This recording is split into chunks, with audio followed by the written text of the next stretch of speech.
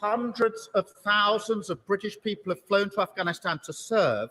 The Prime Minister flew to avoid public service. Mr. Speaker, the list goes on. In March this year, the Prime Minister published an integrated review of security, defence, development and foreign policy. Huge review. He boasted that the review would, in his words, demonstrate to our allies in Europe and beyond that they can always count on the UK when it really matters.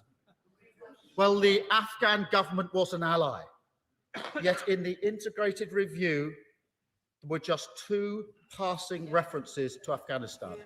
2 passing references. Mr. Speaker, the review didn't even mention the Taliban. It didn't even mention the Taliban. It didn't mention NATO withdrawal or the consequences of the Doha Agreement. It did cut the size of the army, and we did criticise it at the time. The very force that we're now relying on, eye off the ball, astonishingly careless. You were probably on holiday. The question is, why was the Prime Minister so careless? Why did he fail to lead? Mr. Speaker, it comes down to complacency and poor judgment. There was a calculation. I will in a moment, I'm going to make this case. There was a calculation that withdrawal would lead to military stalemate in Afghanistan and that stalemate would accelerate political discussions. Seeing this in July, members on both sides of this House warned the government, read Hansard, that they may be underestimating the threat of the Taliban. On both sides of the House, that point was made. That was ignored. And the government's preparation for withdrawal were based on a miscalculation of the resilience of the Afghan forces and a staggering complacency about the Taliban threat. The Prime Minister is as guilty as anyone. This Sunday, he said this, and I quote, "We've known for a long time that this was the way things were going." That's what he said on Sunday. That's not what he told this House. That's not what he told this House. In July, the Prime Minister stood there and assured members that there is no military path to victory for the Taliban. And then he went on to say, Mr. Speaker, "I do not think that the Taliban are capable of victory by military means." The British government were wrong and complacent. The Prime Minister was wrong and complacent. And when he wasn't rewriting history, the Prime Minister was displaying the same appalling judgment and complacency last week. Mr. Speaker, the response of the British ambassador to the Taliban arriving at the gates of Kabul was to personally process the paperwork for those that needed to flee. He is still there, and we thank him and his staff.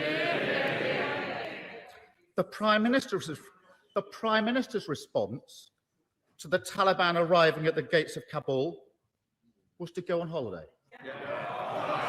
No sense of the gravity of the situation, not leadership to drive international efforts on the evacuation. The Foreign Secretary shakes his head. Mr. Speaker, what would I do differently? I wouldn't stay on holiday whilst Kabul was falling. And there are numerous examples of those leaders on both sides of the House who've come back immediately in a time of crisis. The Foreign Secretary stayed on his... He's shouting now. He's shouting now. Silent. Mr. Order. The Prime Minister was heard, and I want to hear the Leader of the Opposition. I don't want people to turn it. You may disagree, but you'll also may wish to catch my eye. Don't ruin that chance. Keir Starmer. Mr. Speaker, the Foreign Secretary shouts now, but he stayed on holiday while our mission in Afghanistan was disintegrating. Mr. Speaker, he didn't even speak to ambassadors in the region as Kabul fell to the Taliban. Let that sink in. Let that sink in. You cannot coordinate an international response from the beach. A dereliction of duty by the Prime Minister and the Foreign Secretary, a government totally unprepared for the scenario that it had 18 months to prepare for. Mr. Speaker, it's one thing for people to lose trust in the Prime Minister at home, but when the trust in the word of our Prime Minister is questioned abroad, there are serious consequences for our safety and security at home. Mr. Speaker, in one moment, recent events in Afghanistan shame the West. Not just the scenes of chaos, but what it says about our abandonment of the Afghan people. For those brave people around the world living under regimes paying scant regard to human rights, but resisting those regimes in pursuit of democracy, equality, and individual freedom. What does this say to them? What does this retreat from freedom signal to those prepared to stand up for it? What does this surrender to extremism mean for those prepared to face it down? And what does it mean for those nations who support an international rules-based system when we hand over power to those who recognise no rules at all? That is the challenge of our time. Mr. Speaker, the British and Afghan people will have to live with the consequences of the Prime Minister's failure. We have fought for 20 years to rid Afghanistan of terror, terror which threatens our security here in Britain and liberty in Afghanistan. The Taliban are back in control. The Prime Minister has no plan how to handle the situation, just as he had no plan to prevent it. What we won through 20 years of sacrifice could all be lost. That is the cost, Mr. Speaker, of careless leadership. Thank you. Theresa May. Thank you. Thank you, Mr. Speaker. I had the opportunity to visit Afghanistan twice, but I recognise that there are others across this House whose experience is more recent, more vivid, more practical, longer and broader than mine. But when I was there, I was struck by the commitment and dedication of our armed forces serving there and of other British personnel. All were doing what they could to give hope to the people of Afghanistan, people who, thanks to our presence, were able to enjoy freedoms they had been denied under the Taliban. 20 years on, 457 British military personnel have died in Afghanistan, and many more have suffered life-changing injuries. Yes, many girls have been educated because of British aid, but it is not just that the freedoms once enjoyed will now be taken away, but there are many, many Afghans, not just those who worked with British forces, who are now in fear of their lives. It is right that we should open up a refugee scheme, but we must make it absolutely certain that it is accessible to all those who need it. Now, of course, the NATO presence was always going to end at some point in time, but the withdrawal when it came was due to be orderly, planned, and on the basis of conditions. It has been none of these. What has been most shocking has been the chaos and the speed of the takeover by the Taliban. In July of this year, both President Biden and my right honourable friend, the Prime Minister, indicated that they did not think that the Taliban was ready or able to take over control of the country. Was our intelligence really so poor? Was our understanding of the Afghan government so weak? Was our knowledge of the position on the ground so inadequate? Or did we really believe this? Or did we just feel that we had to follow the United States and hope that on a wing and a prayer, it would be all right on the night? Because the reality is, if I may just make this point, the reality is that as long as a time limit was given and dates were given for withdrawal, all the Taliban had to do was to ensure there were sufficient problems for the Afghan government not to be able to have full control of the country, and then just sit and wait. Would my right honourable friend agree that President Biden decided unilaterally to withdraw without agreeing and negotiating a plan with either the Afghan government or the NATO allies, and that the response of the UK government in the circumstances has been fast, purposeful and extremely well guided, to protecting the interests of UK citizens. Can I just say to my right honourable friend, what President Biden has done is upheld a decision that was made by President Trump. It was a unilateral decision of President Trump to do a deal with the Taliban that has led to this withdrawal. And of course, what we've seen from the scenes in Afghanistan is that it hasn't been all right on the night. So I say there are many in Afghanistan who fear not just that their lives will be irrevocably changed for the worse, but who fear for their lives. Numbered among them will be women. Women who embrace freedom, embrace the right to education, to work and to participate in the political process. My right honourable friend, the Prime Minister, was right to make the education of girls a key aim of his administration. But in Afghanistan, that will now be swept away. Those girls who have been educated will have no opportunity to use that education. The Taliban proclaim that women will be allowed to work and girls will be allowed to go to school. But this will be under Islamic law, or rather under their interpretation of Islamic law. And we, if I may just, and we have seen before what that means for the lives of women and girls. Are you ready? I'm very grateful to my right honourable friend giving way on that point. Some of the women who show most courage are the 250 women who serve as judges under the attempt that was made to impose a decent, honest legal system on Afghanistan.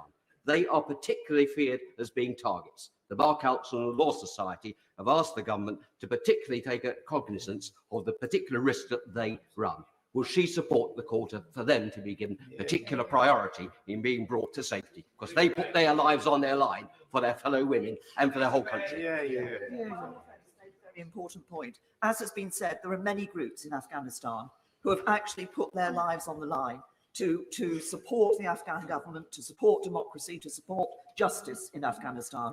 And it is right that we should do everything that we can to support them in their time of need. But as we know, I may just make a further point about women and girls. As we know, under the Taliban regime, sadly, the life of women and girls will not be the same.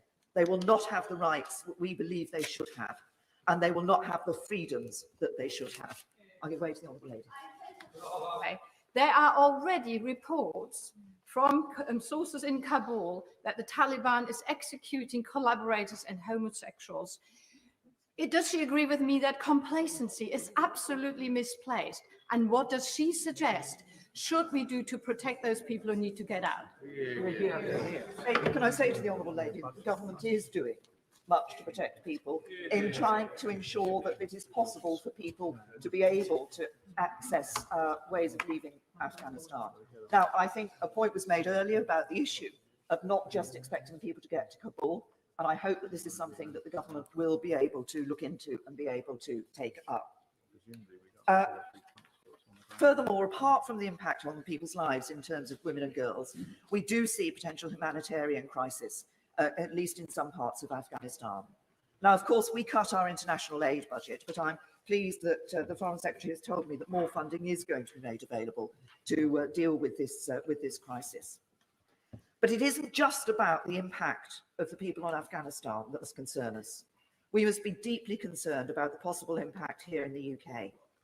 The aim of our involvement in Afghanistan was to ensure that it could not be used as a haven for terrorists. Terrorists who could train, plot and encourage attacks here in the UK. Al-Qaeda has not gone away. Daesh may have lost their ground in Syria, but these terrorist groups remain and they have spawned others. We will not defeat them until we have defeated the ideology which feeds their extremism. Thank you, my friend, for giving way. Is she concerned? I mean, one of the most concerning things that's happening is that several thousand Al-Qaeda operatives have been freed from Bagram prison, from Kabul prison, from Kandahar.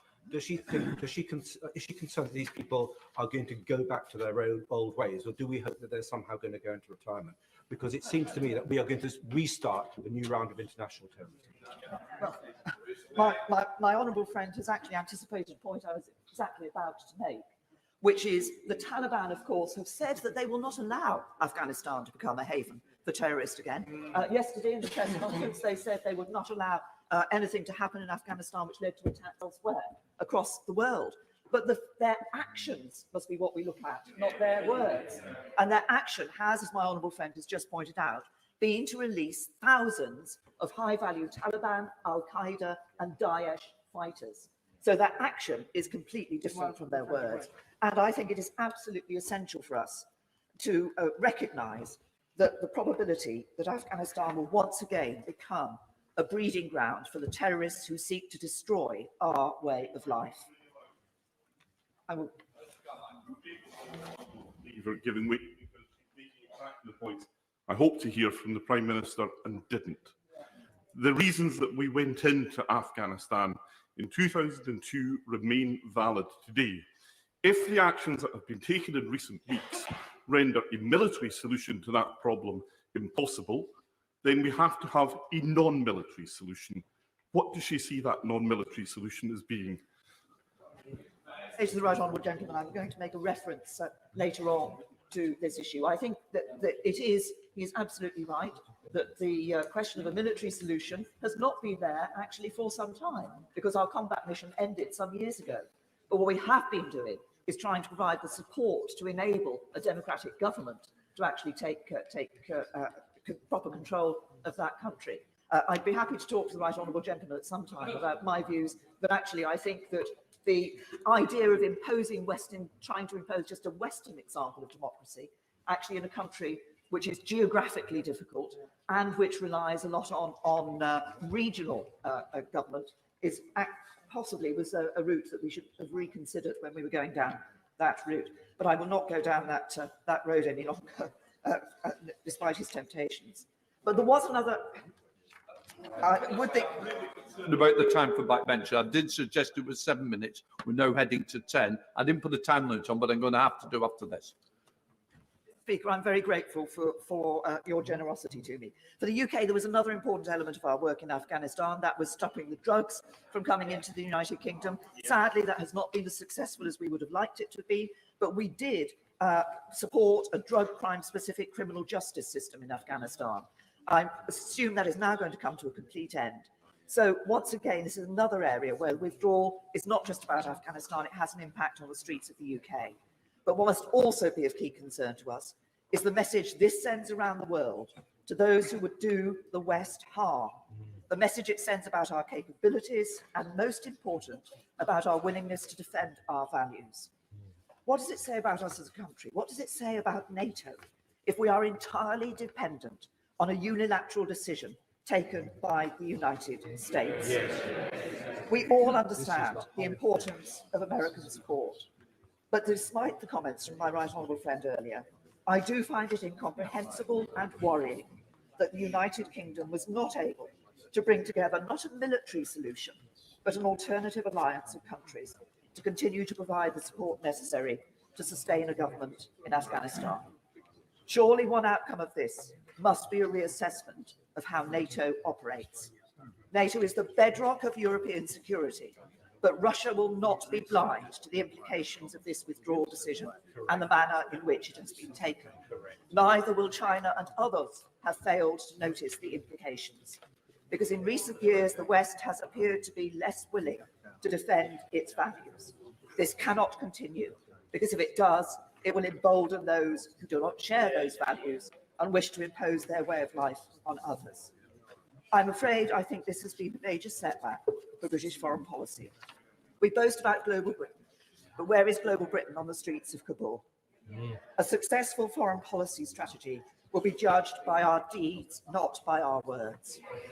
And I finally just say this: all of our military personnel, all who served in Afghanistan, should hold their heads high and be proud of what they achieved in that country over 20 years, of the change of life they brought to the people of Afghanistan and the safety they brought here to the UK. The politicians sent them there. The politicians decided to withdraw. The politicians must be responsible for the consequences. Leader of the SNP, Ian Blackford. Thank you, Mr. Speaker. And can I begin by thanking you for facilitating the recall of Parliament. It's a pleasure to follow the Right Honourable Member for Maidenhead, and I hope that the government will reflect very carefully on her words this morning, and particularly her remarks at the end of her contribution about the role of NATO in the light of the American decision to pull out of Afghanistan, because these are very real issues about the capabilities that we have within NATO, and if I may say so, not just about the capability of NATO, but how we make sure that the United Nations has all the tools at its disposal in order to do what we expect of it as well. And these are matters that we are going to have to return to in this House when we come back from recess. Mr. Speaker, I would like to thank the government for the briefings that we have had over the course of the last few days, and in particular I want to commend the Defence Secretary for making himself available in the way that he has conducted himself. And indeed, that is also true of ministers in the Home Office, and I'm thinking particularly of the member for Torbay, and in the Foreign Office, the member for Braintree, because it is important when we're talking about human lives being lost, that when it is possible, that in this House, that we work together, but yes, of course, that we ask legitimate questions. Mr. Speaker, there can be little doubt that the chaos and the crisis being inflicted upon the Afghan people is the biggest foreign policy failure of modern times. The sheer scale of that political failure is only matched by the humanitarian emergency that it has now unleashed. As we gather here this morning, the future and the fate of Afghanistan has never been more uncertain. Afghanistan, a country that has been through so much, is once again facing a period of darkness. Over the course of the last week, we have watched these tragic images from afar. Mr. Speaker, the scenes of Afghans seeking to jump onto moving planes to escape will haunt us for the rest of our lives. We have watched from afar, but I think we all have a deep sense of sorrow of just how closely the UK has been involved in what has unfolded. Geographical distance doesn't for a second diminish the moral responsibility we need to feel for the West's role in this crisis. Washing our hands of this crisis won't make it go away, and it definitely won't wash away our responsibility to the Afghan people. We all know that acting now will be too little and too late, but better little and late than nothing at all. So today, Mr. Speaker, we have a choice. We can either offer meaningless words of sympathy, we can stand idly by, or we can start to do the right thing. We can take responsibility and act. The Home Secretary has today talked about evacuating more contacts of the UK Afghanistan operation from the existing resettlement scheme. Let me be clear, there should be no ifs or buts. Everyone who has worked with UK forces and who by definition has a vulnerability has to be moved to a position of safety. No one can be left behind. That is our moral and ethical responsibility. All those who work with us are our responsibility. We cannot walk away from them. And I'm asking the government today to make that commitment. Mr. Speaker, their action needs to begin with a coordinated domestic and international effort to offer safe passage, shelter and support to refugees fleeing this crisis is obvious. And that action can't wait. If we are to act, we need to act with the same speed as the situation in Afghanistan has developed. I'm sad to say that the scheme announced last night by the UK government and today by the Prime Minister doesn't go near far enough or fast enough. It can only be right that the number of refugees we welcome here reflects the share of the responsibility the UK government has for this foreign policy disaster. And this scheme falls way short of that responsibility.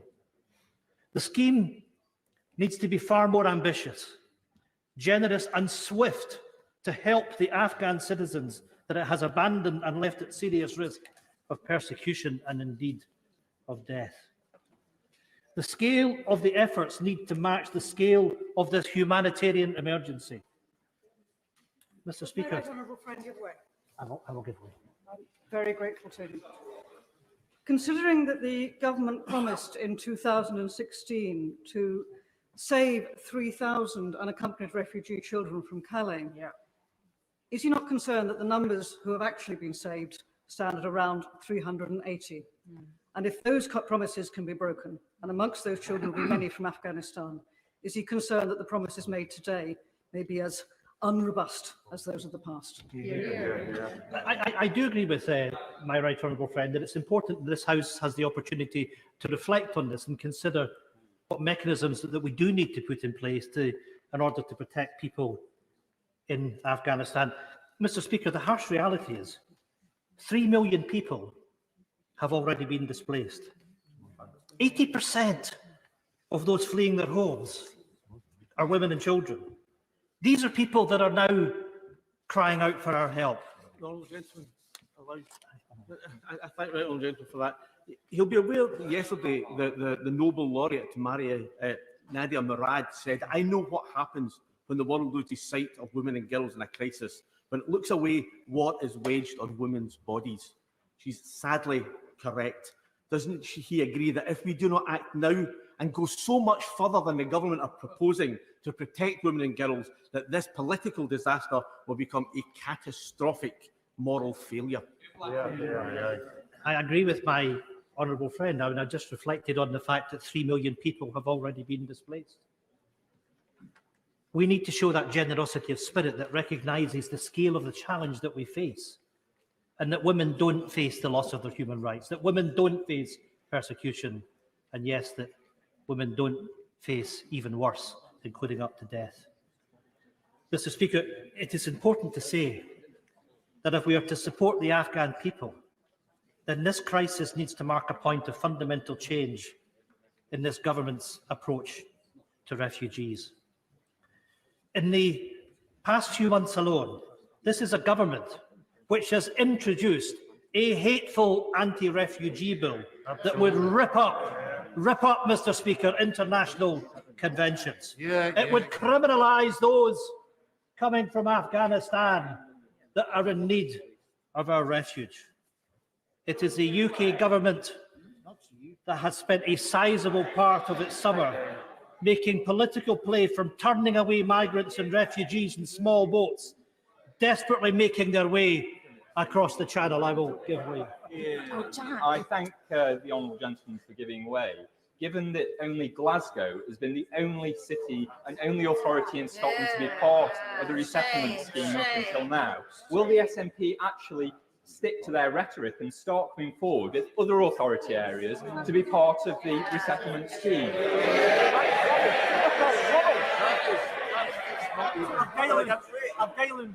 My goodness. I don't think the honourable gentleman has actually been listening to anything we've been saying over the course of the last few days, because, and I'll come on and I'll talk about this in more detail, because I've been asking about the Syrian resettlement scheme to work on the basis of the Syrian scheme that we had back in the last decade. And I will tell you, Mr. Speaker, that the Scottish Government stands ready to work with the UK Government. You know, Mr. Speaker, we're talking about people that are facing extreme risk, and that's what we get from the government benches, and they should really be careful that people in the United Kingdom are listening to this, and perhaps people in Afghanistan. And perhaps, Mr. Speaker, a bit of dignity from the opposition benches wouldn't go remiss. But let me tell the government benches that I want to make sure that every local authority in Scotland has the opportunity to take refugees from Afghanistan.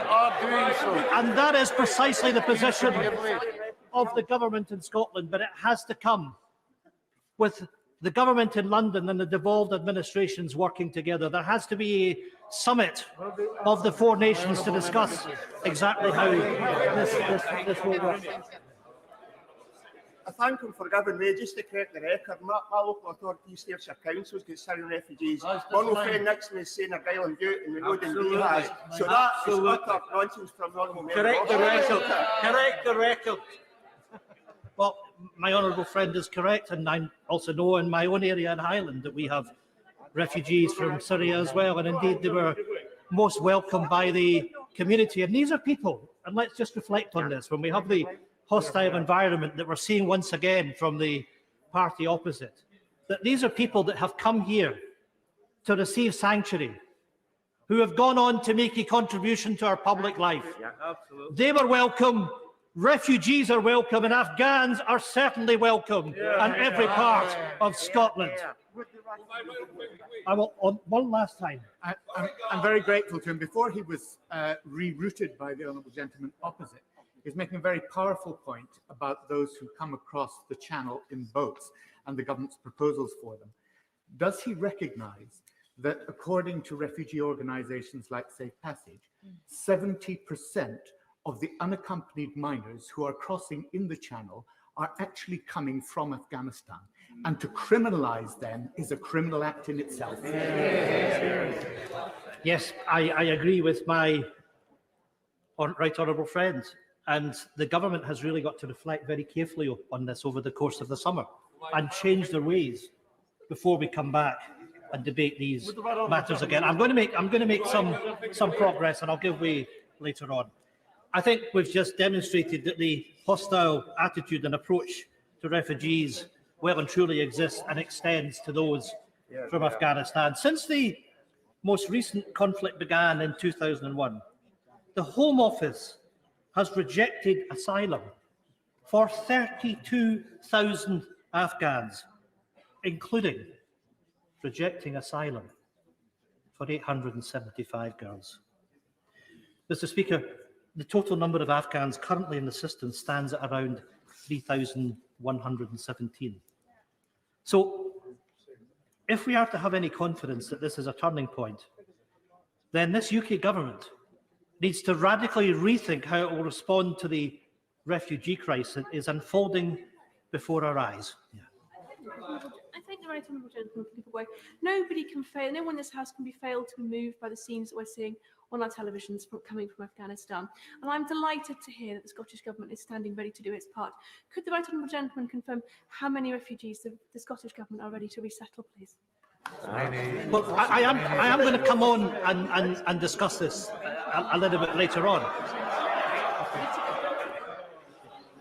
Look, I have to say to the government benches, these are the most serious issues, and I welcome the intervention from the honourable member. But I'm going to give you the example of what happened with Syria, because it's a real live example. That Scotland took 15% of the refugees that came from Syria, 20%. So we have done our bit, and we stand ready to do our bit. And I commit myself as leader of the SNP here, and I commit my government to work with the government here in London. But they have to extend that hand of friendship to us and to meet with us. One last time. Mr. Speaker, I thank the right honourable gentleman for giving way. Let us hope that the issue of refugees does not become a political football in this place. All of us care desperately about giving these people safe haven. We welcome them in the Highlands, we welcome them everywhere. But would the right honourable gentleman agree with me that the proper finance to support our local authorities is forthcoming from the UK government and the Scottish government? Because without that, our councils will struggle. Yes, I thank my honourable friend for that intervention, and I agree with him. And of course, and I know he will associate himself with me, that we will extend 100,000 welcomes to those that wish to come to the Highlands of Scotland. Mr. Speaker, we have called for a four-nation summit to integrate these efforts across the United Kingdom, and I hope that the Prime Minister will respond positively to that, and he can take the opportunity just now, if he wishes to do so, that he will meet with the devolved administrations to discuss this, and perhaps he can indicate that he's happy to do that.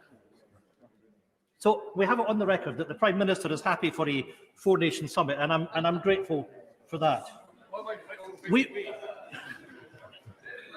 very grateful to my right honourable friend for giving way. And there's been much focus today on making sure that we offer sanctuary to people who are in Afghanistan at the moment. But just last night I was speaking to my Carmyle constituent, Mohammed Asif, who's originally from Afghanistan. He wants to make sure as well that we offer humanitarian protection to those who are already seeking asylum in the city of Glasgow. And the point that was made from the honourable member from Stoke-on-Trent North, yes, the city of Glasgow has done its fair share to welcome refugees, and we stand ready to do a lot more like that. But I've got to say to the honourable gentleman opposite that 30 refugees per parliamentary constituency is a paltry number he should be ashamed of. But look, at the end of the day, I think it's important that all of us do what we can. And let me commend Glasgow City Council. It's MPs, it's MSPs, but the people of Glasgow. The people of Glasgow that have done so much to welcome asylum seekers into their city. Mr. Speaker, we believe that the resettlement scheme should emulate and exceed the Syrian Vulnerable Persons Resettlement Scheme, but it must also be enacted and deployed much more quickly than was the case in Syria. Afghan refugees should not and could not wait for up to 5 years for safety. They need safe passage, and they need safe passage now.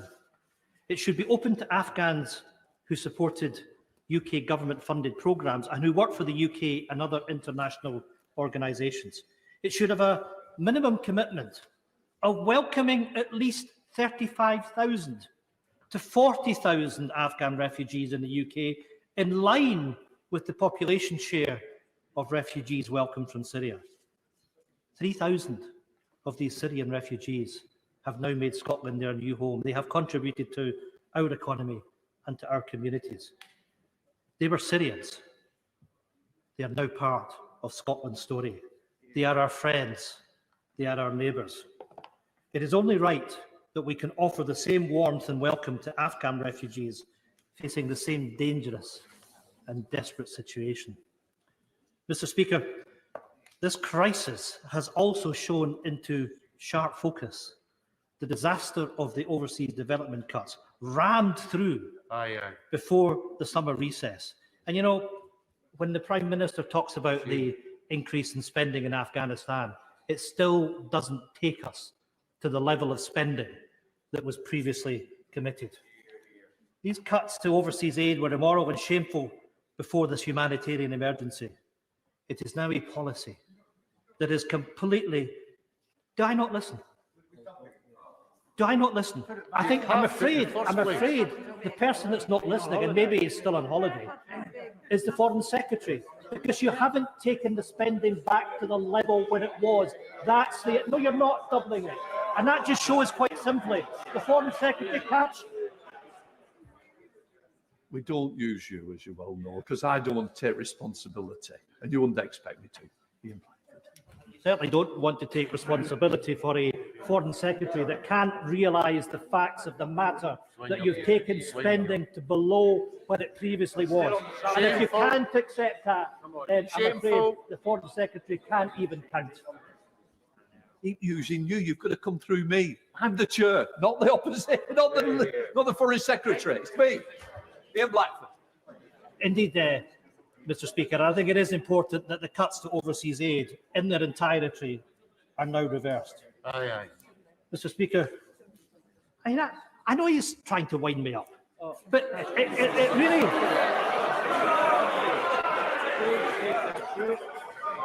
Don't speak to me. When the rest of us were doing what we can over the course of the last few days, the Foreign Secretary was lying on a sunbed. So I'm not going to take any lectures from someone like him.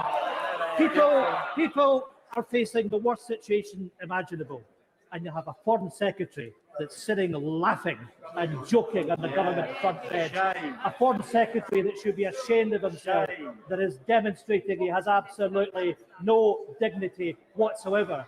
And you can carry on saying that it's been doubled, but I'm afraid... Order! Point of order. Well, let me just one thing at once.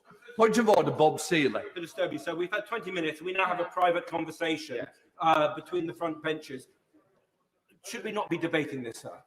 I think it's for me to decide, and I have mentioned it twice about both sides trying to antagonise each other, which is not a good idea. whether it's this front bench or that front bench, shouldn't be responding, or a little bit lower down. And I'm sure Mr Blackford is coming to the end. He did say it wouldn't take too long. Ian Blackford. Well, Mr Speaker, this is an important matter, because the fact is that aid spending in Afghanistan is still below what it was meant to be, and the Foreign Secretary hasn't got the decency to understand that and to accept it. It just shows that he's out of touch with what people want in this House, and out of touch what people want across these islands. And perhaps the Foreign Secretary will get a chance to intervene later on, but continuing to chunter from a sedentary position shows really he has no dignity. He ought to earn some self-respect.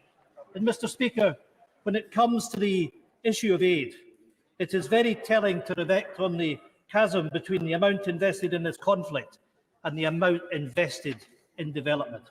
Since 2001, the UK government has spent around £27.7 billion on military operations in Afghanistan. Over the same period, it has spent approximately £3.8 billion in aid. That amounts to 8 times as much spending on military action over supporting communities or helping rebuild the country. These figures alone should make this House seriously reflect of all those priorities, policies and political decisions that have ultimately resulted in this failure. And the failure rests on the shoulders of the Prime Minister and his Foreign Secretary. Billions have been invested to support these failed military decisions, and it is the Afghan people who are left paying the ultimate price. Mr Speaker, I've concentrated my remarks on the here and now because we understand that the immediate priority must be to do everything that we can to protect lives. But in times, there must also be a chance to review how the UK's involvement in this region went so badly wrong. It is right to put on record today that there must be a future judge-led inquiry into the war in Afghanistan. We owe that to the brave men and women in our military who were sent there, many of them not returning, many of them who paid the ultimate sacrifice. Let me, Mr Speaker, thank each and every one of them who have given so much to secure peace in Afghanistan. As we exit Afghanistan, it is our forces that have to go back to facilitate our departure, putting themselves on the front line once again. It is little wonder that so many of our service personnel and their families are asking what was their involvement in Afghanistan for. We have let Afghanistan down by the nature of our departure, but we've also let down our military. We should salute each and every one of them. They are right to be angry at the political failure. We owe that inquiry too to the many professionals and volunteers who were led to believe that they were there to support the Afghan people in building their nation. And we owe it to the future that such a massive foreign policy failure is never again repeated. Mr Speaker, it is clear that Afghanistan did not go from relative stability to chaos overnight. The current situation is an acceleration of an existing state of affairs in which the UK, the US and the Afghan governments are seemingly unaware. The exit strategy wasn't properly planned, so it appears that the only people who were planning were the Taliban. There remain so many massive questions for the Prime Minister and his government. How did 300,000 men of the Afghan National Defence and Security Forces seemingly vanish overnight? Why was so much trust placed in an Afghan government that equally disintegrated the moment that foreign troops left? Why didn't the UK government push for a United Nations-led exit strategy rather than silently sitting on the sidelines as the US made their decisions? Although history may well cast the final verdict on many of these questions and decisions, we also need the answers and accountability that only a judge-led inquiry can ultimately bring. In conclusion, Mr Speaker,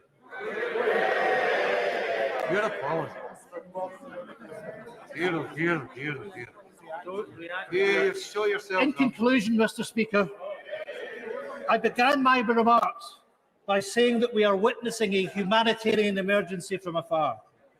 But the sad reality is that this isn't by any means close to the first tragedy experienced by the Afghan nation. The story of Afghanistan is a country and a people torn apart by tragedy time and time again. Over the years, great powers and vast armies have come and gone. It is the Afghan people who have always been left behind. There is sadly no evacuation and no escape from them from foreign policy failure. I am sure for many Afghan citizens, they simply see a cycle endlessly repeating itself. As an international community, we have collectively wronged these poor people for the very best part of a century. We asked the citizens of Afghanistan to work with us. We watched as girls were able to receive an education, as women were able to excel in so many fields, for a light to be lit, pointing a path to a brighter future for so many to benefit from the freedom of opportunity. That light has been extinguished. The future for so many women and girls is one of a dark, foreboding future. We have let them down. It is now time to do the right thing. For those deserving and in need of our aid and our support, now is the moment to act. Now is the moment for leadership. Well done. Could I just suggest, I'm starting with the 7-minute limit. Please try and think of others to try and see if you can shorten your speech to try and get as many in today. We start with Sir Peter Bottomley. Sir Peter. While the best still apply to join our Royal Navy, the Army, the Royal Marines and the Royal Air Force, we can have hope for the future. We weep for the losses, we acknowledge mistakes, we will remember them. When I, like other MPs, visited our armed forces in Iraq, Afghanistan, Falklands and the former Yugoslavia, I was with ordinary people working together to achieve remarkable results of significance to us and often of life-saving importance to others. Those who are here on the Saturday debate during the Falklands, I think, found a rather different style of debate when people were united in what we ought to try to achieve. As Enoch Powell said, the reason to intervene in the Falklands, not was guaranteed to succeed, but it was capable of success. That wouldn't have been the case if we were trying to resist, say, China taking Hong Kong. Our experience in Afghanistan in the 19th century and in the 20 years conflict has now come to an end will make people think whether what was aimed for in Afghanistan after the initial targets were achieved was going to have an end which could be happy or content. I don't think it was an example of trying to resist nationalism, because the forces within Afghanistan are multifarious and have great histories, which I won't go into now. The second debate, which I've read up on and a number of times during my parliamentary service, is the Norway debate, where again there were some speeches of most remarkable intelligence and experience, and others which frankly I think people should have been slightly ashamed of. We have to learn that what this parliament can do, which is not to be government, but to try to question government, support government where appropriate, get them to change at times.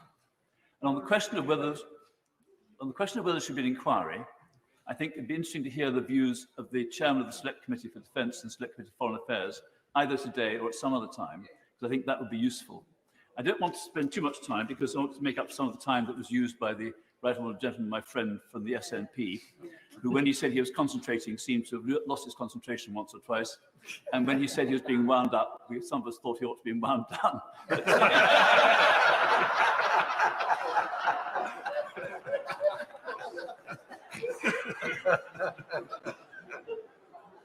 I think the key issue are obvious. What happens now, what is happening now, and then what lessons can be learned. But what is happening now, the reports given by ministers, both in this House and to members of Parliament across the chamber, are important and valuable. Please will those continue. What can happen will be determined in large part by those who are presently in command in Afghanistan. Whether they control Afghanistan is a separate issue. But I think that people may look back and say that the speed of transition in the end might have been better than a prolonged start to a civil war, but that's in the future. We can't judge that, and I'm not going to try to do that. I end by saying this. If we decide we're not going to get involved in world affairs, the world will be worse. If we decide that we're going to have the capability to work with others when we can, and occasionally on our own, that's fine. But as Parliament, we ought to be aware we probably made a mistake in backing government over one of the Iraq wars. In my view, we certainly made a mistake in not backing government over Syria. And if you compare the number of people who died in Syria, the refugees around the world, and compare that with Afghanistan, I think we probably should be ashamed of our vote then over Syria. Mr. Speaker, I stop now as an example to others. We come to Right Honourable Harriet Harman.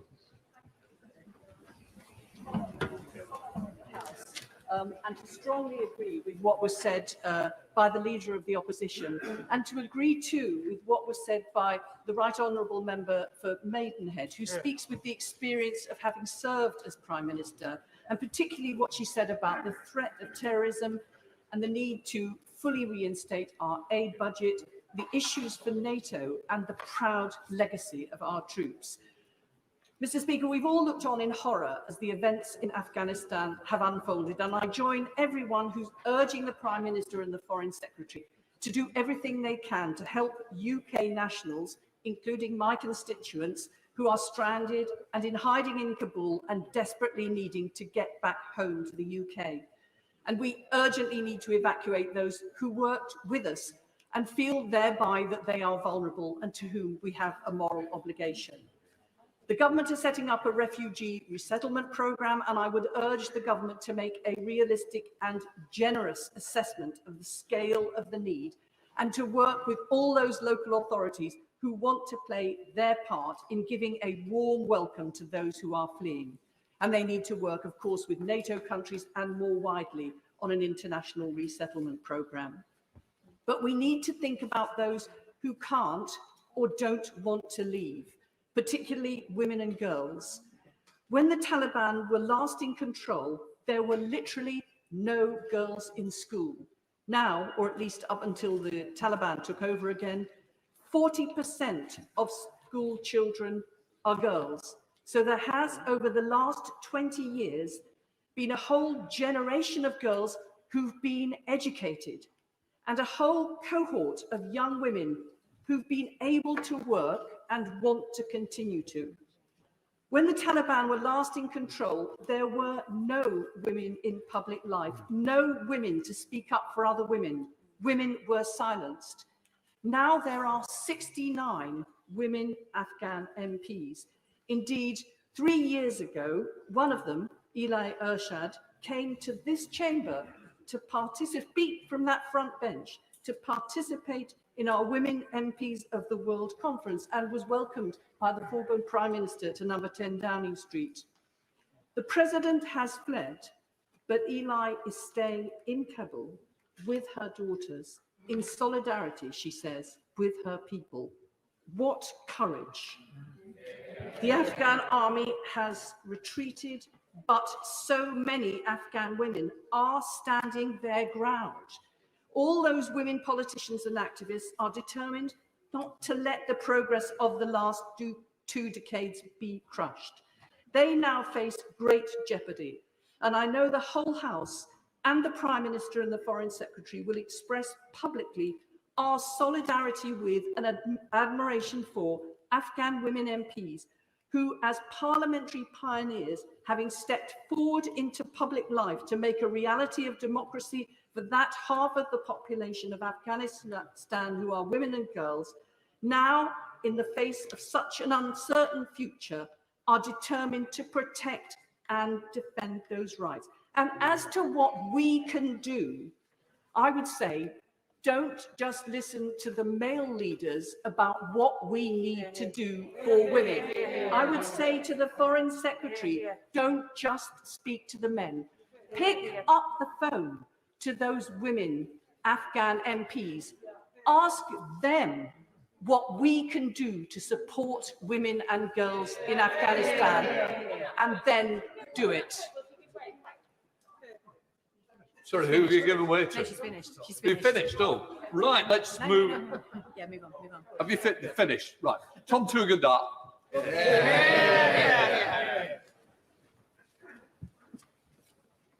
Thank you, Mr. Speaker. Like many veterans, this last week has been one that has seen me struggle through anger and grief and rage, the feeling of abandonment of not just a country, but the sacrifice that my friends made. I've been to funerals from Poole to Dunblane. I've watched good men go into the earth, taking with them a part of me and a part of all of us. And this week has torn open some of those wounds, left them raw, left us all hurting. And I know it's not just soldiers. I know aid workers and diplomats who feel the same. I know journalists who've been the witnesses to our country in its heroic effort to save people from the most horrific fates. I know that we've all been struggling.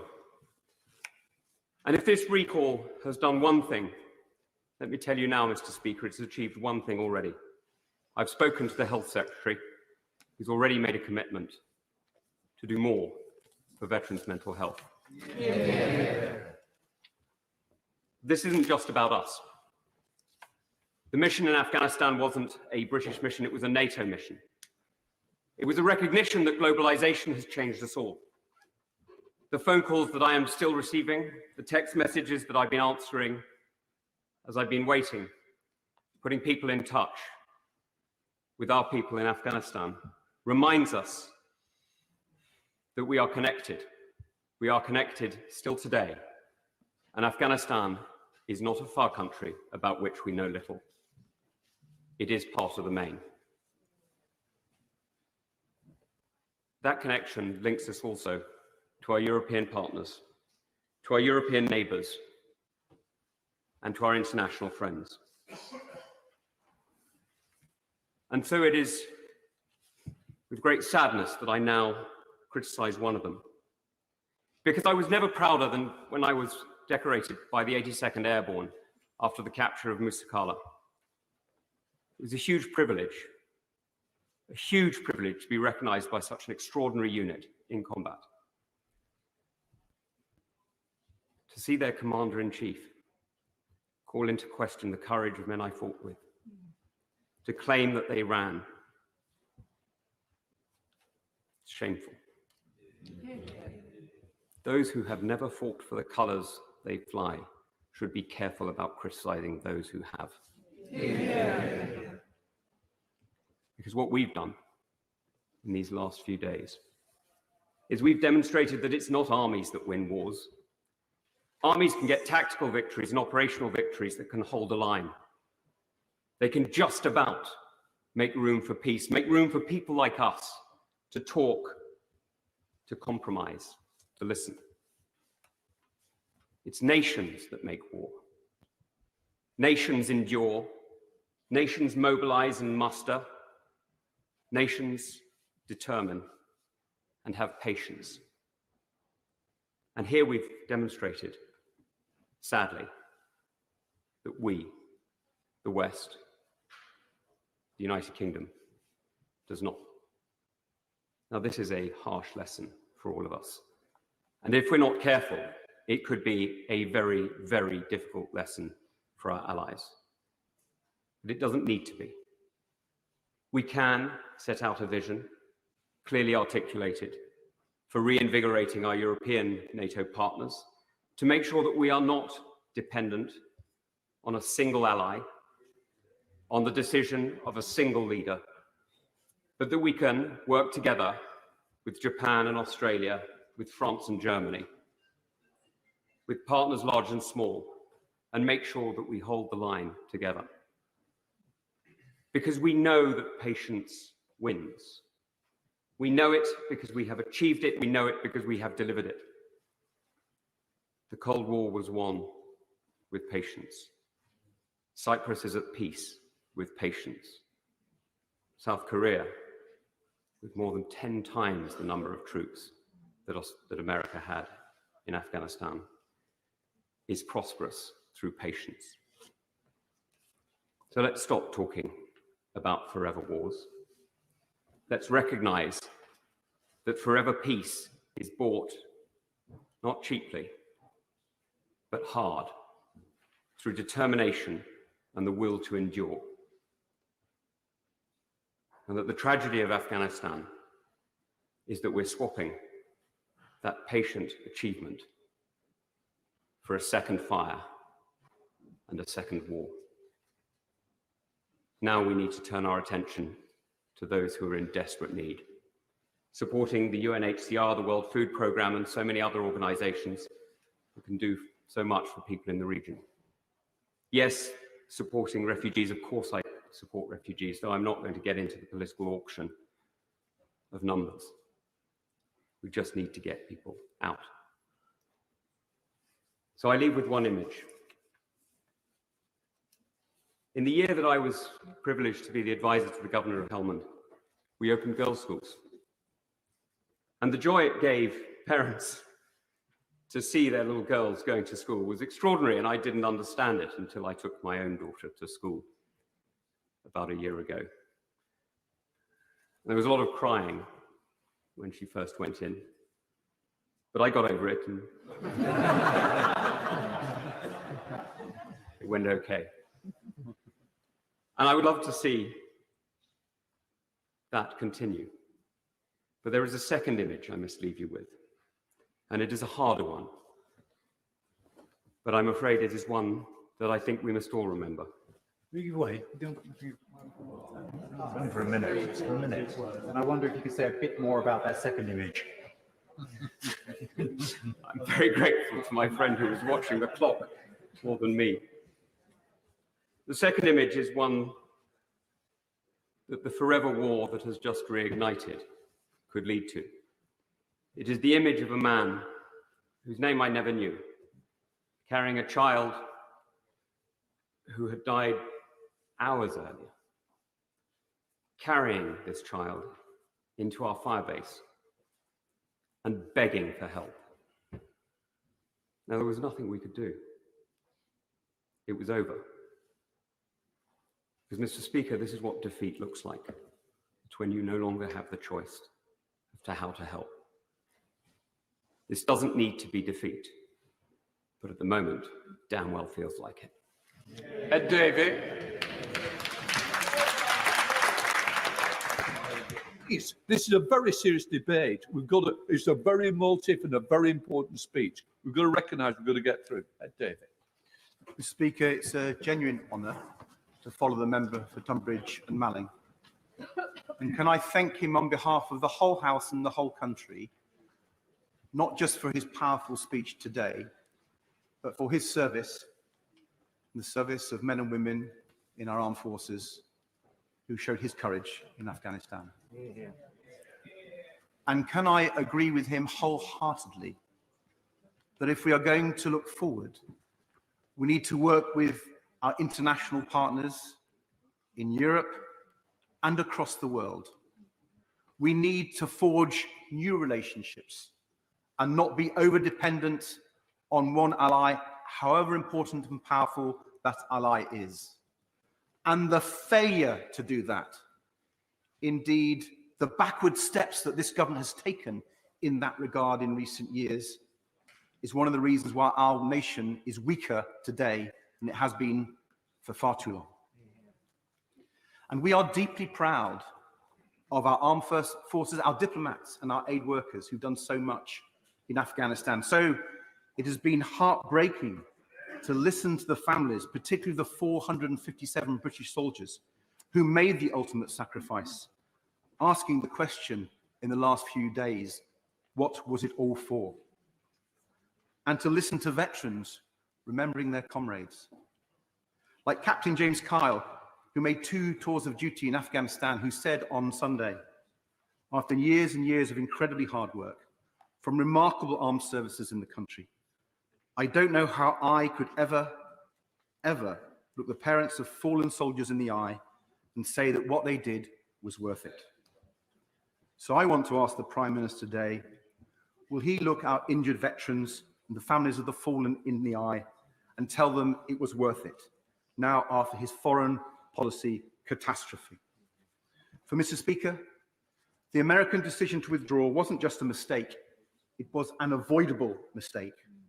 From President Trump's flawed deal with the Taliban to President Biden's decision to proceed, and to proceed in such a disastrous way.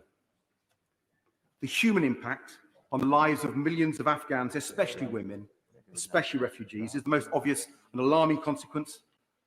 The impact on global politics and on Britain's own national security will be so negative that I fear this mistake will impact the lives of millions around the world for years to come. Mr. Speaker, coalition forces were in Afghanistan for the protection and security of American and British people, just as much as for Afghans. And for well over 7 years, coalition forces have not been doing the vast bulk of the fighting. The Afghan army has.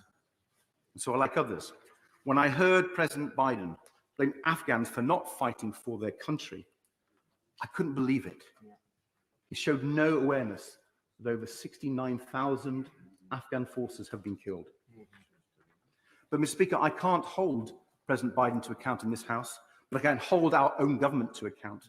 For our Prime Minister and his cabinet cannot escape their culpability for this disaster, for both the mistaken decision to withdraw and how that withdrawal has turned into such a catastrophe. From the Prime Minister's self-evident lack of influence and clout in Washington, to his negligent inability, yet again, to master his brief and plan properly for the withdrawal. Today's occupant of number 10 has become a national liability. And if the Prime Minister wants to dispel this growing view of him, let him answer the following questions. What role did the British government play in the negotiations with the Taliban that led to President Trump's flawed deal with them? Did the Prime Minister raise any concerns with President Biden about the wisdom of withdrawal from Afghanistan? And what impact, if he did he have in changing anything about President Biden's policy? Mr. Speaker, either Prime Minister has a close relationship with the US but failed to exploit it, or he has no close relationship and nothing to put in his place. His foreign policy is, frankly, a total disaster. And when it comes to Britain's withdrawal planning, can the Prime Minister explain why he so misjudged the situation in Afghanistan that he told this House back on the 8th of July, and I quote, "I do not think the Taliban are capable of victory by military means." Mr. Speaker, this Prime Minister appears to have had no understanding of the security and defence situation in Afghanistan as recently as last month. Despite being warned in this House and elsewhere that the Taliban would move rapidly on Kabul, his failures, along with President Biden's, have led directly to the crisis unfolding before our eyes. Afghans who've risked everything to help our soldiers and aid workers, desperate now for our help to escape. Refugees fleeing in fear of their lives. Women and girls seeing their futures stolen. Mr. Speaker, last night's announcement the government is willing to take only 5,000 refugees in the next year utterly fails to respond to this crisis or to meet our obligations to so many Afghans. Finally, Mr. Speaker, there's the frightening failure to achieve the aim of this whole mission, the aim of keeping British people safe from international terrorists trained in Taliban Afghanistan. Where is the work-through strategy, internationally agreed, to prevent Afghanistan returning to the vector of terrorism it once was? Mr. Speaker, there isn't one. Despite the government having 18 months to prepare, this government has not prepared a counter-terrorism strategy with our allies. And I guess that's why this Prime Minister won't ever be able to look the families of the fallen in the eye. Tobias Selwyn. Thank you very much, Mr. Speaker. I don't often mention my brother, Jonathan, who was killed by Al Qaeda affiliate in Bali in 2002.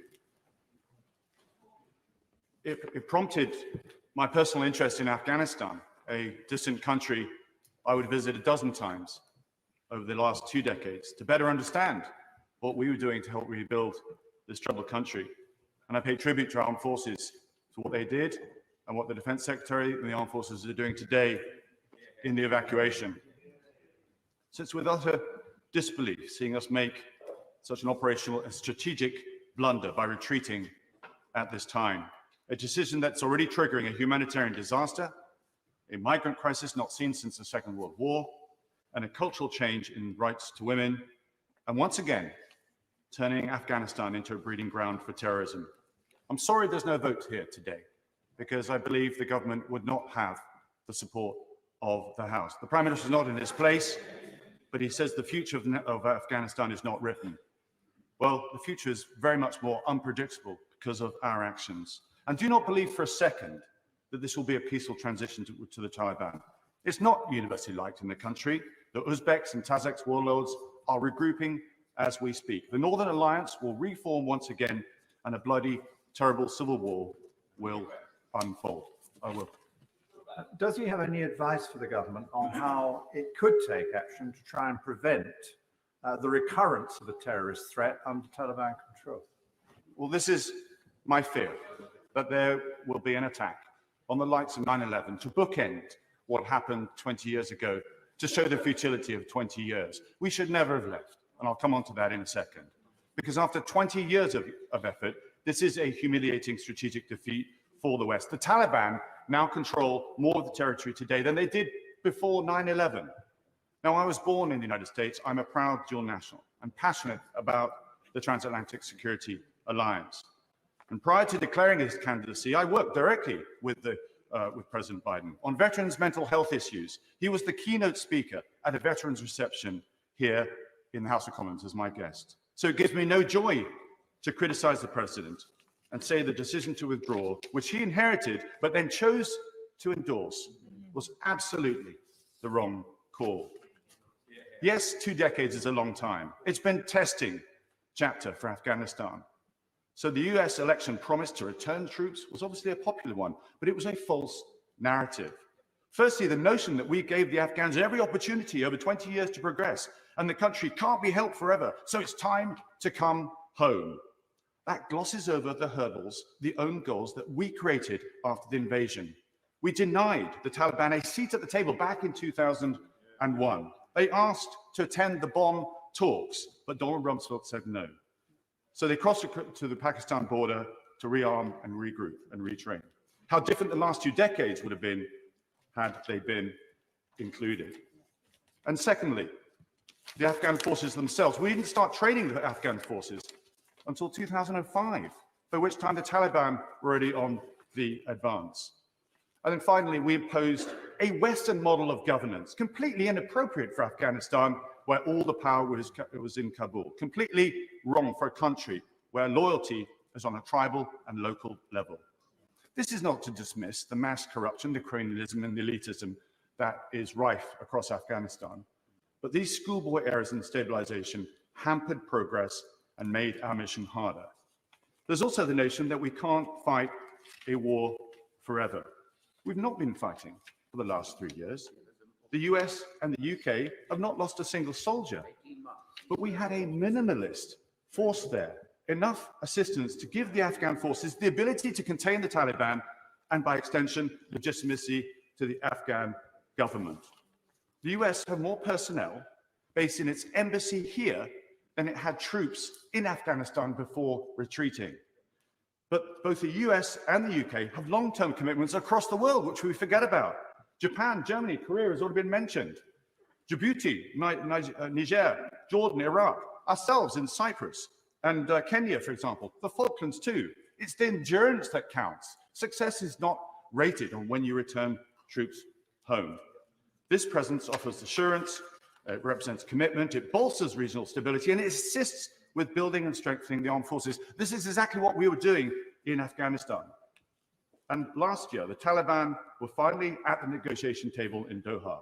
But in a rush to get a result, Trump struck a deal with the Taliban, by the way, without the inclusion of the Afghan government, and committed a timetable for drawdown. And all the Taliban had to do was wait.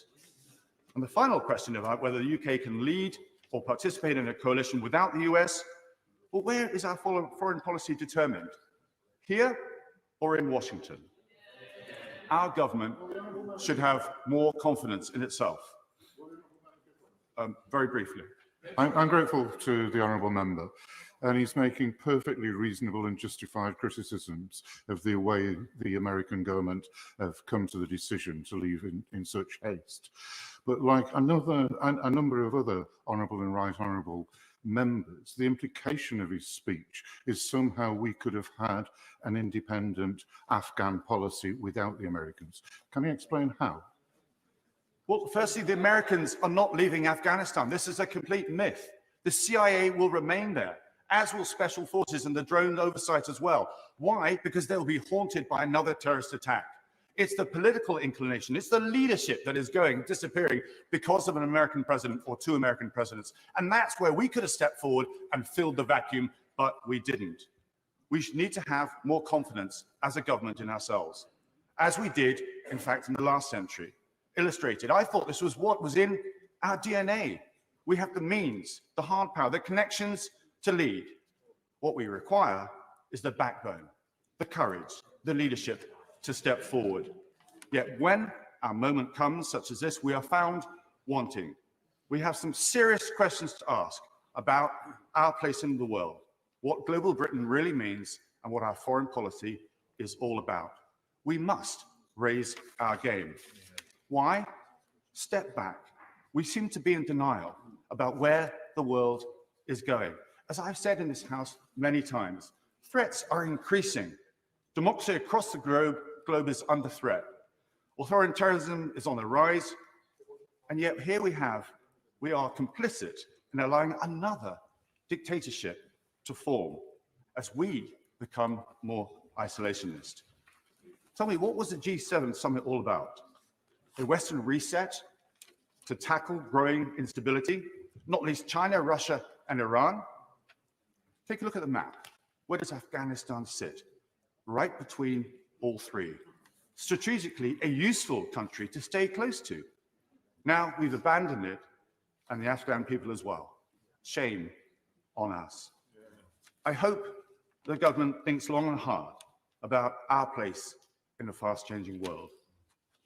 Bigger challenges, bigger threats loom over the horizon. We are currently woefully unprepared and uncommitted. We, the UK and the West, have so many lessons to be learned. I repeat my call for an independent inquiry. We must learn these lessons quickly. The West is today a little more weaker and the world a little more dangerous because we gave up on Afghanistan. Kalam Mahmood. Thank you, Mr. Speaker. Firstly, can I pay my respects to all those military personnel who've lost their lives, all those who are still under the trauma of mental health, all those who are still suffering from lifelong injuries that are sustained, and all those diplomats, all those journalists, and 69,000 Afghani soldiers who have lost their lives during the last 20 years. We went into 2001 into Afghanistan to say to the people, we're going to get rid of this military, this medieval regime, and we're going to bring you up to speed on what we believe your living standards, your education, and your living systems and styles should be.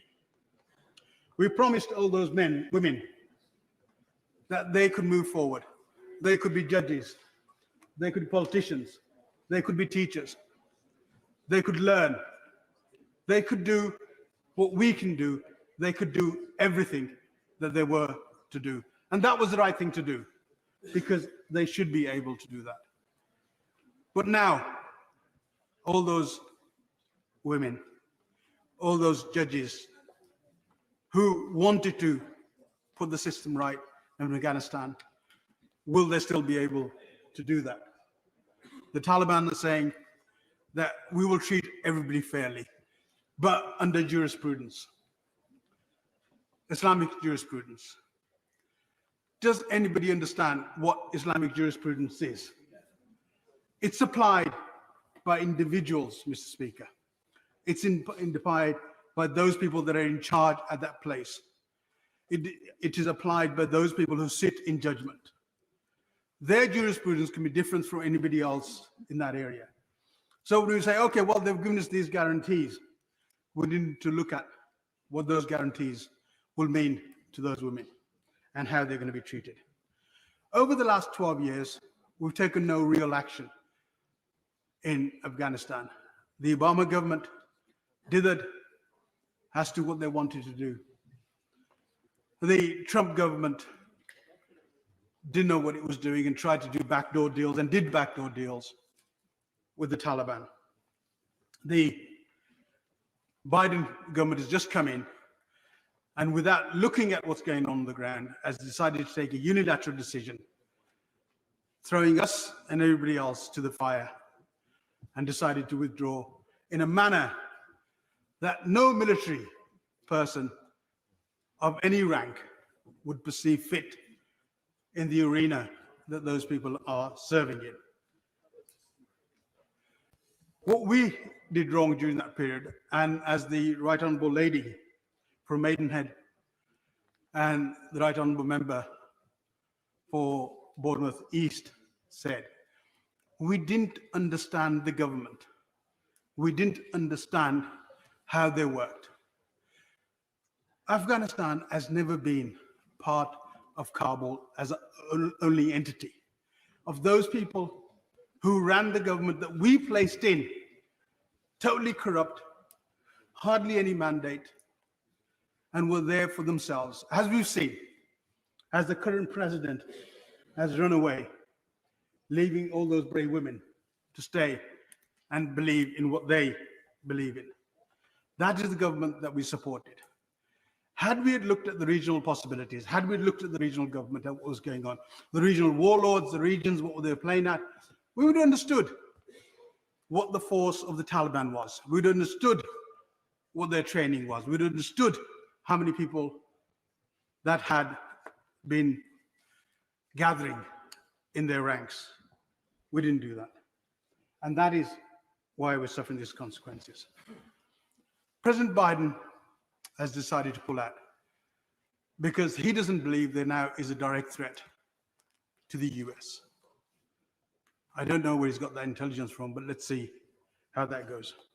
But what he needs to understand is this is not just about the terrorist threats emanating from Afghanistan. This is also about the economic war in the region that is going on. By vacating Afghanistan, by not speaking to its neighbor Pakistan, he will now provide a clear corridor for China and Russia to come through. And that is the one thing that is not about a 20-year-long war. That is about the current situation, the economy, and the position of that geographic area. And I hope that he would understood that, but unfortunately, I don't think he's managed to understand that. Just very quickly, Mr. Speaker, on the issue of refugees. First of all, what we need to do is to ensure that those refugees currently fleeing into Pakistan, hundreds of thousands of people are crossing that border. The Prime Minister didn't once mention what relationship he has, what work he's doing, what support he's going to give to that region, to Pakistan, to speak to them about what to do. Because if we don't support those refugees, if we don't understand what's going on, then what will happen is that those people will be left to all those people traffickers who are out there exploiting them, children losing their lives in the seas, and God knows where else, because we need to coordinate this. We know enough about this, and we need to be able to move forward and not have the mistakes that we already made. We need to work this properly, look to the region, support the people at the source, and resolve these issues and not leave it to the very end. Thank you, Mr. Speaker. Thank you very much, Mr. Speaker, and thank you for calling me in this debate. And I just want to make three really broad points about what has gone on over the last week. I want to talk about responsibility. I want to talk about this place's responsibility towards those who serve. I want to talk about our Afghan friends and our Afghan partners. And I also want to speak to and for, if I can, a number of veterans of that conflict who I've spoken to over the last week. When it comes to responsibility, can I just urge ministers to be very careful around talking exclusively about the Americans? We are very clear, and it is well understood, that they are the framework nation, or were the framework nation in Afghanistan. But people who join the military from council estates in Plymouth, Newcastle, Stoke, Birmingham, they do not serve the American flag. They serve the British flag. Absolutely. They're proud to do so. They do it at the behest of ministers in this place. And it dishonors their service to simply say the Americans have left, we are leaving. We do not spend £40 billion a year on a tier 1 military to be unable to go out the door without the Americans. And the taxpayer does not expect that. And I would urge ministers to take responsibility for the decisions they make, particularly when talking with the families. I want to talk about our Afghan friends and partners. And I'm pleased with the announcement today around refugees. It's a good start. Okay, people can talk numbers, they can say we want more, we want less. Okay, the reality is, it's basic maths, right? We are not going to get everyone out of Afghanistan who we promised to. Okay, so we can say we want more, we can say we want less. But the truth is as well, we have to be honest in this place. Okay, and campaigners have for many, many years campaigned against this relocation scheme, the previous intimidation scheme, and said it wasn't good enough. Okay, and ministers in this house have made decisions that has made it harder for them to come. So whilst I welcome this change today and our onward progression, let's not kid ourselves about what has happened in the past and treat those who are campaigning for these people who have no self-interest of their own with perhaps a little bit more respect than they currently get at the moment. But finally, I do want to speak to veterans and for veterans if I can. And it's clear to me in the last few days, and Help for Heroes put out something yesterday. Okay, these are new feelings. These are new feelings that we are not trained to deal with. We're not trained to lose, and we're not trained for ministers to, in a way, choose to be defeated by the Taliban. Was it all for nothing? Of course it wasn't for nothing, okay? And we have to get away from this narrative. You know, for a period of time, whether we like it or not, for a period of time, okay, Afghans, the average age in Afghanistan, 18 years old, they will have experienced a freedom and privileges that we enjoy here, and no one will ever take that away from them. And that's incredibly important. And what are we here to do if it's not to be good, honourable people and fight for the oppressed, keep our families safe and live to a higher calling? And you did this over many years in some of the hardest conditions against as dark an enemy as this nation has ever faced. We often looked to our forefathers for inspiration. You emulated them. You did them proud, not in scale, but in the same amphitheatre. And you can be forever proud of what you did when the nation called. You played your role. You cannot control what is happening now. Remember that. What folk like me saw you do, the courage, the sacrifice, the humanity, it will never die. And it has defined us as human beings. You did that. Nobody will ever take that away. I will never forget you. And every day the sun comes up, I will make sure this place and this country never forgets you and your sacrifice on the altar of this nation's continuing freedom. The government must now step up and support this group of bereaved families and veterans. We are going to see a bow wave of mental health challenges. We're not trained to cope with the feelings we have now. I've done everything I possibly could to support all the brilliant staff in the MOD, the Office of Veterans Affairs, the NHS, who work tirelessly supporting veterans up and down this country. But I must say to the House with a heavy heart, the Prime Minister has consistently failed to honour what he said he would do when he was trying to become Prime Minister. The Prime Minister must not wriggle out of his commitments on this issue. The Office of Veterans Affairs is nothing like it was designed to be, and he knows that. The paltry £5 million funding slashed after less than a year. The lack of staff, not even an office to work from. Even today, the brilliant staff at the Office of Veterans Affairs simply cannot cope with the scale of the demand. And whilst his predecessors may get away with a certain degree of ignorance in this space, I'm afraid, Prime Minister, you have no excuse on this issue. It is a political choice. The ambivalence needs to end. He needs to step up and listen to the charities, listen to veterans, not those you choose to employ around you, who do not believe veterans' issues are worth the political capital required. The nation cares.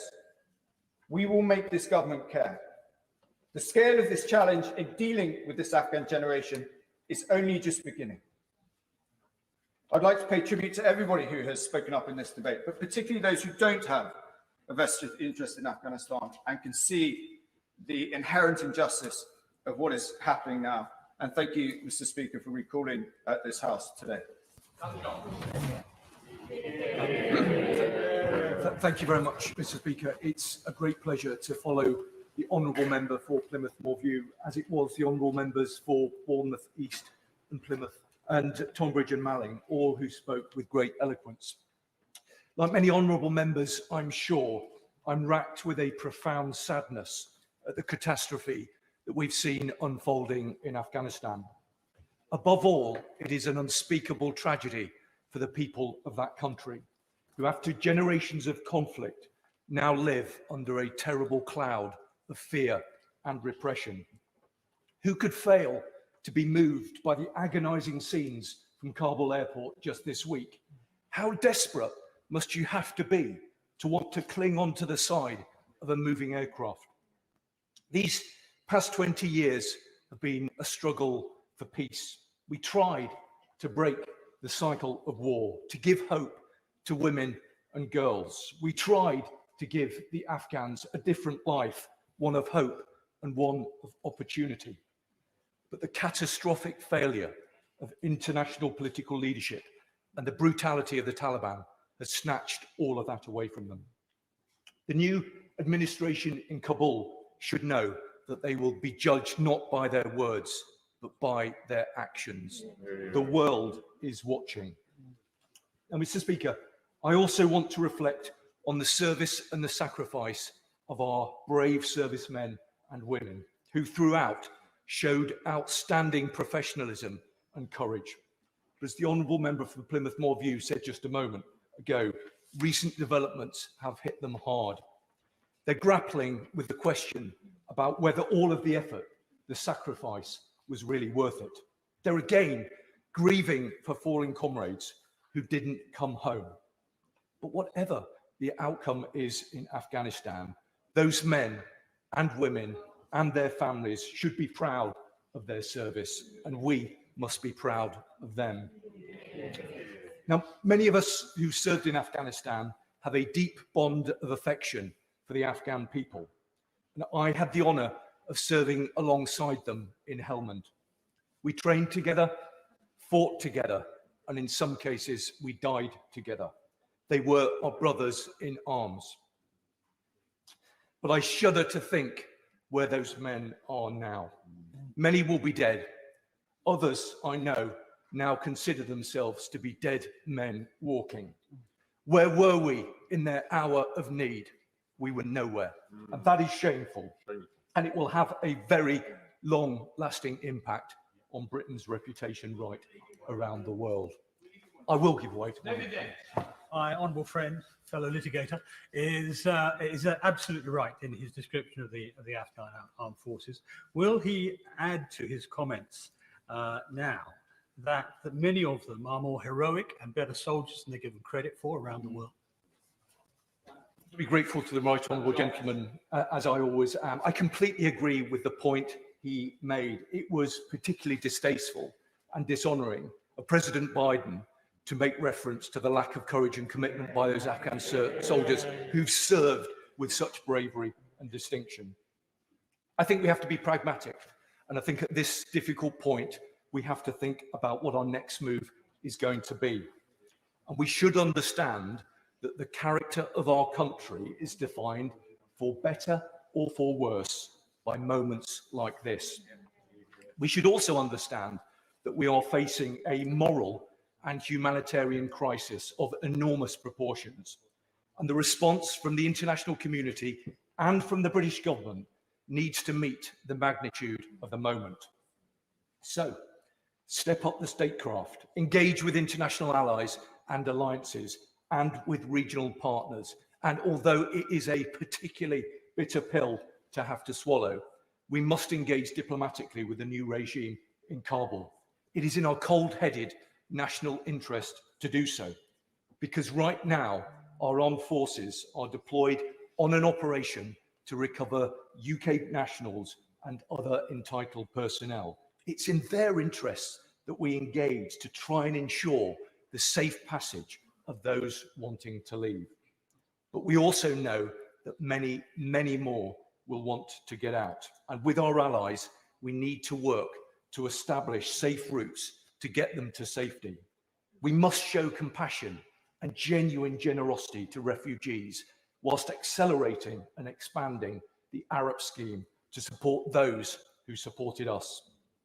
We also need to defend the hard-won progress over the past 20 years or so. Girls in school, women in parliament and in the judiciary. We must ensure that Afghanistan does not slide back to where it was pre-9/11. And then, when the dust settles, we need to look at what went wrong and learn the lessons of this failure. Why, despite all of the effort, we couldn't build an Afghan state free from corruption with the legitimacy and competence to balance the competing forces within that country, and what that now means for our foreign and defence policy in this country. Regardless of all of that, we must remain engaged. We must show leadership. We must use whatever influence we have to try and make things better. That's in our own national interest. It's in line with our values, and it's the right thing to do. We owe that to the people of Afghanistan, and we owe that to ourselves. Alicia Cairns. It has been said that there are decades when nothing happens and weeks when decades pass, and what we are seeing in Afghanistan this week is decades and will shape the rest of my lifetime and many of ours in this room. This is a wholly preventable tragedy, Mr. Speaker, and I and many colleagues around me are so very, very angry. Our government called for NATO allies to help us build a new coalition in Afghanistan to prevent the Taliban recapturing, and we were let down. Only Turkey was willing to stand alongside us because they know what a failed state looks like. They have seen the refugees they support. They have seen the terrorists on their doorstep. They have seen the conflict and the suffering. And it is bitterly disappointing, and there is much we must learn from this. Because the UK could not have saved all these lives on our own. And multilateral collective responsibility should mean something. And too often today, I believe that it doesn't. Now, I've spent the last few days listening to our veterans, many of whom live in Rutland and Melton. And I would like to say to them now, and many of us in this place will never truly understand the scars you carry, and we will never understand all you encountered. But all of you have left me with one request: get the people out. And that is what I have been fighting for the last few days, along with so many of my colleagues in this place. The veterans, the interpreters who supported families and identified IEDs, the female journalists fighting for their lives who've already had mines blow up their stations, and those who negotiated for their fellow Afghans against the Taliban. And I must thank the Defence Secretary, because he has been constant in his support every hour over the weekend, helping me to get these people out, so I thank him for his time. This must be our priority, getting people out, and I welcome the Prime Minister's G7-led multilateral refugee programme. We have to get non-combatant evacuations proceeding at pace, but we are only operating with the consent of the Taliban, most certainly at the airport, and that can be withdrawn at any time. So my primary concern is those safe routes to the airport. The air bridge must be operational at all times, and we must negotiate departures from not just Kabul. Land convoys must be considered humanitarian corridors. Once we get these people out, we must ensure that refugee families are welcome to our country so they can build the lives they never asked for. The kindness of the British people is great, and Melton Borough Council and Harbour District Council have both stepped up already to the plate and said they would like to take as many refugees as they can. The MOD is working with me to identify housing stock from the MOD in Rutland and across the constituency of Rutland and Melton. But I call for the government to consider creating an initiative that allows British nationals to open their homes, their spare bedrooms, their second homes to these Afghans, similar to the private sponsorship route that already exists, because the British people want to step up and help. But beyond the immediate life-saving operations, there is much we must talk about. First, the British government and the international community must recognise that the withdrawal is emblematic of a changing American posture. The comments we have seen over the last few days have rattled me to my core. And yes, you are not meant to speak ill of your friends and allies, but in this case, we have no alternative but to call out the comments against our Afghan allies. The views of European allies like the UK may no longer hold the same sway in Washington as they have under this presidency. And that means we must take greater responsibility for our defence around the world. And global Britain means we must act autonomously, but through multilaterals on the world stage with other partners. And we must convince our NATO allies that we can all stand together without the Americans. Yes, they bring the kit. Yes, they bring the money. Yes, they bring the numbers. But this is something we can and must do. We must shift from this model of being overly reliant on the US. Thirdly, we must fix our broken international system because it is not saving lives. The UN has failed to enable a political solution.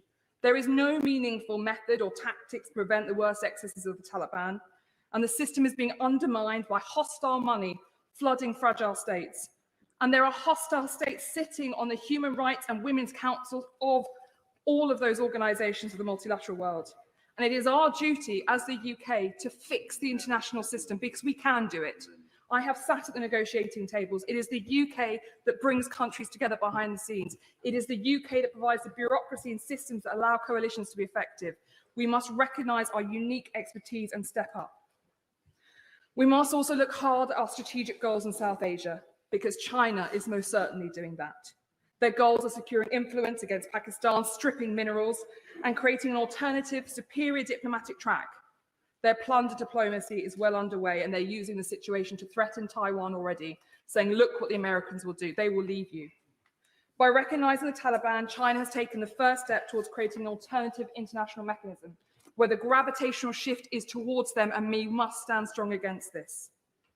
I also urge caution about our posture towards the Taliban, because I must confess that I see it as simply platitudes being laid before the international community, little more than a tactic to allow the Taliban to consolidate their control, to avoid sanctions, keep the aid money rolling in, root out all those on their hit list, and avoid UN Security Council measures. Perhaps I'm wrong, but Pashtun Wali tells us that Taliban intent includes justice or revenge as one of the core tenets of their society and way of life. We must also adequately monitor Al-Qaeda. The human cost of this withdrawal is monumental, but the strategic consequences risk being so much greater if we do not learn the lessons of the last few decades. We must properly focus on atrocity prevention. The new conflict centre, which I fought for, must lead our way in deciding how we become more strategic. We cannot be everywhere in this world, and we cannot rescue every mission, but we can work on two core principles. The first is to protect our nation, protect our people, and protect our prosperity. And we must be single-minded in our focus on this and incredibly strategic. And the second must be to live up to our promises so we can look those in the eye to whom we've made promises, to whom our veterans made promises, and stand squarely behind them. I think we can't go wrong if this guides us in our foreign policy. And finally, Madam Deputy Speaker, I wish to thank our armed forces and our border staff and our Foreign Office staff and Sir Laurie Bristow for the heroic work they are doing to get people out. I've worked in the crisis centre. I know the hours they're working. We are so grateful to all they are doing, putting their lives at risk for the duty and responsibilities of this House. Madam Deputy Speaker, we speak today in a changed world, and I have no doubt that we will open our hearts to the people of Afghanistan, and together this House must mourn those who are left behind and those who will not make it already. But our singular purpose has to be atrocity prevention in the future, recognising where the threats to this country lie, making sure we are single-minded in our focus on challenging those and protecting our people, and making sure that the world that has become darker this week and more uncertain is one where at least we know the light which we will follow ourselves. Thank you, Madam Deputy. Diane Abbott. Thank you very much, Madam Deputy Speaker. We in this House have all seen, and our constituents have all seen, the chaos and the speed of the Taliban takeover. And one of the questions we have to address today and in days to come is how did it happen and what lessons are to be learned? But the points I wanted to make this afternoon were about the people that, as a British people, we cannot let down. First of all, we cannot let down the British veterans who over 20 years fought in Afghanistan, particularly in Helmand, one of the most dangerous provinces to fight in, I understand.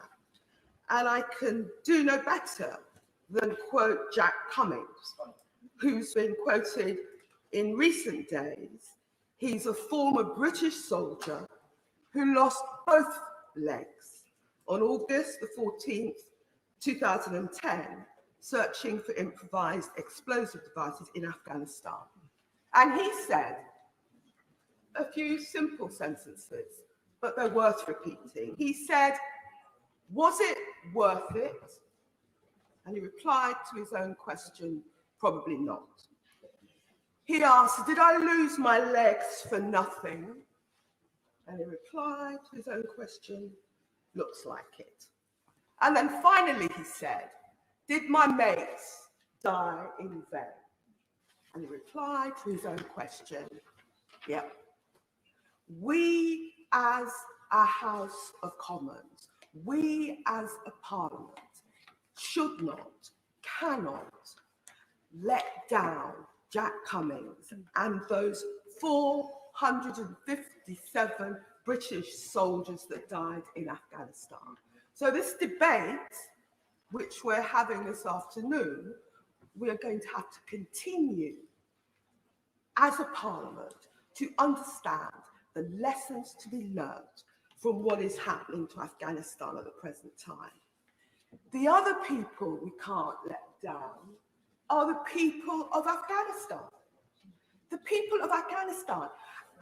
We know how many of them have died, and we know that even as we speak today, there are women and girls in their homes or hiding or running away who are frightened for their future, even frightened for their prospects, frightened for their lives under this Taliban regime. And with everything we do, with the political solution, with the debate, with discussion, with the talk with NATO allies, we have to have the future for these Afghanistan women and girls at the center of what we are talking about and what we are trying to do. Because in this past 20 years, it's not just that 457 British veterans died, so that's very tragic, and that's why I mentioned it. But we gave these women and girls hope. We gave these women and girls hope of a better future. We gave these women and girls hope of the prospects that women and girls all over the world, including here in Britain, have. And we cannot just sit back and have them see that hope snatched away.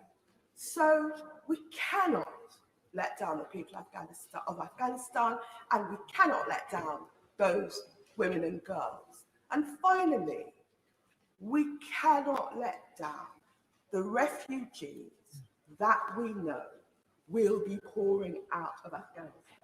Now, the debate on refugees in the British Parliament is sometimes a little complex, sometimes a little difficult. Sometimes people have more to say about the burden of refugees than our moral responsibility to refugees. But as someone who was in this House 20 years ago, when we voted on an adjournment for this military intervention, we have an extraordinary moral responsibility to these refugees. We have a responsibility to towns and cities all over this country, in Scotland, who may well need more support from government, more finance from government, but we cannot let down those refugees. Our political and moral responsibility is too great. So it's been tragic to see the chaos of the Taliban takeover. But if we do the right thing by our veterans, the right thing by the Afghan people, and the right thing by refugees, we can at least, as a country, know that we have followed on from the initiative we took 20 years ago to intervene in that region in order to bear down on terrorism and disorder. I didn't vote for the intervention in Afghanistan 20 years ago. I'm afraid it was foreseeable that it would end like this. But it is not inevitable that we as a country, that this as a parliament, will not do the right thing. So I urge colleagues on both sides of the House to address the important issues that have been raised today so we can go forward in pride and in confidence of our own understanding of our moral responsibility. Dr. Julian Lewis. Thank you, Madam Deputy Speaker. In his speech of self-justification after the collapse of Kabul, President Biden reduced a complex military issue to only two stark alternatives. It was a gross oversimplification for him to pose a devil's dilemma between either a massive troop surge on a never-ending basis or a ruthless, chaotic, and dishonorable departure. Ruthless because people who trusted NATO will pay a terrible price. Chaotic because of a lack of foresight to plan an orderly and properly protected departure.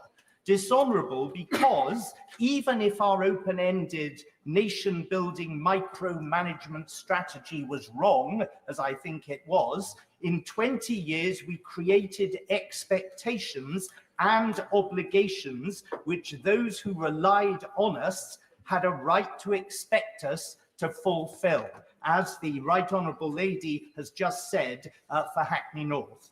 It has been pointed out correctly that for 20 years, NATO operations in Afghanistan succeeded in preventing further al-Qaeda attacks on the West being launched under Taliban protection. That was indeed the key outcome. But unless we choose a better future strategy, the threat of its reversal is all too real. Not only may sanctuary again be offered on Afghan soil to lethal international terrorists, but other Islamist states may also decide to follow suit. So how should we have handled a country like Afghanistan when it served as a base and a launch pad for al-Qaeda? And how should we deal with such situations in the future? Now, Madam Deputy Speaker, these are my personal views on a defence issue unrelated to the work of the ISC on intelligence and security.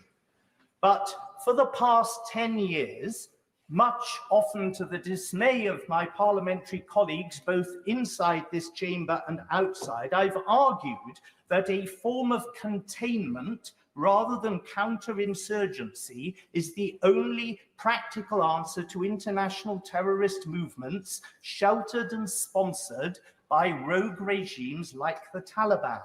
Containment, as older colleagues will remember, was the policy which held the Soviet Union in check throughout the Cold War until its empire imploded and its ideology was discredited. Islamist extremism has a subversive reach similar to that of revolutionary communism, and our task is to keep them at bay until they collapse completely or evolve into tolerant or at least tolerable alternative doctrines. In Afghanistan, the task of overthrowing the Taliban and driving al-Qaeda into exile was quickly accomplished in 2001. And at that point, NATO arrived at a fork in the road. The option, as we know, which was selected, was an open-ended commitment to impose a Western version of democracy and protect it indefinitely in a country which had a strong sense of its own political and social culture and which was known to be politically allergic to foreign intervention. Yet there was another option available to Western strategists in response to the 9/11 attacks. Having achieved our immediate objectives of putting Al-Qaeda to flight and punishing the Taliban, we should have announced that we were completely removing our forces, but would promptly return by land and air to repeat the process if international terrorist groups were again detected in Afghanistan. When the Taliban regain full territorial control, they will lose their shield of invisibility. If they then choose to pose or facilitate a renewed threat, a terrorist threat to Western security, they should expect both their leadership and their military capability to be hit hard by our mobile land and air forces. That cycle would be repeated until the threat was removed, but we should not and would not allow our forces to be sucked in again. And I will.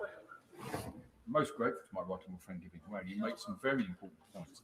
And has the game changed slightly, though, from the position he lays, that with the immediate recognition by China and Russia of the Taliban government, being permanent members of the Security Council may make it very difficult to get any UN-led action in the way that my right honourable friend describes?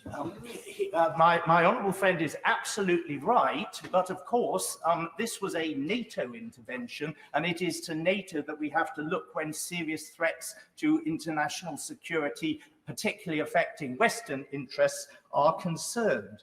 But the point about this is its flexibility, because Al-Qaeda itself is very flexible.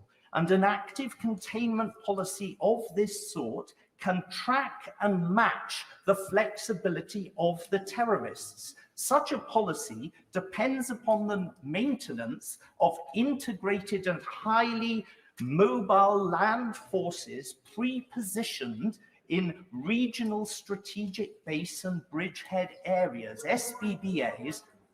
I will, okay. Grateful. In his capacity as chairman of the Intelligence and Security Committee of this House, given what he's just said, it does require for that strategy to be successful, excellent intelligence and a good analysis of it so ministers can make sound decisions. In this case, I fear that hasn't been the case. Does his committee have any plans to investigate the intelligence failures that have taken place in this case so that we can deliver the strategy he's so excellently setting out? Well, I'm glad my right honourable friend approves of the strategy, but I said earlier, this is a speech by me on defence in my capacity, if anything, as a former chairman of the Defence Committee. I'm not in a position at this stage to say anything publicly about what the ISC might or might not agree to do, but obviously his suggestion is pertinent. So the point about strategic base and bridgehead areas is that they contain integrated forces which are ready to strike, then to withdraw, then to strike again whenever and wherever needed. In Afghanistan, or in any other susceptible state which becomes what our Defence Secretary and now our Prime Minister have rightly described as breeding grounds for Al-Qaeda or similar international terrorist groups, proportionate military initiatives would be taken and interventions made without undue logistical complexity and without getting sucked in to full-scale counterinsurgency campaigning in the host countries whilst the terrorists redirect their efforts to neighbouring countries, leaving us mired in the original countries from which they operate. Active containment is the hard-headed solution to an otherwise intractable dilemma, whether to allow terrorists to attack us with impunity or whether to shoulder the unending burden of indefinitely occupying every reckless rogue state which shelters and supports them. So it's okay for people to say, well, this is over, there's no way we're not going back into Afghanistan. I don't want to be here in years or months to come when there has been another spectacular Al-Qaeda type of attack on a Western country and people are looking around once again for a strategy if we are in a situation, as it seems that we are, when the President of the United States can only see total withdrawal on one side or endless commitment on the other. There is a flexible middle way, and it is an adaptation of the way in which we successfully saw off our Cold War confrontation. It worked then in a very different context. It would work now in this context too. There are obviously a great many colleagues who are trying to catch my eye. So after the next contribution, I will have to reduce the time limit to 5 minutes. So Geoffrey Donaldson. Thank you, Madam Deputy Speaker. And today, as we look on at the situation in Afghanistan, we think first and foremost of the plight of the people of that beleaguered country. And I have to say, Madam Deputy Speaker, it is my view that today is not a day for political point scoring. It is a day for this House to reflect on what we need to do as a Parliament and a government to respond to this crisis. And whilst people have made valid points in this debate, and I respect that, I think that the people in Afghanistan, the people who are in desperation at Kabul airport, don't want to hear our point scoring. They want to know what we're going to do to help them. And that is what we must turn our mind to.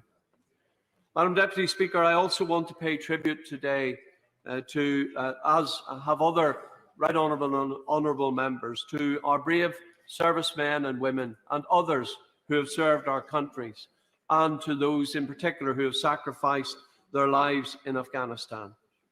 And I want to recall in particular the 9 service personnel from Northern Ireland who gave their lives in Afghanistan during operations there. And I am going to name those individuals because I think it is worthy that we remember who these people are and their families at this time.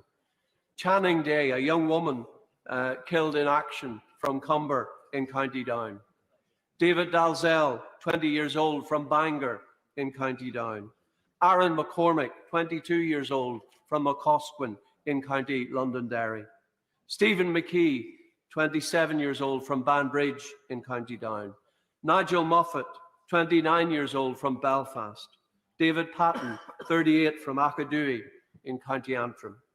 Neil Turkington, 26, from Craigavon in County Armagh. And in my own constituency, Stephen Walker from Lisburn, 42 years old, and Captain Mark Hale, 42 years old, from Dramara in County Down. Almost all of the counties in Northern Ireland, indeed probably all of them, represented by that roll call. We're very proud of our armed forces and the fact that during the campaign in Afghanistan, more reserve forces from Northern Ireland were deployed from our region than from any other part of the United Kingdom. The willingness of our men and women to give up their time to volunteer to serve in our armed forces needs also to be recognised. And we support them. And I certainly don't adhere to the view that their sacrifice was in vain. And we applaud what they have done, even though now we look upon political failure in Afghanistan. We need to learn the lessons from that, Madam Deputy Speaker.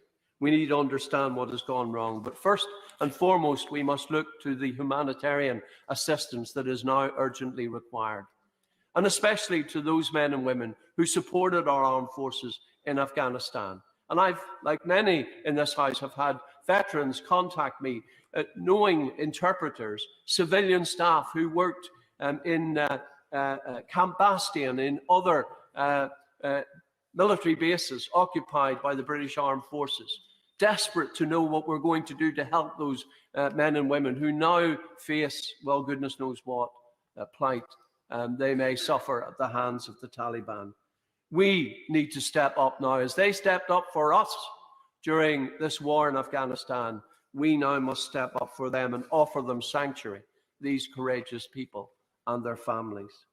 We need also to consider, Madam Deputy Speaker, the plight of religious minorities, to which my honourable friend, the member for Northampton, referred earlier, including Christians who now face massive persecution in Afghanistan. Afghanistan is ranked only second to North Korea in terms of its levels of religious persecution against Christians and others. And we must not lose sight of that in the midst of all of this. And then, of course, there is the threat of international terrorism, the reason why we entered Afghanistan in the first place. And the Prime Minister is right. We must now take all reasonable steps to ensure that Afghanistan once again does not become a location for the training of extremist terrorists, a base from which to launch attacks on the Western world. We must ensure that our intelligence capacity is enhanced. And I look on, Madam Deputy Speaker, with some degree of trepidation when I consider some of the intelligence failures we've witnessed in recent times. We must do more to resource our intelligence services to ensure that we know and understand what is happening in Afghanistan, and in particular in relation to the Taliban and their links to extremist Islam and the potential for international terrorism, to now have a safe haven from which to operate.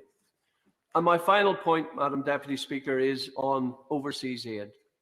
I'm not going to point score here, but I will simply make the point that we cannot seriously at this time contemplate cutting our international aid budget when people are in absolute desperation. It is a mark of this country that it is strong in its humanity, in its desire to help others. And we must do that now. And stepping up to the mark doesn't just mean in military terms. It doesn't just mean in defense terms. It doesn't just mean in political terms. It means with our heart as well, and that we reach out to those who are in need. We ensure they have the support and the resources that they require.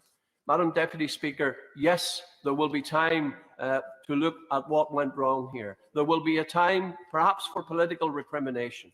But now is the time for this country to stand tall. It is the time for this country to step up and do what is necessary to help the people in Afghanistan, especially those who helped us during the war. Sir Ian Duncan-Smith.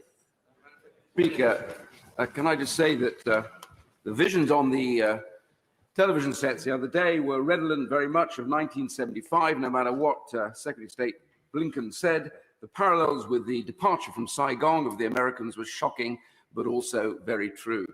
The reality for us is that the point I want to make is that the way we withdraw matters almost as much as the decision to withdraw from Afghanistan. I want to come back to that in a second. The chaotic, ghastly departure, the way that people were falling off the aircraft in their determination to get away and the helicopter shipping people out, says terrible things about the values that we hold and those who we wish to protect. So this is a shame on all of us, not just America, but also the whole of NATO and here for us in this House. The fact is that we know that US support for the military in Afghanistan had evaporated, and there was pressures to leave.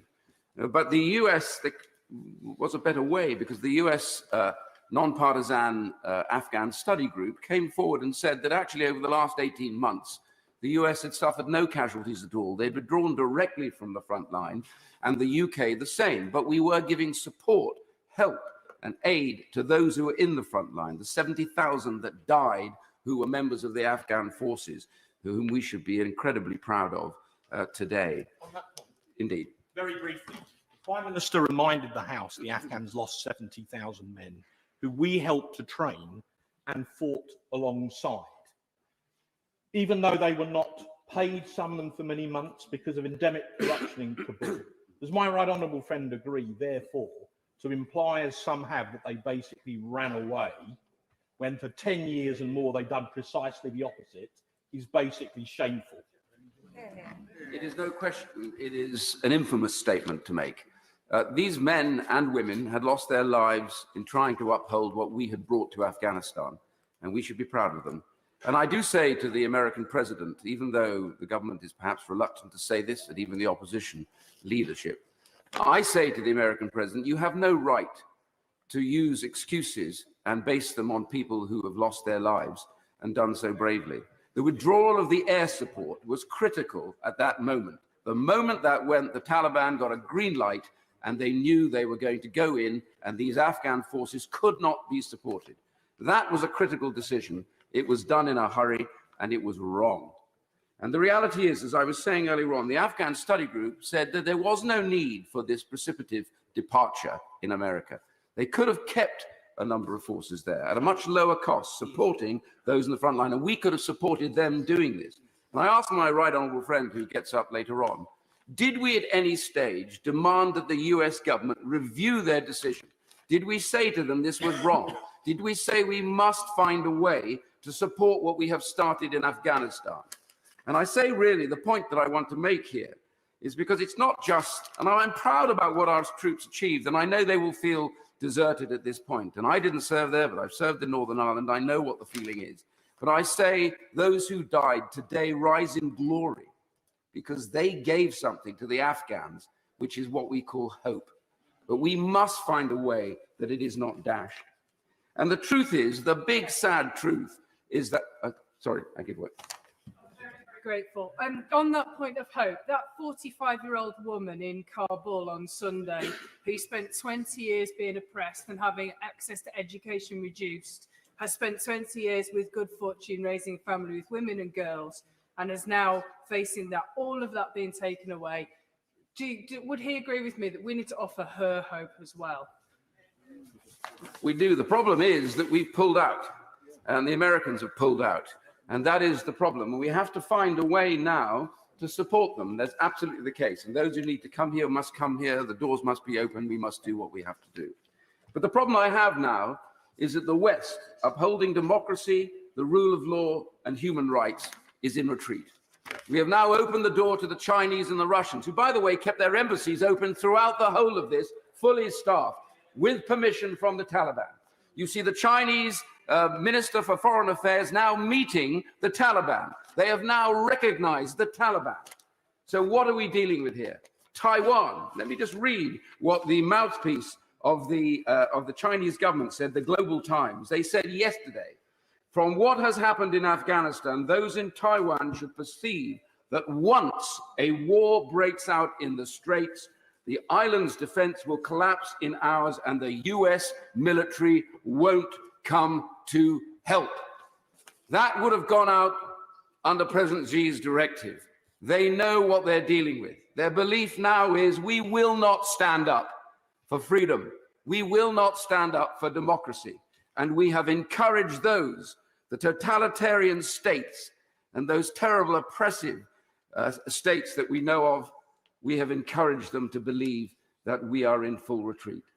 After Saigon, America left the global stage for a decade, and there was terrible consequences, Iran and everywhere else. We cannot allow that to happen again. I criticized America for this, but I know also they are our greatest and best allies and best hope of freedom. We need to bring them back. That is the job of the British government, is now to bring the Americans back to realize their commitment. Let me just quote what John Kennedy said all those years ago.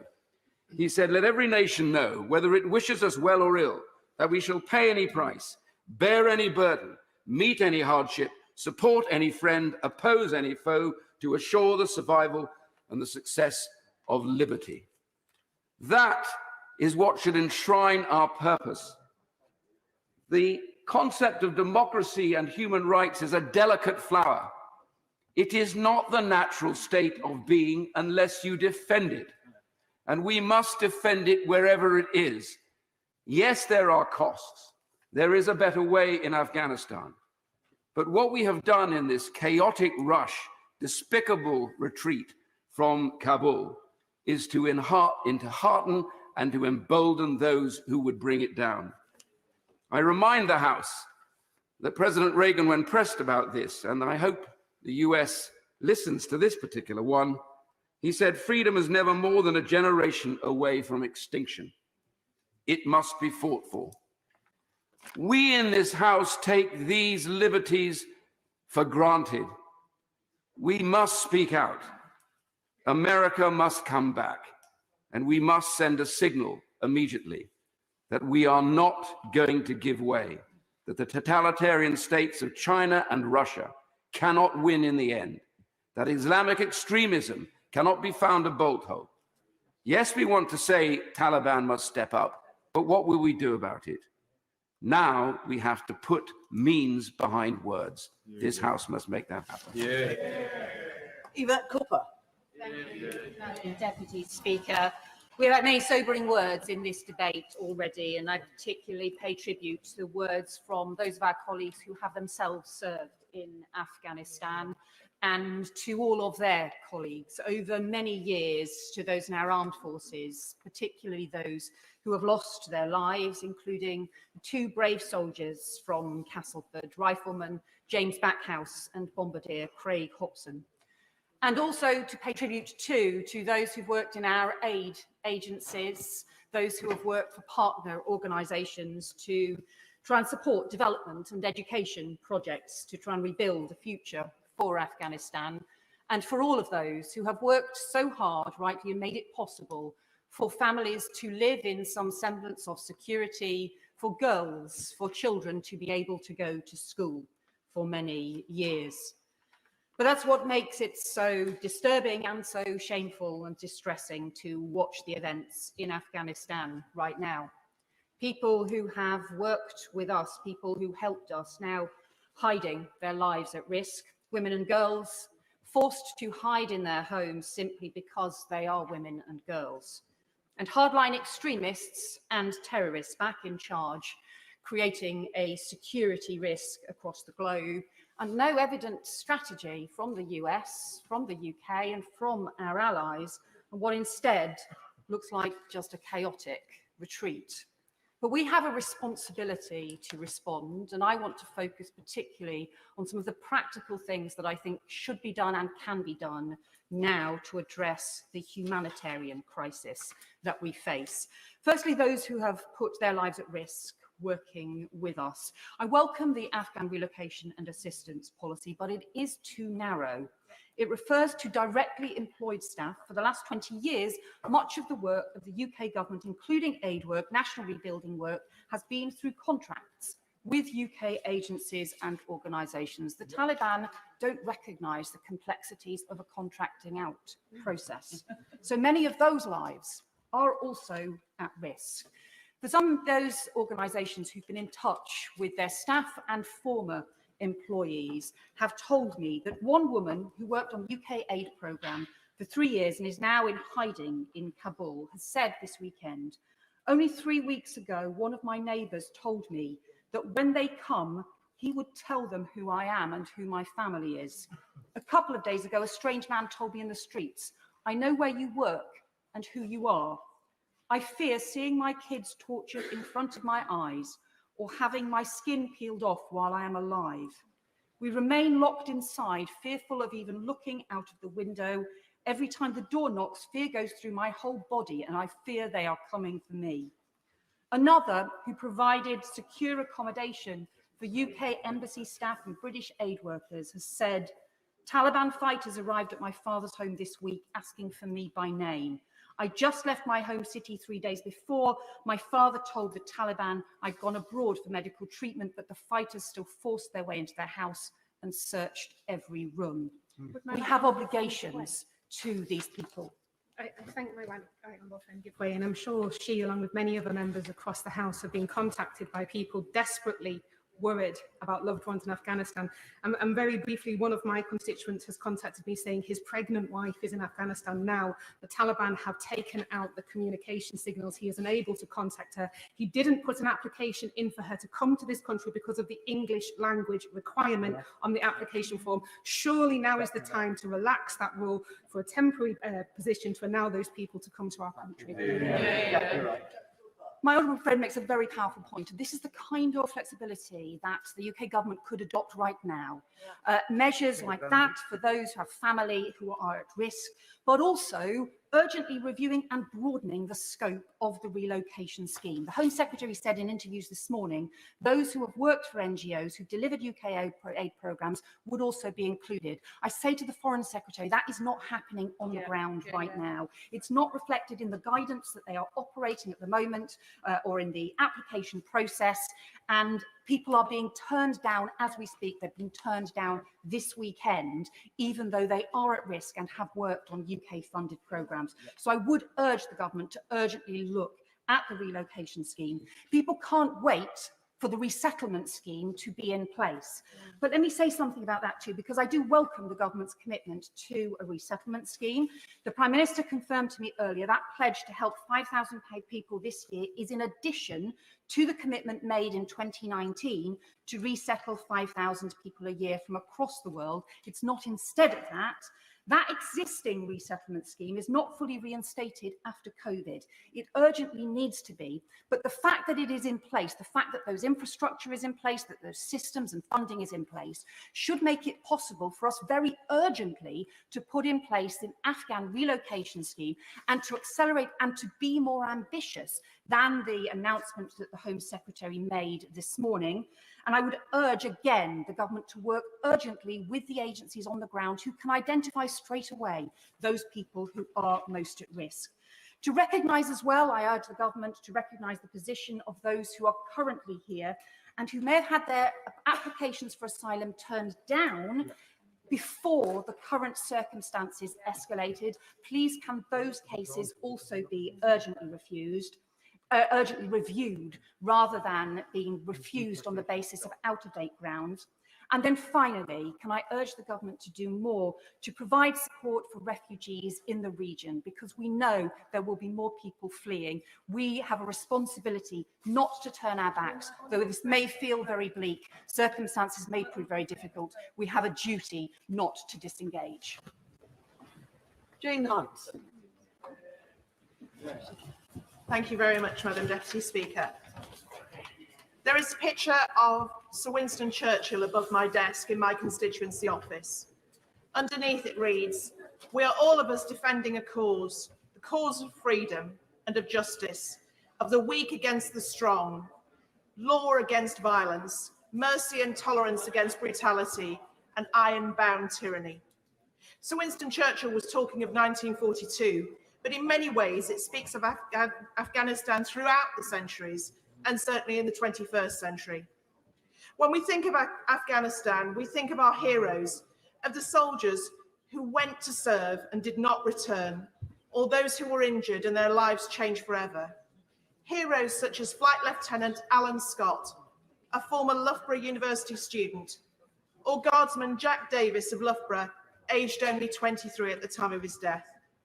We think of the Royal Anglian Regiment, who were awarded the freedom to enter the borough of Charnwood in 2006 in recognition of their service to our country and our town.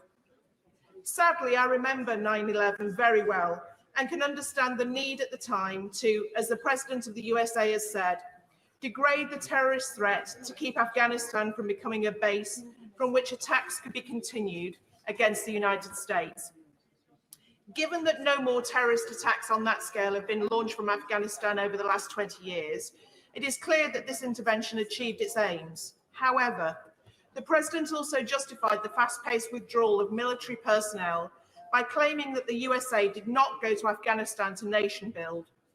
Despite this being the case, the USA, with the support of NATO and the UK, have moved this nation forward. This is demonstrated by the fact that today millions of girls in Afghanistan are going to school and women hold more than a quarter of the seats in Afghanistan's parliament, which is in stark contrast to the former Taliban-ruled Afghanistan, in which no girls attended school and women were excluded from governance. We must therefore absolutely not sit back and allow this progress to be undermined. While I am not advocating that we impose our Western society on any other society, as countries should, of course, be free to live as their people wish, I am advocating for democracy and for the people of each country to be afforded their basic human rights and have the free will and choice to determine how they live and the environment in which their children grow up. As such, the government continues to play a role as we transition to a new phase of international support for Afghanistan. We must be clear with the Taliban that if they continue to abuse domestic human rights, they cannot expect to enjoy any legitimacy in the eyes of the Afghan people or the international community. I have a small number of constituents with relatives in Afghanistan, and I would like to see their applications for refugee status or discretionary right to remain in the case of spouses in the UK to be dealt with swiftly and positively. For 20 years, the work of our armed forces has protected the Afghan people and denied terrorists a safe haven to launch attacks against the UK.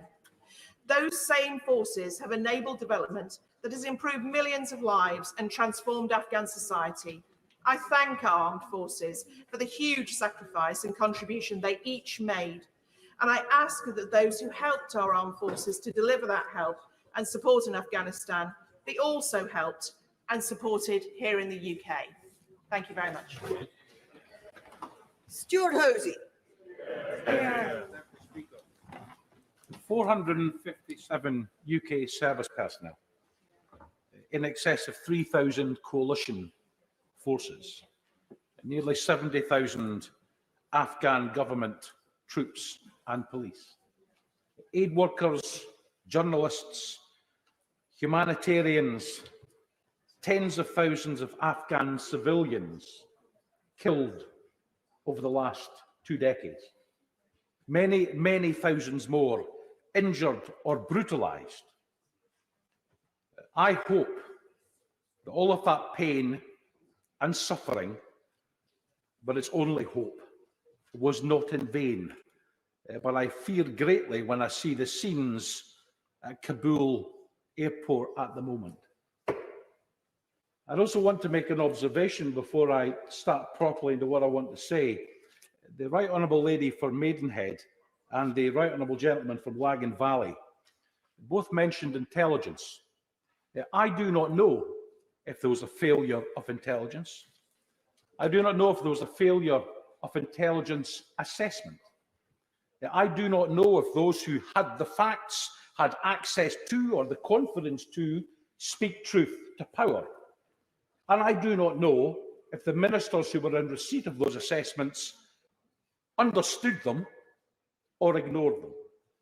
But when the autopsy on this is complete, we need to know if there was in any way an intelligence failure. Can I, though, put this Afghan situation into a slightly broader regional context?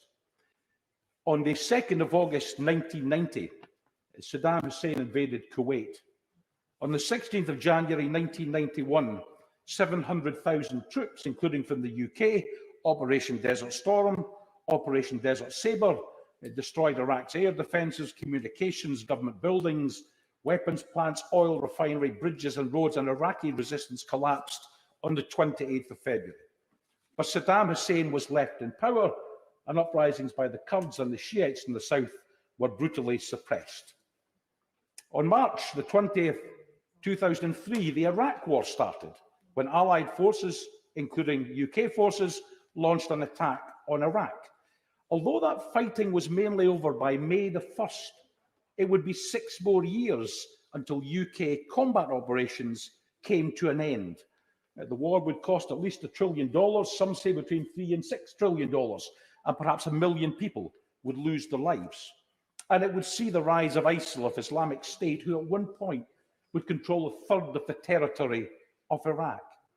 By the time that conflict was ending, Libya had a revolution, or a civil war, or more accurately, a NATO-backed insurrection. A second civil war followed, 10,000 dead people at least, and 2 competing governments. And of course, I could add UK and others supporting rebel forces in the ongoing tragedy, which is Syria. But within a decade of the start of the first Gulf War, we had 9/11, 4 planes, one into the North Tower, one into the South Tower, one into the Pentagon, one into a field in southern Pennsylvania. 2,600 in the World Trade Center died, 125 in the Pentagon, 256 on the planes. A bigger death toll to the US than at Pearl Harbor. So on the 7th of October, the bombing of Al-Qaeda and Taliban positions started by US and UK forces, with conventional ground forces going in 12 days later, and that action was completely justified. By November 2001, the Taliban were in retreat. By the 5th, there was an interim government, and by the 9th of December 2001, the Taliban had collapsed. One would have thought we were coming towards the end game. It took more than another 10 years for combat missions to stop.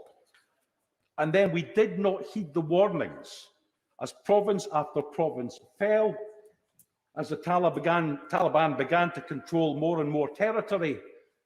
We didn't heed the warnings in 2018 with the suicide attacks in Kabul when 115 died. We should have heeded these warnings and seen what was going to come next and the rapid way in which the Taliban took over almost the whole of Afghanistan. And of course, I'll give way. I thank my honourable friend for giving way. Isn't this why it is so important that the UK government maintains and increases its aid commitment? And no matter what the Foreign Secretary is saying about doubling aid, the reality is that the amount of money going into Afghanistan this year will be less aid than was planned to go in previously, and that's a direct result of their unfortunate decision to cut from 0.7 to 0.5% of aid. I agree entirely with my honourable friend that the aid budgets must at the very least be maintained at their previous level and probably increased. And I also agree with all of the calls today that it's not simply UK citizens and those who work directly from us who are at risk. It is many, many others whose lives are at risk from the Taliban, and we must do everything we can, the West, to evacuate all of those who put their faith and trust in us and whose lives are now in jeopardy. But I have a question. It's a question which I have, and it's a question I know many members of the public have. Why is there always the political will and the funding to go to war? Rarely the foresight to work out what the consequences for ordinary people will be, although those consequences are always the same. And why is there never the resources to rebuild, reconstruct, and a plan ever to win the peace? John Barrett. We have all in Parliament been horrified by recent developments, from the harrowing scenes at Kabul airport to the reports of retribution from the Taliban, the shambles of an exit strategy, and the failure of the international community at this critical point. It is self-evident that our mistaken intervention now brings its responsibilities. And whatever the strategic long-term lessons, the first priority now must be to save lives. So I welcome what the government is doing in order to get our nationals out. But I would urge it, like many other members have done today, to be generous in our welcome of the many refugees who are fleeing the fear of their lives. I do worry about arbitrary figures, an extra 5,000 at this point, because we simply do not know the scale of the humanitarian disaster. And I'd urge the government to keep an open mind on this. We have to be generous. If other nations won't do their fair share, then we have to go beyond our fair share in making sure that we live up to those obligations and responsibilities. That is a product of our 20-year intervention.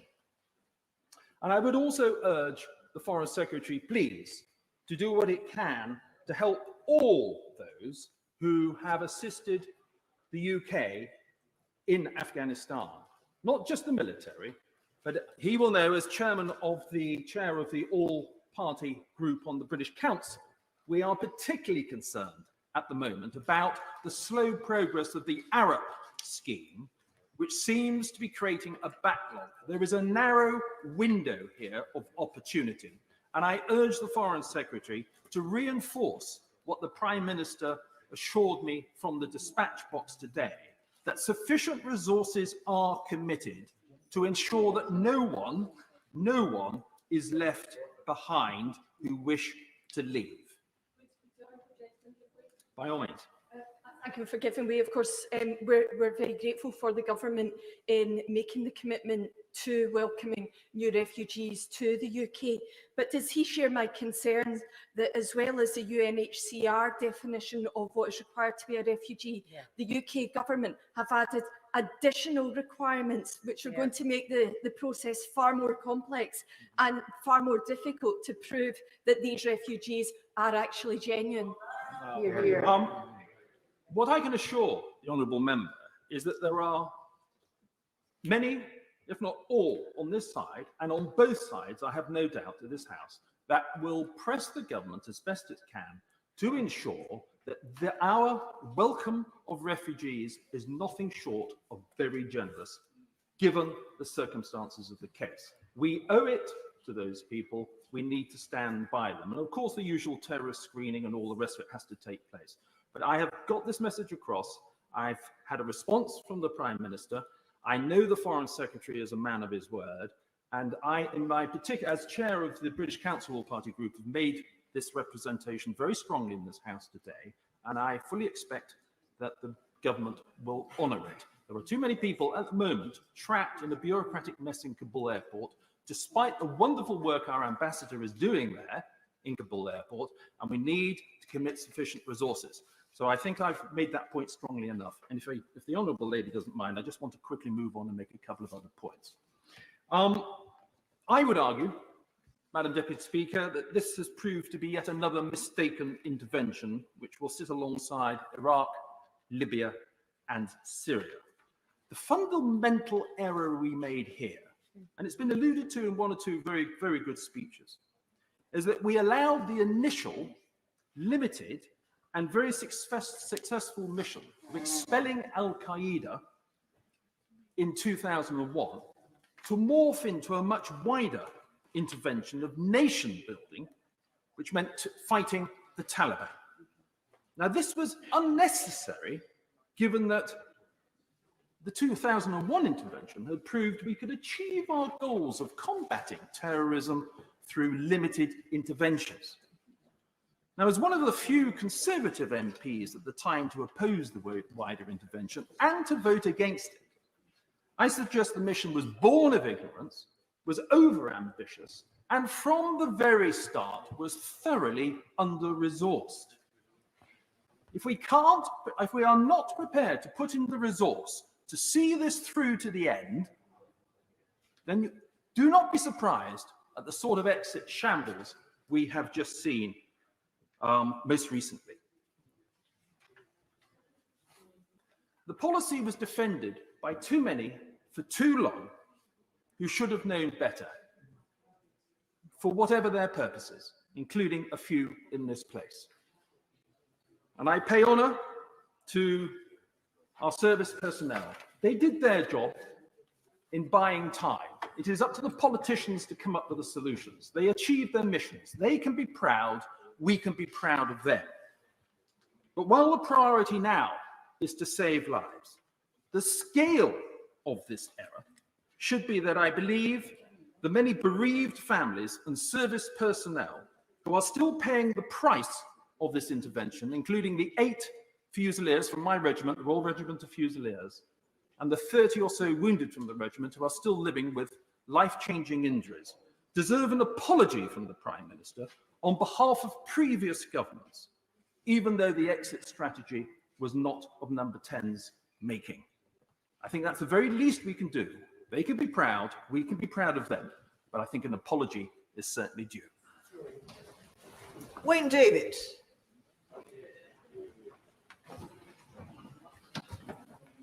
Thank you, Madam Deputy Speaker. I was elected to this House in 2001, and that was the year, of course, of the NATO intervention in Afghanistan. And I recall very clearly that the objective clearly stated by the government was to stop Afghanistan being a safe haven for terrorists. In the short term, we were successful in that objective. But it was clear very early on that there was a crying need to work with the Afghanistan people to change the nature of the country, to create a democratic system and a country where women had equality and real opportunities, where the rule of law held firm. Only then would the country never again be a safe haven for terrorists. That was the argument clearly put forward and accepted in this House. And I wish to pay tribute to the armed forces, some from my constituency, many of whom lost their lives or suffered life-changing injuries. And in particular, can I refer to Sergeant Major Mike Williams, of my home village of Bedras, who lost his life in combat with the Taliban. We are proud of them all. There is, I believe, a widespread consensus emerging in this House. But it was a huge mistake to leave Afghanistan in the way we did and in the time we did. The question is now, what did our Prime Minister say to President Biden to try to dissuade him from this catastrophic course? This House deserves a clear answer to that fundamental question. Today, the danger is that Afghanistan may once again become a safe haven for the international terrorists who we've seen in action in the past. Let us not forget that one of the first actions of the Taliban was to release thousands of prisoners, many of whom were terrorists. If you're once a terrorist, it's quite possible you could be a terrorist again. Now, the Taliban leaders say they have changed their colours, but I have to say that is unlikely. Certainly, their public relations has improved, but I doubt fundamentally whether or not they've changed. And I say that because already we can see widespread atrocities in Afghanistan outside of Kabul. We can see thousands of Afghans who understand what the Taliban are all about, desperate to leave their country. And we have to recognize that the Taliban are a diverse group. Many of them outside of Kabul are very different to the PR slick Taliban leaders we now see on our television screens. But of course, Madam Deputy Speaker, we must be concerned about the situation which we see in Kabul airport. British citizens need to be brought out as quickly as possible, and they pay tribute to the soldiers who are helping to facilitate that and our British ambassador. We also need to bring out as quickly as possible those who have worked with us, and we need desperately to stand by them. But also, we need to recognise that the Afghanis who are vulnerable must be given support and sanctuary in our own country and many other countries as well. Indeed, we must be generous in our support. That is our responsibility as a nation. In addition, can I say, but we must be prepared for the refugee crisis, which is unfortunately likely to emerge. The refugee crisis will be global in character, but also in particular regarding the nation states around Afghanistan, Iran and Pakistan in particular. And we must re-examine the cuts to our aid budget to give it back maximum support. Can I say that in essence, what is absolutely vital is that this House collectively sends out a message to the people of Afghanistan and indeed to the world. But we will stand by the people of Afghanistan in this their hour of need. Jeremy Hunt. Madam Deputy Speaker, and it is a privilege to follow so many distinguished honourable members who themselves fought on the front line in Afghanistan. President Biden said this week that his only vital national interest in Afghanistan was to prevent a terrorist attack. Even if that is the case, both he and President Trump should be deeply ashamed. And I say this with great sadness because their actions have returned Afghanistan to the very government that harboured the 9/11 bombers.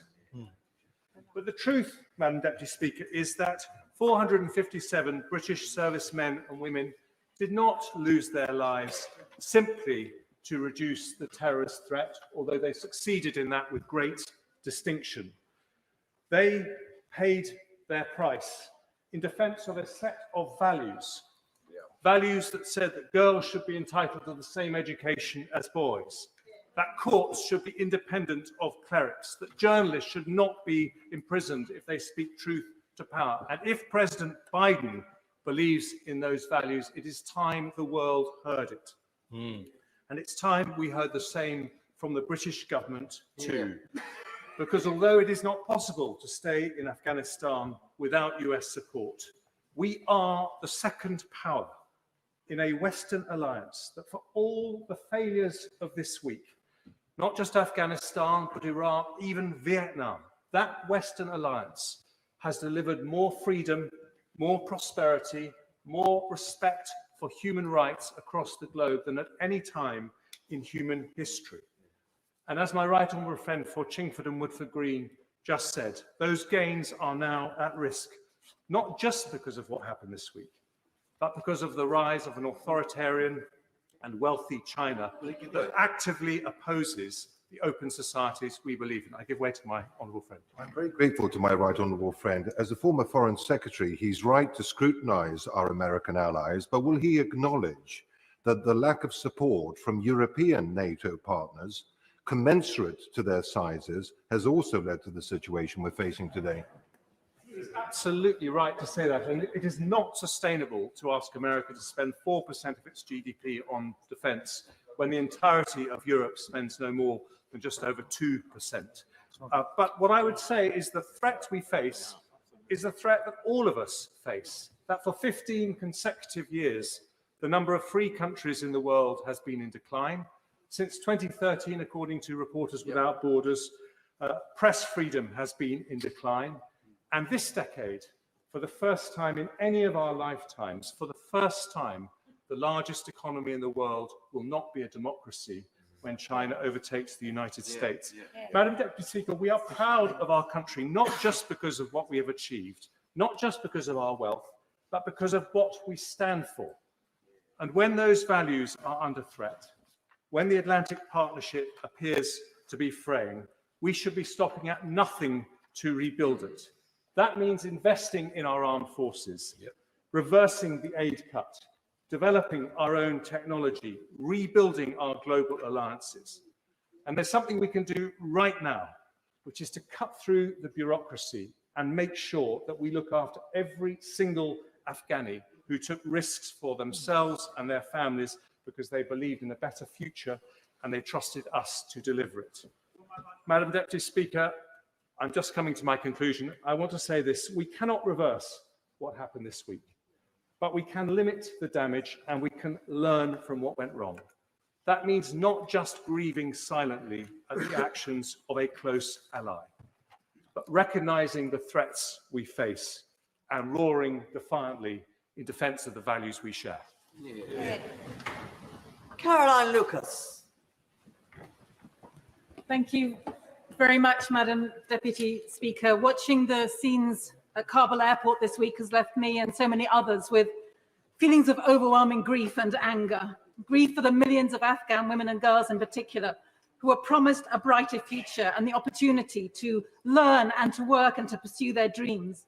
And anger that the many pledges made to the Afghan people over the past 20 years have been broken as they were abandoned to their fate. The stories being told by terrified Afghans are heartrending. The women students who are now hiding their diplomas and certificates for fear of punishment and in the belief that in any case their qualifications will be useless as they won't be allowed to use them. The female mayor who says that she's now waiting for the Taliban to come for people like her and to kill them. The Afghan journalist now in hiding with his family who said there was a lot of promise, a lot of assurance about values, a lot of talk about progress, about rights, about freedom, about democracy. That all turned out to be hollow. Madam Deputy Speaker, that journalist is in danger of being proved right. We have to do whatever we can now to honour our commitments to the people of Afghanistan. And that starts with fixing our failed refugee and asylum seeking system. For all the hand-wringing of government ministers in the past few days, the reality is that their actions over the past few months have left thousands of ordinary Afghans in terrible danger. Interpreters and contractors who worked side by side with UK forces have been refused resettlement on the grounds that they were technically subcontractors. That is shameful. I fear for the thousands of ordinary Afghans who supported the UK, delivering aid and supporting other projects, often in the interests of our foreign policy objectives. They are now at real risk of being seen as collaborators working against the Taliban's interests. The NGOs they worked with are now powerless to help them, but the UK government is not. Yet we've heard very little about what the government is doing to persuade them and to support them. Many are not covered by the Afghan Relocation and Assistance Programme because they worked for UK organisations other than the government, for the NGOs or the civil society organisations, even though they were paid by UK aid. They are in extreme danger, so that ARAP programme must be expanded to encompass them too. The scheme was far too late to get off the ground. It only started in April when Taliban advances and atrocities were already all too apparent.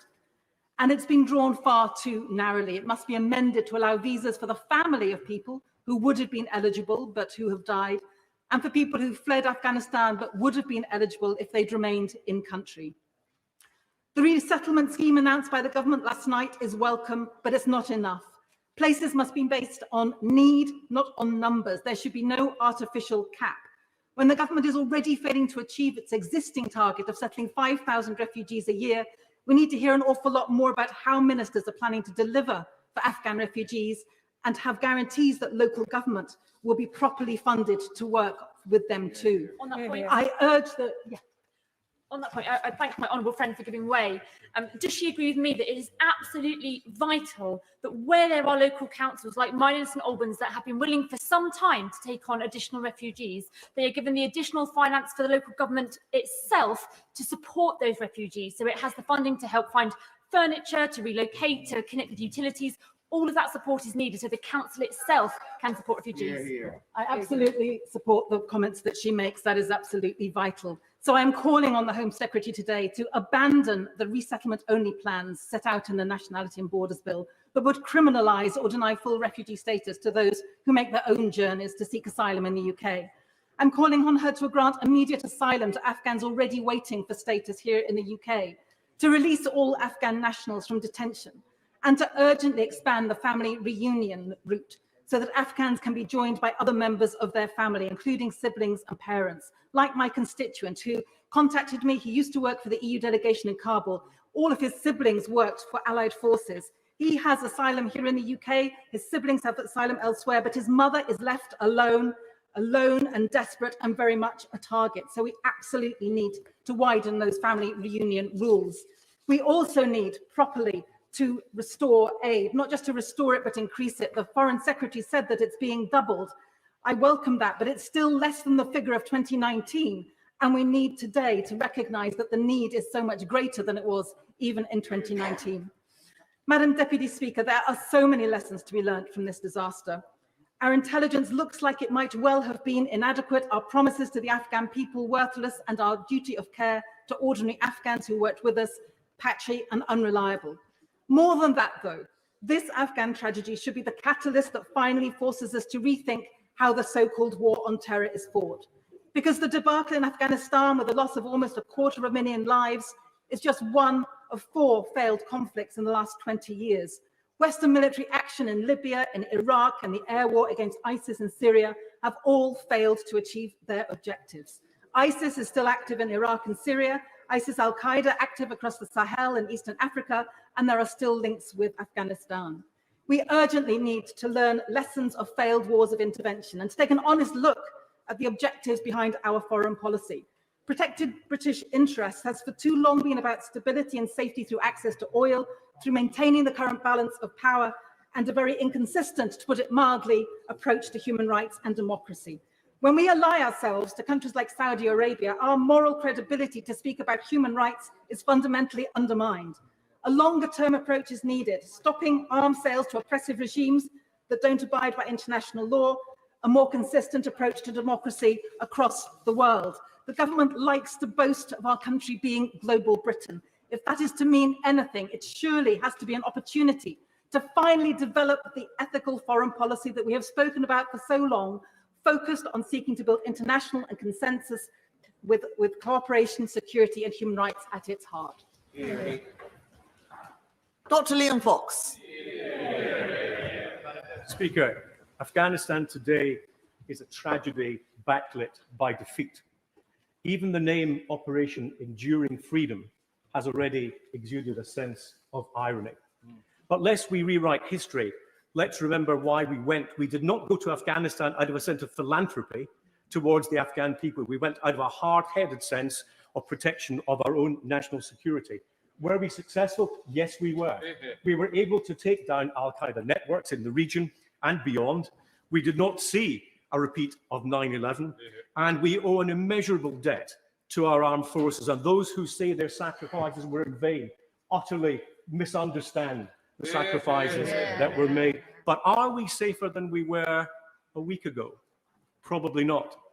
We've seen under the Taliban 5,000 of our most committed, vicious, and determined enemies out there once again, and they will seek their moment. We need to understand also that the strategic weakness of our alliance will have been noted not just in Kabul, but in Moscow, and in Beijing, and in Tehran, and in Islamabad. But did we know that the Afghan government would fall so swiftly? No, we didn't.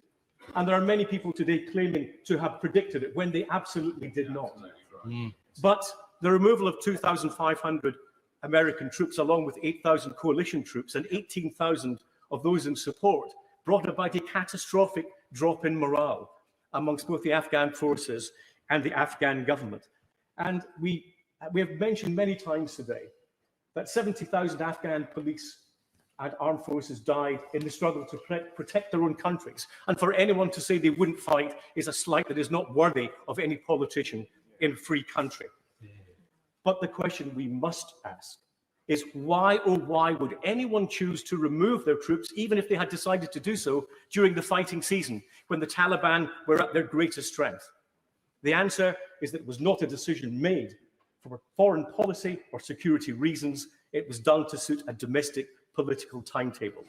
When you take security decisions for political reasons, then there is likely to be a detrimental outcome. It's a lesson we would all do well to remember. Now, although we did not go primarily for philanthropic reasons, rebuilding Afghanistan and giving their people a real chance of all the benefits that we take for granted became the main case used to maintain domestic public support for the mission in Afghanistan, and was the main reason given to justify the continued sacrifices of our armed forces.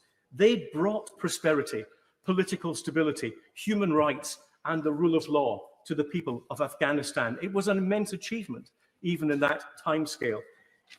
As one of the defense secretaries during the Afghan conflict, who had to send handwritten letters to the loved ones of those who died in action, and visited many of the severely injured in hospital, including friends, I understand how raw the anger may be at the events of recent days.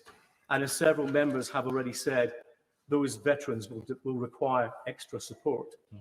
And for their sake, and for its own sake, we must do all we can in concert with our allies to give support and sanctuary to all those who remain vulnerable in Afghanistan. And time is of the essence. The Taliban are already going door to door with their lists looking for victims. We must do everything we can as quickly as we can. Now, in Europe in recent days, there's been a lot of talk about how they are vulnerable to American decisions and how they have to ride on American coattails. The irony seems to be completely lost on those who refuse to build up their own security capacity, that in the end, they will actually become more dependent on American foreign policy rather than less. And listening to our NATO allies who talk about why they should be spending in high-spending big states in Europe while American taxpayers carry the burden of security, you'd think that they might have learned their lesson by now. Finally, Madam Deputy Speaker, ultimately we can only win the war in Afghanistan or against any similar oppressors by winning the war of ideas. And we have to begin by believing that what we offer as a society is not just different to them, but is better than them. We need to believe that democratic government is better than totalitarianism, that an impartial rule of law is better than theocracy, and that freedom and human rights are better than oppression and prejudice. Freedom will not come for free. There is a political and a financial cost to be paid for it. If we are unwilling to pay for it, we have to accept the consequences.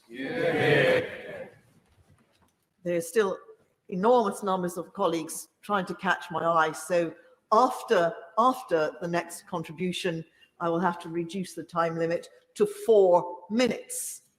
With 5 minutes, Jeremy Corbyn. Thank you, Madam Madam Deputy Speaker. In this sombre and very serious debate today, there are two fundamental points I want to make.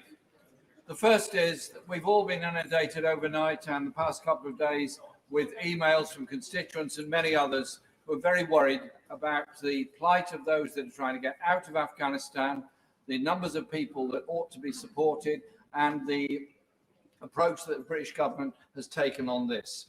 Members will have seen letters from the NUJ concerning journalists and their safety, from the UCU concerning the University College Union concerning their students in this country and their fears, and many others, including people representing trade unions in Afghanistan, as well as asking the government clearly what is their strategy for allowing people to come to this country. Because it's clear all those that have worked for the British Army or any other organisation in Afghanistan should be allowed to come here. Likewise, NGOs, but I would also add to that those that have worked for contractors that have been contracted to the British or to the American services as well. They're just as vulnerable in the future. And if we are to be serious about ensuring that all those refugees that wish to come here are able to get in, then the government has to do two things. One is respond to the very generous requests made by a lot of local authorities. I saw a letter last night from the leaders of London Labour Borough Councils offering everything they can to support refugees coming to this country. But they need the financial support to be able to house them, accommodate them, and ensure they can be integrated into our society. But it also means a change in the rhetoric from this government about refugees in general. We cannot be holding out the hand to say we're going to welcome all the Afghan refugees here, and I hope we do, if at the same time we're passing legislation which will criminalise those that save life at sea of people trying to flee to get to this country to a place of safety. If we are an open and welcoming society that does welcome refugees, then we should mean it for refugees wherever they come from, not just Afghanistan. And I hope the government will bear that in mind and will give us a very clear outline of how the people are going to get out of Afghanistan, how they're going to get here, and how they're going to be processed when they do get here. Because too many of us represent constituencies where there are refugees living who don't have enough support, are begging, are homeless, are street sleeping while their applications are endlessly processed. That is not the sign of a society or a government that is actually handing out, holding out the hand of friendship towards refugees. The other general point I want to make is this. This war has cost the United States $1 trillion. It's cost this country tens of billions of dollars. It's cost the lives of tens of thousands of Afghan people. It's driven many of them into asylum or refugee status in all the neighboring countries.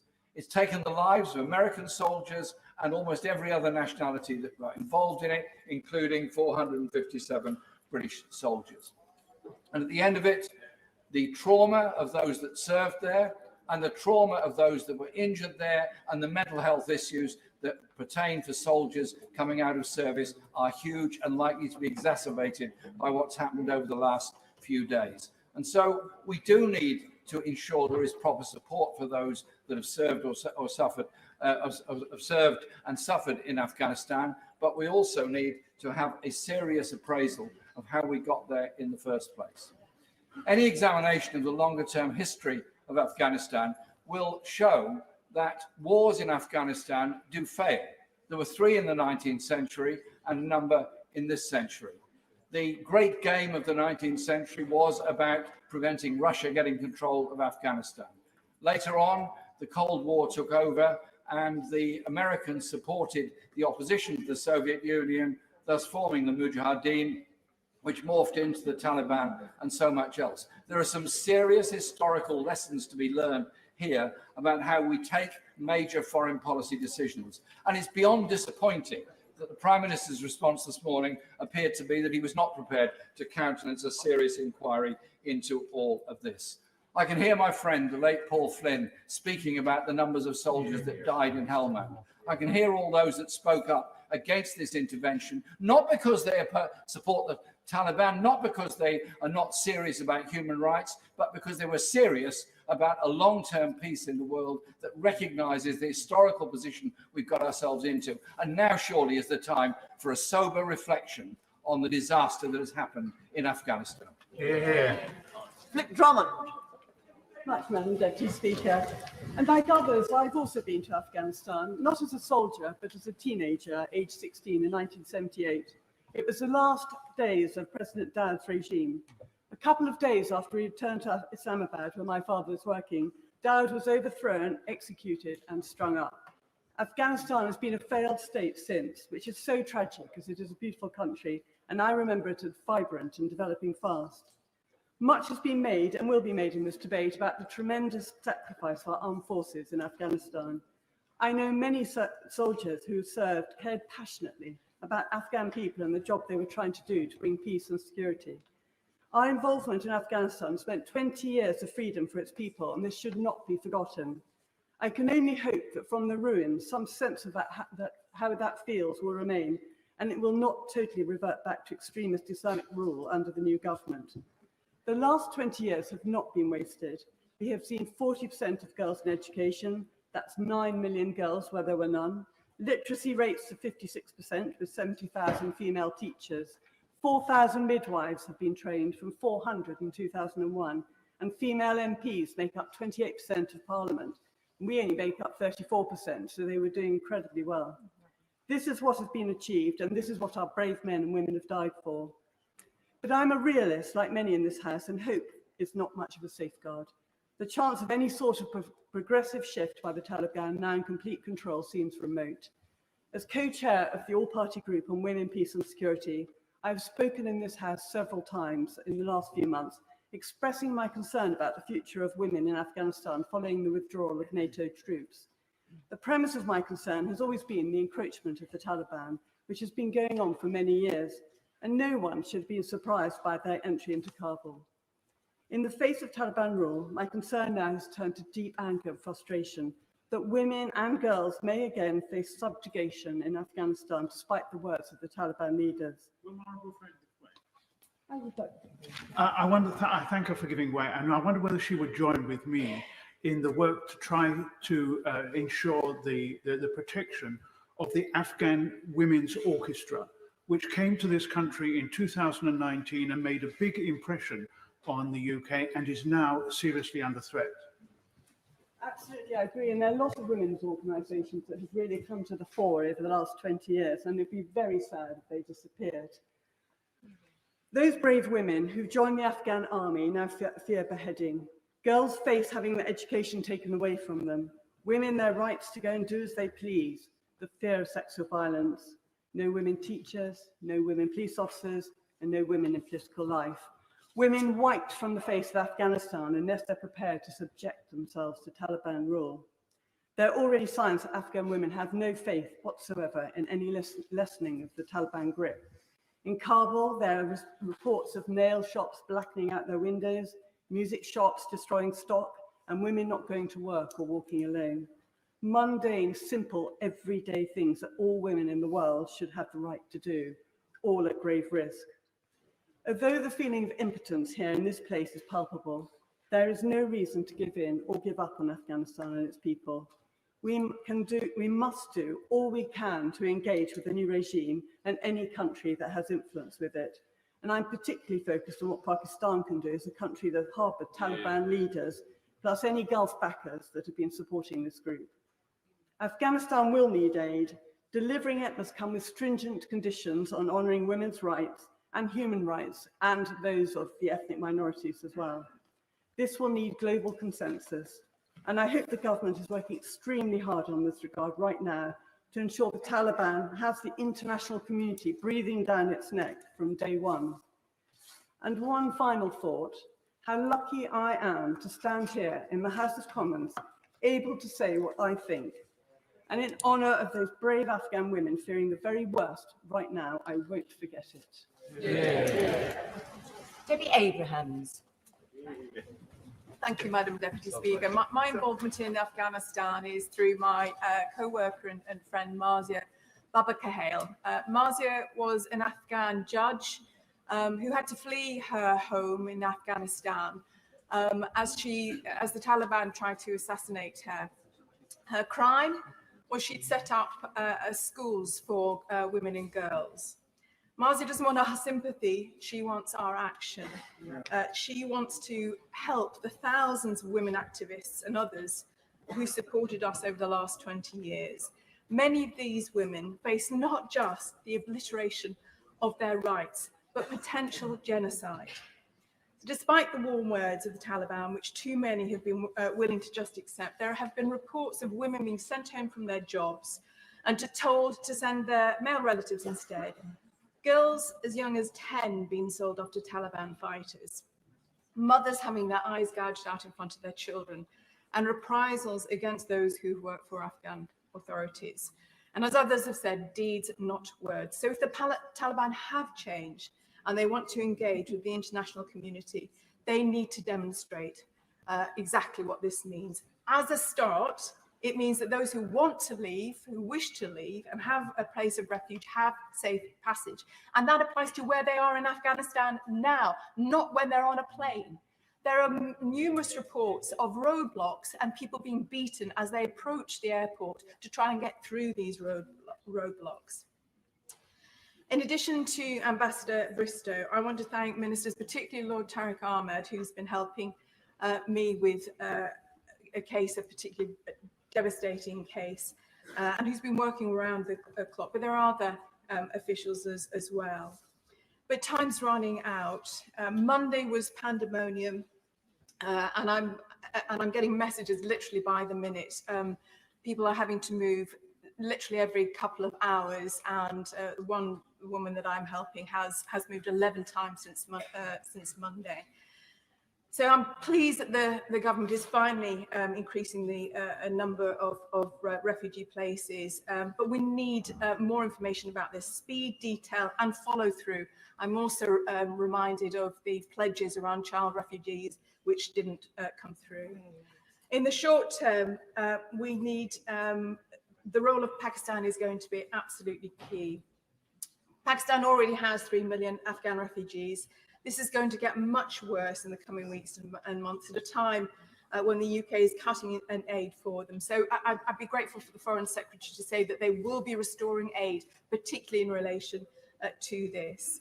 But Pakistan also has a potential role in terms of moderating the influence on the Taliban.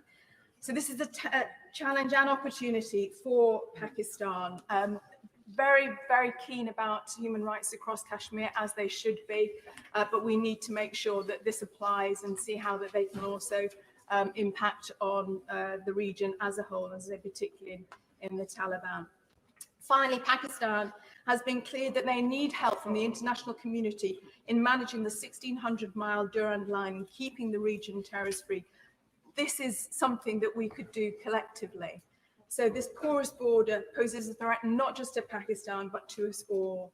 And long-term, global Britain must work with its allies to restore not just our reputation, but our role in facilitating a law and rules-based system and human rights across the world. Thank you. Owen Patterson. I rise to speak in this chamber for the first time since my wife's suicide in June last year, and I would like to thank you and the Speaker personally, and the Prime Minister and the Leader of the Opposition, and many other honourable and right honourable members from right around the House for the tremendous messages of support and condolence that you have sent me. So it is no great pleasure I stand to speak at the time of the UK's biggest humiliation since Suez, at the time of the US's biggest humiliation since Saigon. And the mood of the House is so different. I remember when the Taliban were evicted and the Labour government went in with all-party support, apart from some very prescient comments by people like the late Sir Peter Tapsell, the then member for Louth and Horncastle. But we all supported this. We supported it because we believed in nation building and we believed in keeping terrorists at arm's length after 9/11, a very long way away from our streets. There was then this period of very intense military activity, but we ended up with a sort of muddled, messy Afghanization in recent years. The Afghan army has fought incredibly bravely. 70,000 of them died. supported by us and very much the Americans technically from the air. And President Biden drew a completely false choice. It was not between total immersion of American forces and loss of American lives, which will do him damage in the midterms, or pulling out. He could have carried on with 4,500 American troops and sophisticated air support. And that sent a message to every Afghan army unit that they could, if they were in real trouble, they could call up American support. When it was announced they were going, it sent a real message to the Taliban. You're safe, boys. Take every village, take every town, because the American Air Force is not coming after you. So it is frankly shameful that the President of the United States, the leader of the free world, cannot face questions from his own hostile press corps and attacks the Afghan army for cowardice. Absolutely. And where we are now is in a mess. We've got China, Russia, Iran, hostile. What are we going to say to citizens in Taiwan, in India, Pakistan, Western Ukraine? They will all be worried. And the UK has a real role. Our review recently was worthless. We now have to cope with a weak American president. And the UK leading the G7, as the Prime Minister said this morning, has to step up. Yeah. We have to review the review. We have to see how we handle this. And I have to pay tribute to our armed forces in the short time I have left. I'm very proud to represent the 1 Royal Irish Regiment based at Turnhill, my Supersea. I also saw them when I was Secretary of State in Northern Ireland. And Flaggen Valley mentioned those funerals. I was there for 3 of them. And they are very proud of what they did. And we should remember what these veterans did. They did bring women's rights. A concrete building in southern Afghanistan was turned from an ammunition dump into a children's school. So we should remember them. We should remember the pressures they're under now. These images for these veterans will be shocking. And combat stress have had a doubling of applications for help in the last few days. They already look after 15 to 16,000. We can all help. The government can help through the NHS and the MOD, who contribute 25% of their funds. Every one of us, every constituent could help combat stress now. This is in our hands. I entirely endorse the comments about interpreters and getting other people out, but these are our citizens. Every time they look at the screen, the horrors of their experience in Afghanistan will come back, and we owe it to those veterans. We owe it to them now to go out and look after them. Stella Creasy. Thank you, Madam Deputy Speaker, and I'm sure I speak on behalf of everyone to pass on our condolences to the member who's just spoken. What we are dealing with here is a failure of leadership, not the military that served that leadership. We should never confuse the two. Both Western and Afghan forces have served with great courage and are responsible for the successes that were achieved in the 20 years. It is a failure to understand Afghanistan and how the Taliban capitalised on UK and US forces' counterinsurgency approaches and the corruption of tribal leadership. That Pashtun saying, "You have all the watches, we have all the time," reflects the speed with which the Taliban have acted. They took their first city just 12 days ago, and now they have Kabul. But just as this was not inevitable, or indeed unexpected, so it's not inevitable that all we can do is despair. The Taliban said on Monday those who worked with foreign forces have nothing to fear as long as they show remorse. Don't tell them that they're cowards or they should stay. Help them get out. The bureaucracy our interpreters and support staff and their families face must not be the reason they lose their lives. I urge the government to talk to the current and former servicemen and women who know these people, rather than asking people about paperwork and bureaucracy and biometric tests, because that's what's keeping people in the Kabul airport right now. And yes, the airport matters, but people have got to get through the checkpoints to get to Kabul. So we need an extraction plan for everyone. And we need to be clear on who we owe a duty to, not just the interpreters, but also those women who set up schools, the people who stood up when we asked them to work in the embassies and in the NGOs. Resettlement scheme is very welcome, but resettling from where and how? Because wars and persecution don't work to a timetable for paperwork. Like many, I have families in Walthamstow desperate. An interpreter for the UK whose dad did the same job for the Americans. The Taliban are looking for them both. Another who is here, but his disabled family members are in Kabul and at risk because he helped the MOD. Are we comfortable that mum or dad or brother or sister is fair game for the Taliban as punishment? Of course, we need family reunion to be part of a settlement scheme. Or the family who walk for 4 hours to get to the embassy but have an Afghan mother. Are we really going to separate them?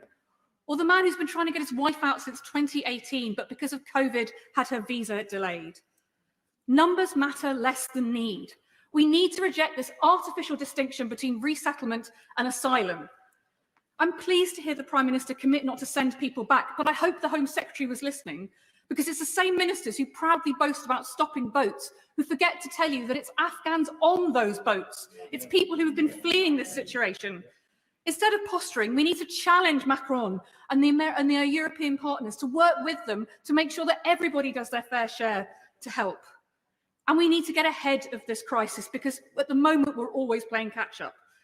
President Biden may not have spoken to other world leaders since the fall of Kabul, so I'm pleased to hear that the Prime Minister is, because we need to get agreement via the UN and NATO that if the Taliban provide a safe haven for Al-Qaeda or ISIS, we will not stand for it.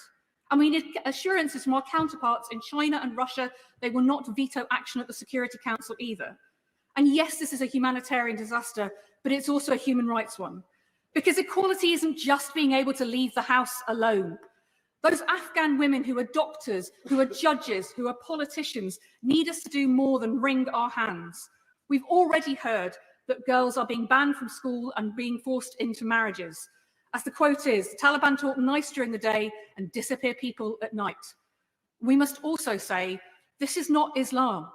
Islam is not the reason why people are clinging to planes to save their lives. That is brutalism and terrorism, and we must not let people divide ourselves here or overseas in that fight for those values.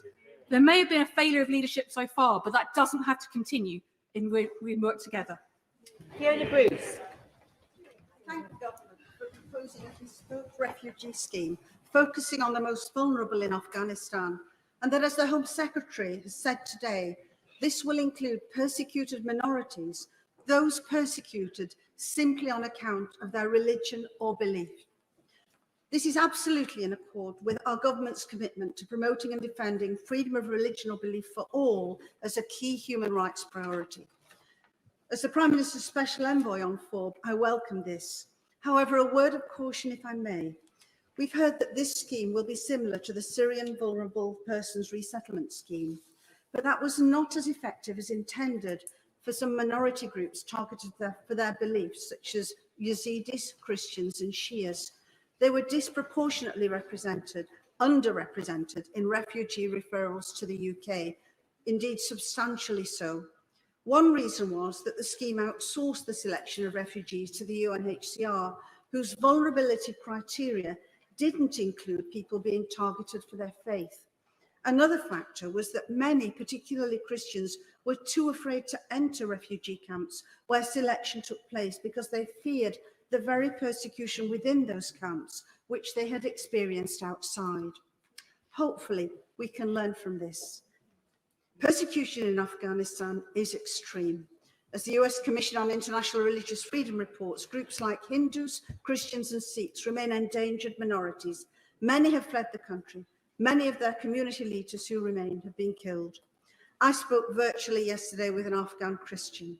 He confirmed that the Taliban are already knocking on doors in Kabul, requiring people to go to worship in the mosques and identifying those who refuse. Those so identified fear the worst for their lives, particularly publicly known faith leaders and others in their local neighbourhoods, house church leaders. Their neighbours know them. I'm told they fear being outed by their own neighbours. It's vital that there is urgent international coordination to help them, the religious minorities in Afghanistan facing persecution. The UK should not have to tackle this alone, but nor does it need to. Offers of help with international coordination are available, as I heard yesterday from an international NGO with whom I spoke. And I do want to thank the Home Secretary and her staff for the way that even overnight they're actively engaging with me on this issue. As the Home Secretary has said, I want to ensure that as a nation we do everything possible to promote support for the most vulnerable. The UK is doing all it can to encourage other countries to help. We want to lead by example. That is right, which is why I also welcome plans for the G7 virtual meeting next week, and for all our Foreign Secretary has done not only to initiate this, but more widely to show international leadership on 4. In May this year in London at the Foreign and Development Ministers meeting, a communiqué was issued confirming, and I can only quote a fraction, we commit to coordinated action and targeted support to defend freedom of religion or belief for all and combating all forms of hatred and discrimination. The G7 will enhance efforts towards the promotion and protection of freedom of religion or belief globally. This is the moment to translate these words into action, and I am confident that our Foreign Secretary, under our presidency of the G7, will have freedom of religion or belief at the forefront of his mind next week. It's also our opportunity to show the world the reality of the words in Chapter 2 of our new immigration plan to ensure support for those such as persecuted Christians who need emergency resettlement. Dame Diana Johnson. I have 3 issues that I'd like to raise today. First of all, as a member of the Intelligence and Security Committee, I am concerned about what events in Afghanistan will mean for UK national security. With President Biden forging ahead with President Trump's deal with the Taliban, we risk Afghanistan returning to its pre-9/11 position, presenting a global terror threat, an ally for despots, and a base for jihadi terrorists and crime networks, including the drug warlords flooding the streets of our country with heroin. President Biden, who told us very recently that the USA is back, says that there was never a good time to withdraw US forces. But I fear he may now learn the hard way that there is never a good time to allow an illegitimate terror regime to take power. And a false binary choice has been made between full-on military engagement and a rushed, chaotic withdrawal. There were and are other options.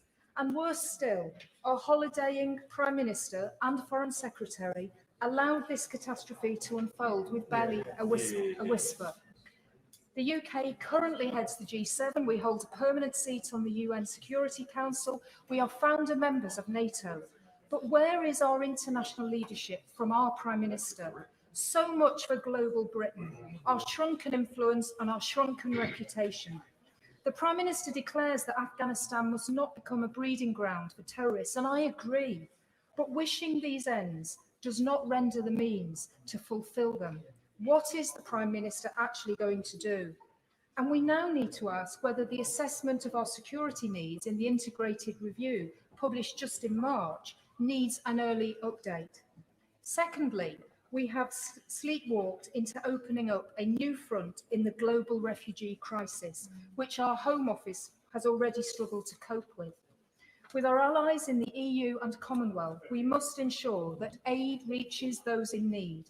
And this is after the government have cut the UK contribution to the Afghanistan humanitarian response plan by 76%. And now we have the added task of avoiding aid falling into the hands of the Taliban. I can only urge the government that we must do our fair share in terms of providing safe havens, sanctuary and support for all those left with nothing. And thirdly, as the chair of the Parliamentary Human Rights Group, I am appalled at the prospect of a new dark age descending on Afghans. As Hillary Clinton said, human rights are women's rights and women's rights are human rights. And after all the sacrifices of 20 years of human rights progress for women and girls will be swept away with the return of a perverted medieval theocracy. Women will be erased from public life, the right to education severely limited, violence, rape and forced child marriage will be routine weapons of oppression. Brave female politicians, teachers, medics, scientists, journalists and judges will be targeted by the Taliban. Those who work with the coalition forces are being subject already to brutal reprisals by the Taliban, as are those who are dedicated to protecting fundamental human rights, such as the right to education, healthcare, freedom of expression and association. Members of ethnic and religious minorities, not least Christians, are now at greater risk in Afghanistan. And those now in mortal danger deserve better than vacuous slogans about solidarity. Again, this government's integrated review also had a section on defending human rights, promoting gender equality, and much else. It sounds utterly empty now. Alex Shelbrook. Thank you, Madam Deputy Speaker. Madam Deputy Speaker, at the NATO 2021 Brussels summit, the summary was that they confirmed the end of NATO's military operations in Afghanistan, whilst restating the pillars of NATO's new relationship with and support for Afghanistan, namely ongoing training and financial support for the Afghan National Army, ongoing diplomatic engagement, transitional funding to ensure continuing functioning of Kabul Airport, dialogue on Afghanistan with relevant international regional partners, and support for the ongoing peace process. Clearly, Madam Deputy Speaker, there is no support to be offered to the Afghan National Army anymore, and of course the peace process lays in tatters. This goes down as one of NATO's great failures of what has unfolded in the last month. But within that communique, I think lie some important points. An ongoing diplomatic engagement is a very important way forward. The functioning of Kabul Airport will probably take place through support from the Russians and the Chinese. And I think that we have to recognise that the ongoing diplomatic engagement will make for some uncomfortable partners that we're going to have to deal with. But the reality is that the original NATO operation to remove the Al-Qaeda threat from those terrorist camps was in itself successful.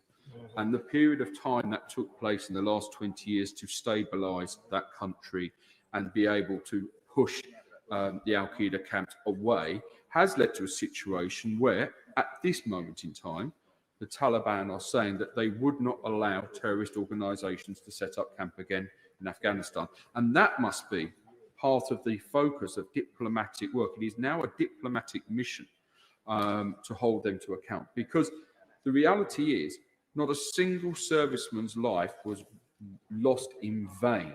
So much has been achieved.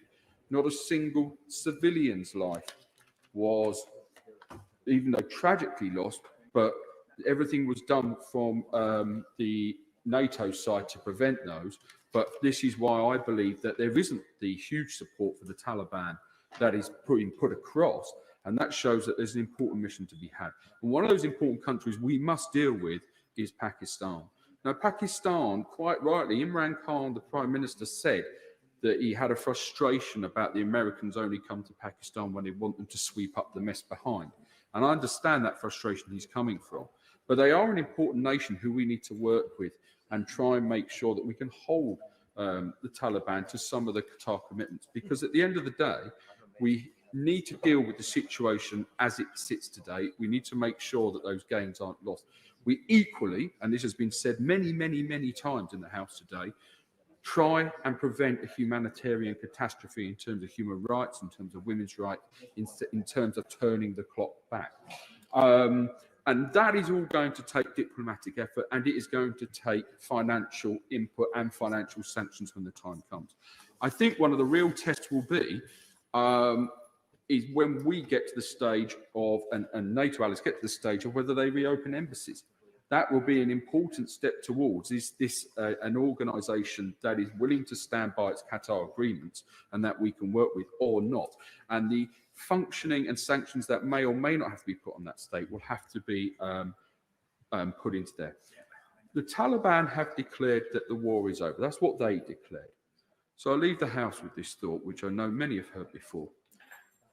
At the end of war, we really have got to engage in jaw-jaw. At McFadden. The actions of our armed forces, those of the United States and other allies, and the Afghan forces themselves, made a big difference to the lives of people in Afghanistan over the past 20 years. We've heard a lot today about the importance of education for millions of girls, about the value of the freedom that allowed women to work, about the political representation, the elections, the diversity of representation that would have been unthinkable under the Taliban, and much more. To suggest that the last 20 years was a mistake, that none of it should have happened, is to dismiss the importance of those fundamental gains. Yeah. It is to dismiss the importance of one of the biggest movements of refugees back into a country in living memory. Yeah. I visited the Pulisharki refugee processing centre many years ago, shortly after the Taliban had fallen. And I was able to speak to people there and ask them, why have you come home? Because there is hope for our country, was the answer. Yep. And the measure of what has been gained will now be seen in what is lost. It can be seen in the desperation of people clinging to the undercarriages of planes leaving the country. It can be seen in the palpable fear of those who feel their freedom and safety are now under threat. All these gains were only made possible because of the commitment we made. 457 members of our own armed forces never came home. Members on both sides of this house served alongside them. All of those soldiers made a huge and positive difference to the lives of the Afghan people. There wasn't peace in the whole country. Violence still killed many, but undoubtedly great gains had been made. So let us be clear.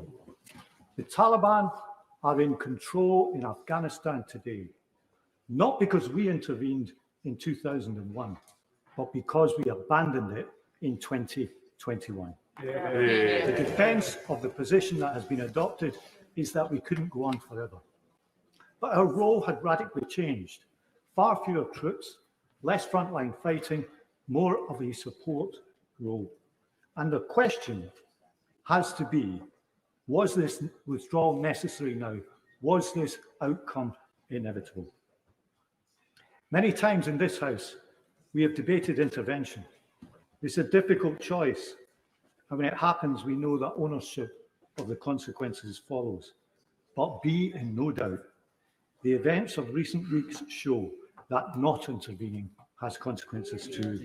And those consequences are just as real for the Afghan people. Are we going to pretend they matter less because we don't feel we own them?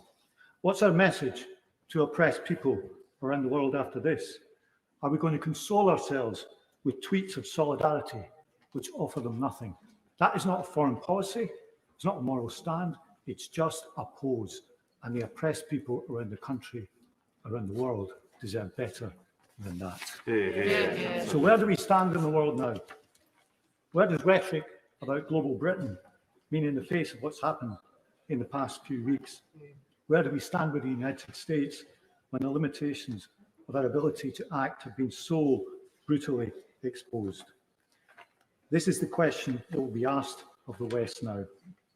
It's about trust in our word, trust in our faith, and recent weeks have been a major setback to both. Caroline Noakes. Thank you, Madam Deputy Speaker. And can I draw the House's attention to my entry in the Register of Interest for the support I get from the RAMP project? I'd like to pay tribute to the Army Air Corps based in my constituency, who over the last 20 years have played such a significant role in Afghanistan, and also to the contributions today from gallant members across this House who have personalised the story. I would like to start by commending my right honourable friend, the Prime Minister, for the scheme he is putting in place to make sure that we can prioritise women and girls and bring them to safety. He and I do not always see eye to eye, but this scheme absolutely is the bespoke one that I have been calling for over the last few days. But time is of the essence and detail is missing. And that is my big worry. How are we going to bring those people to safety in the time that we have to do it? Because I lived for 18 months the VPRS scheme, and I know the complexities and the difficulties with, on occasion, petty fogging bureaucracy, how hard it is to get the referrals, to make sure that you have the right vulnerabilities identified, how difficult it is to work on the ground when people are in camps and they are all in one place.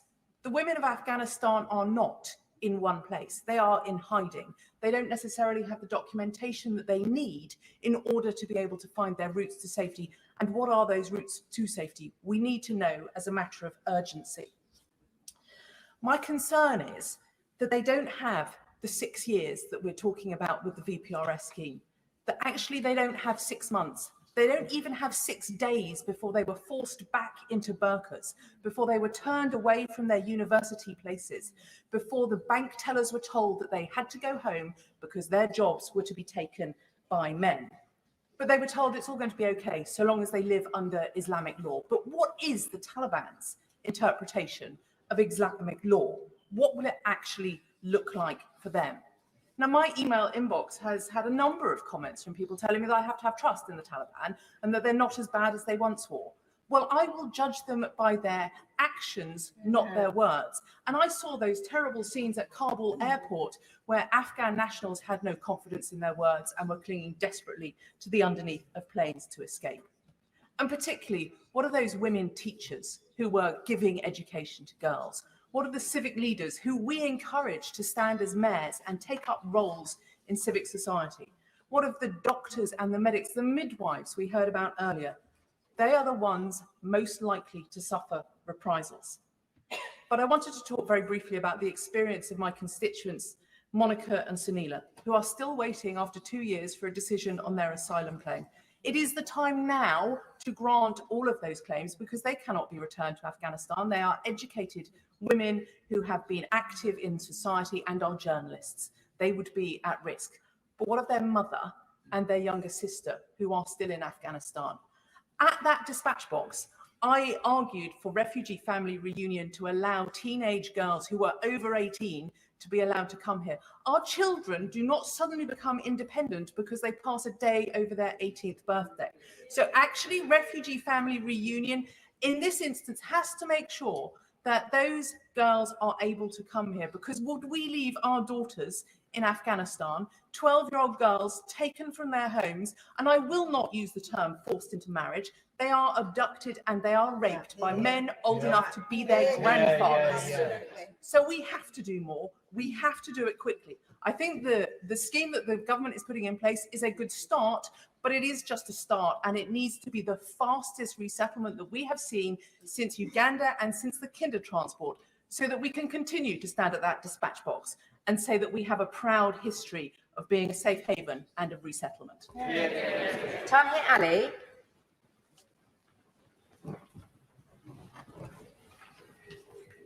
Thank you, Madam Deputy Speaker. The situation unfolding in Afghanistan is of deep concern for the whole international community, as the potential for the tragic humanitarian crisis is absolutely clear.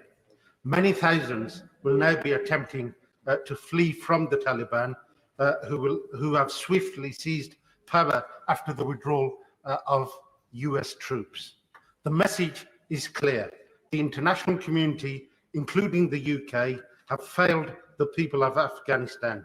20 years of armed intervention and the commitment of over 100,000 British service personnel has not prevented the return of the Taliban and has left many Afghan people in a dire situation. In every respect, our interventions in Afghanistan have been an abject failure, resulting in a power keg which threatens regional stability. This must signal loud and clear that a change in direction is needed. Military action has failed and has cost the lives of countless Afghan civilians and British service personnel. We must now set out to work alongside the international community to find solutions which prioritise the safeguarding and the well-being of Afghan people, and in particular, which set out to protect the women and girls.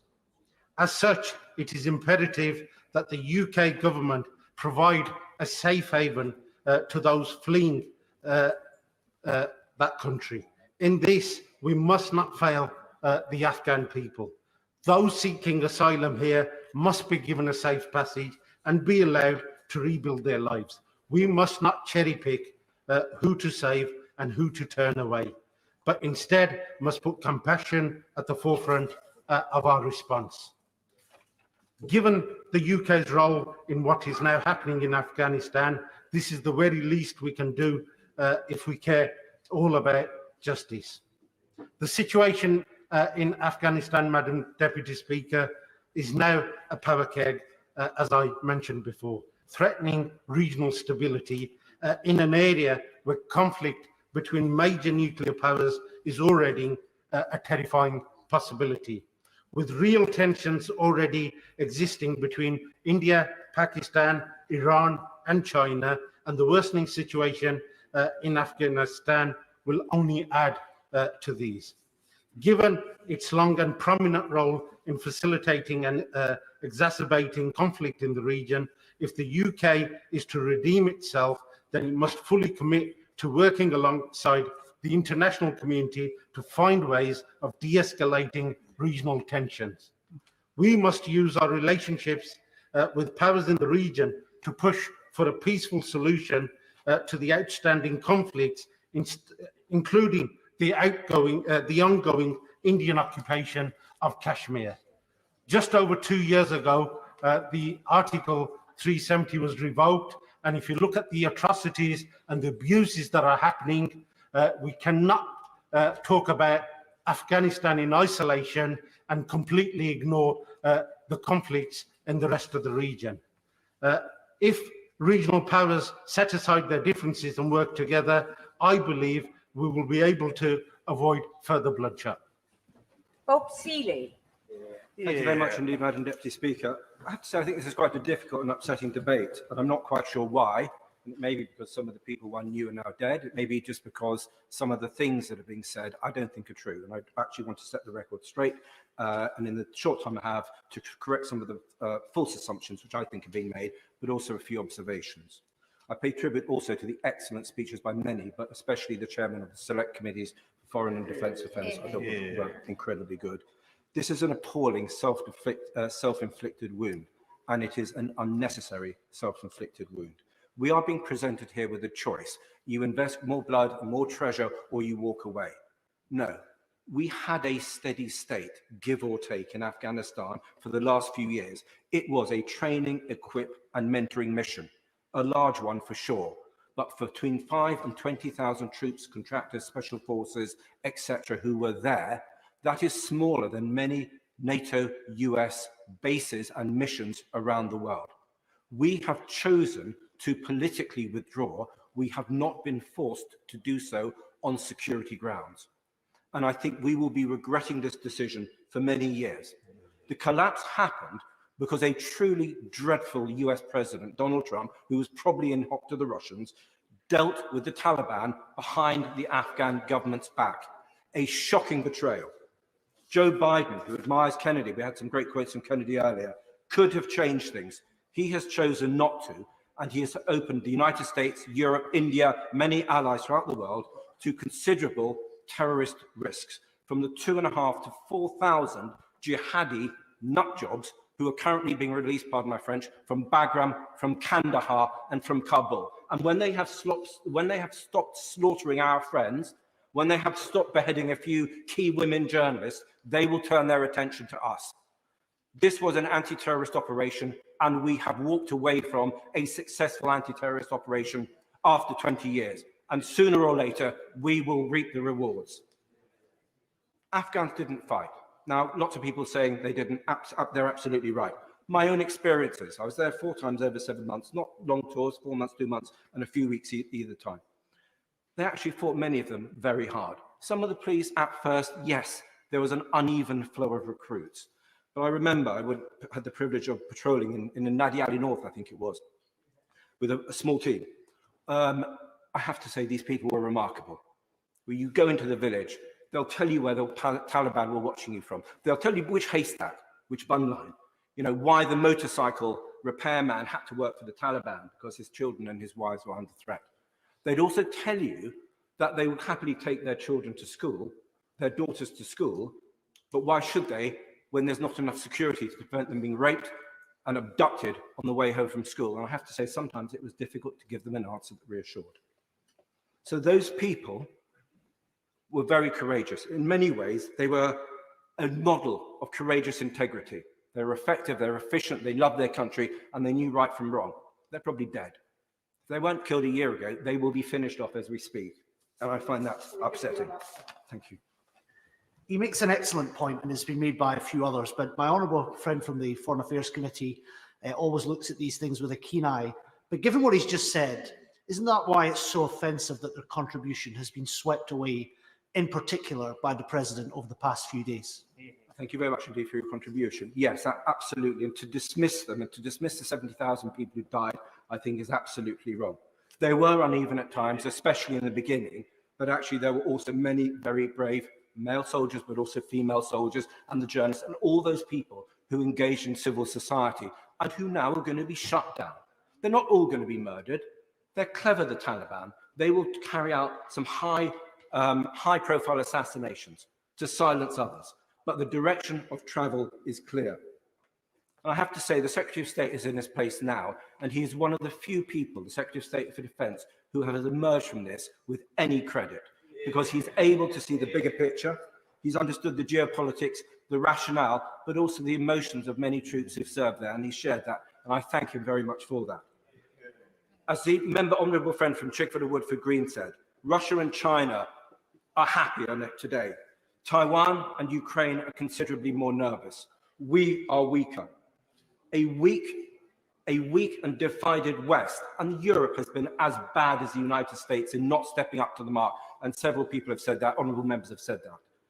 But a weak and divided West is not a recipe for a caring future for anybody. It is a recipe for global instability and greater global threat. Thank you. Liz Saville-Roberts. Diolch yn fawr o'r Cynghorydd. And of course, first I would like to pay tribute to our service personnel who are putting their lives on the line in Kabul to evacuate our citizens safely, and also those who have served in Afghanistan this last 20 years. Madam Deputy Speaker, the West failed in its mission and the UK government bears its share of responsibility. But now is not the time to question how we got here, nor how our allies have behaved. Yet it remains that the UK government has a practical and moral responsibility to thousands upon thousands of people in Afghanistan. We must ensure the swift and safe evacuation of UK nationals, UK personnel, and Afghan nationals linked to the British NATO mission or to charitable and non-military efforts. I urge the government to expand its Afghan relocation and assistance policy to all locally engaged staff and to their families, regardless of whether they served in exposed enabling roles or not. We must help too those people who dared to share our cherished values, especially journalists and women in senior civil society roles, and those who worked with UK-affiliated charities and NGOs, the women in the judiciary, in the government, and in education. And Wales, of course, has a long and proud history of providing sanctuary to those fleeing persecution. Communities across Wales and the rest of the UK are ready to show the same compassion today. And I must refer, of course, to the counties of Gwynedd and of Ceredigion, whose intentions have been declared as well, but to whom, of course, the funding is critical for the numbers that they can accept. With the announcement of the resettlement scheme is a positive step, but nonetheless, the 5,000 cap this year is arbitrary and insufficient. It's vital that the government provides safe routes for Afghan refugees and to end, this is clear now, and we've heard this from others, to end the deportation of those already here. We must expedite procedures. There is a question that whether to be an Afghan citizen now is sufficient in terms of resettlement to qualify as being in well-founded fear of persecution. We must look at the opportunity in the here and now and not put barriers, not use those routes that we would potentially use, but we would conventionally use. We must look at the present situation and how we can address that as best we can. They must also, the government, consider whether the Borders Bill is in keeping with these new circumstances and with the UK's clear duty of responsibility to the Afghan people.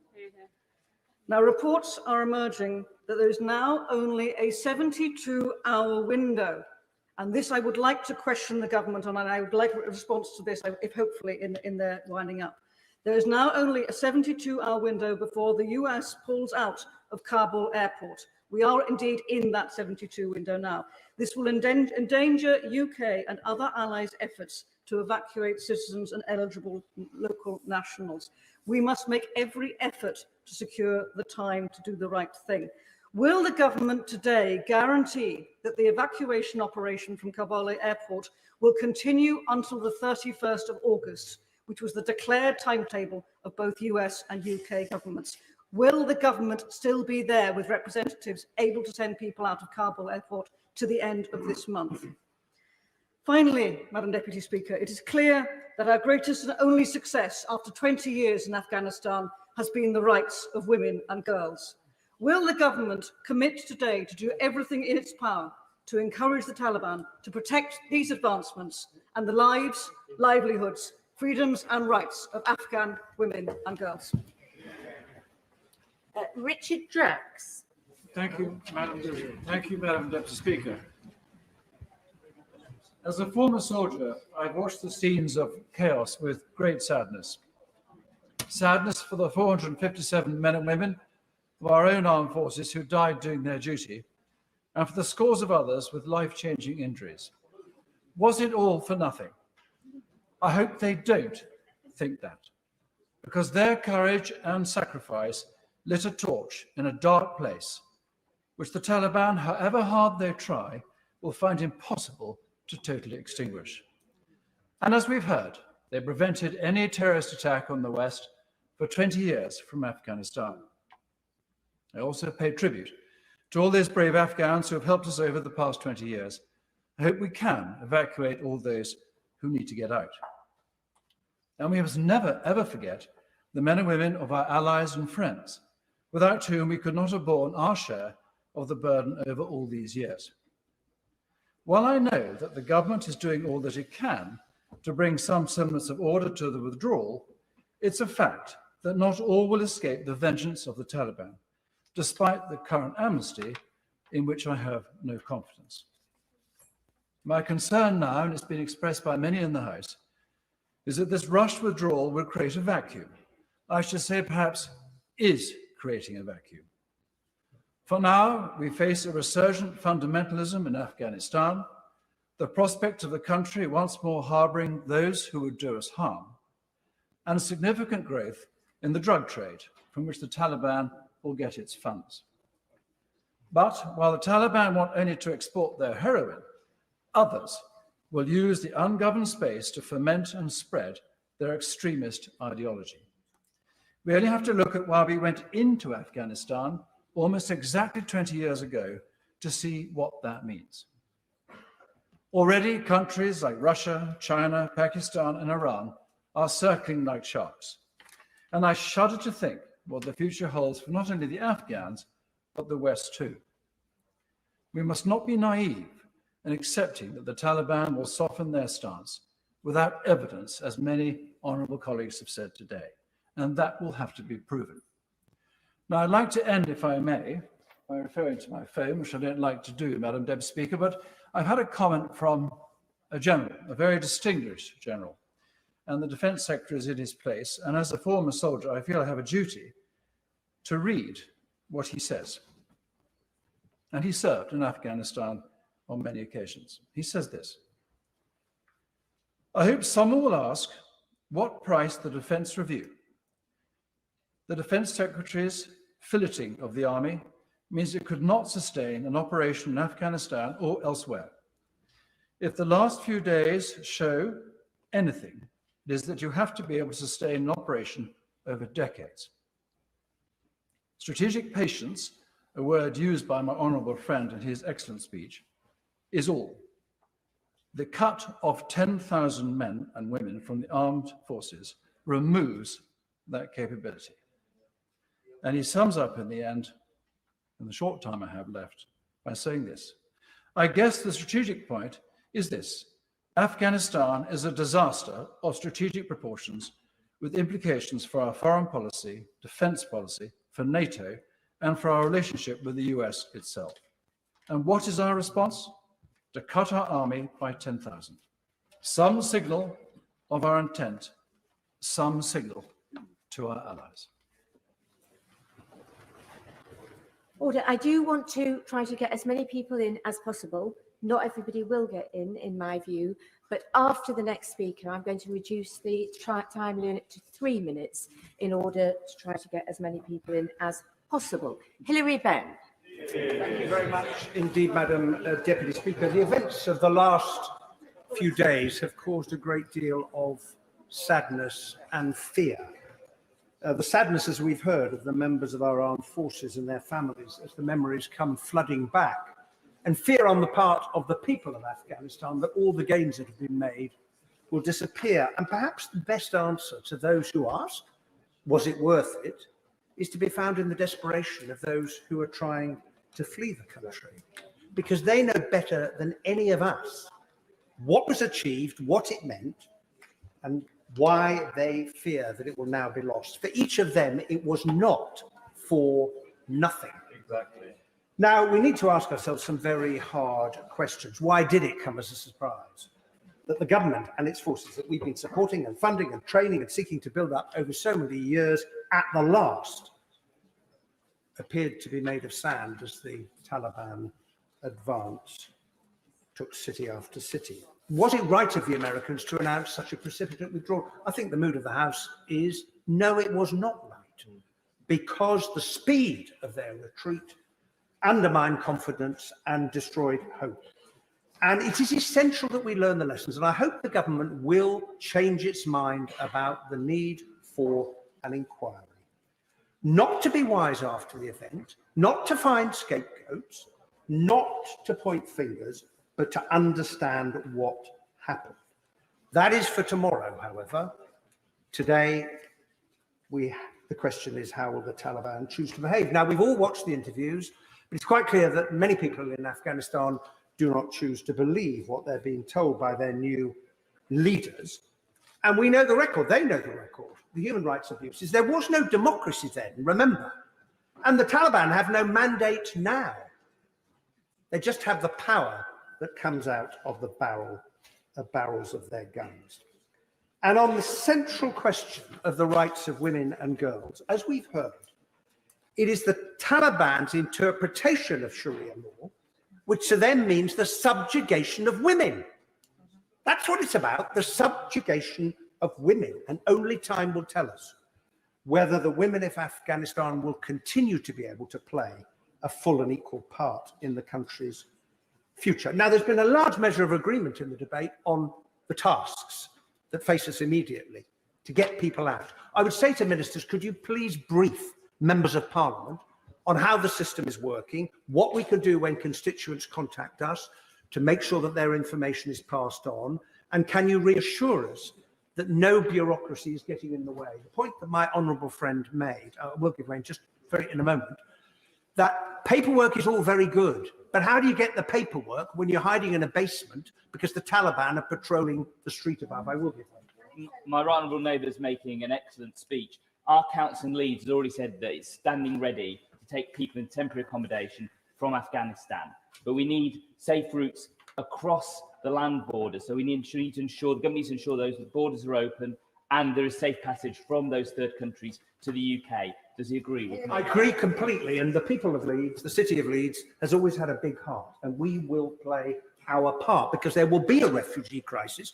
What happens, we know from the past, is that the vast majority of people end up in the neighbouring countries and they will need financial support from us, and some will come to this country, and I welcome the scheme announced. But the test of that scheme is not the numbers promised, it is the numbers who are able to make it here. And I would say to the government that under the Nationalities and Borders Bill, an Afghan who finally makes it to the northern coast of France and gets in a boat and knowingly enters the United Kingdom without permission could face a prison sentence of up to 4 years. And I hope that ministers will explain that they do not intend to apply that to those who are fleeing persecution.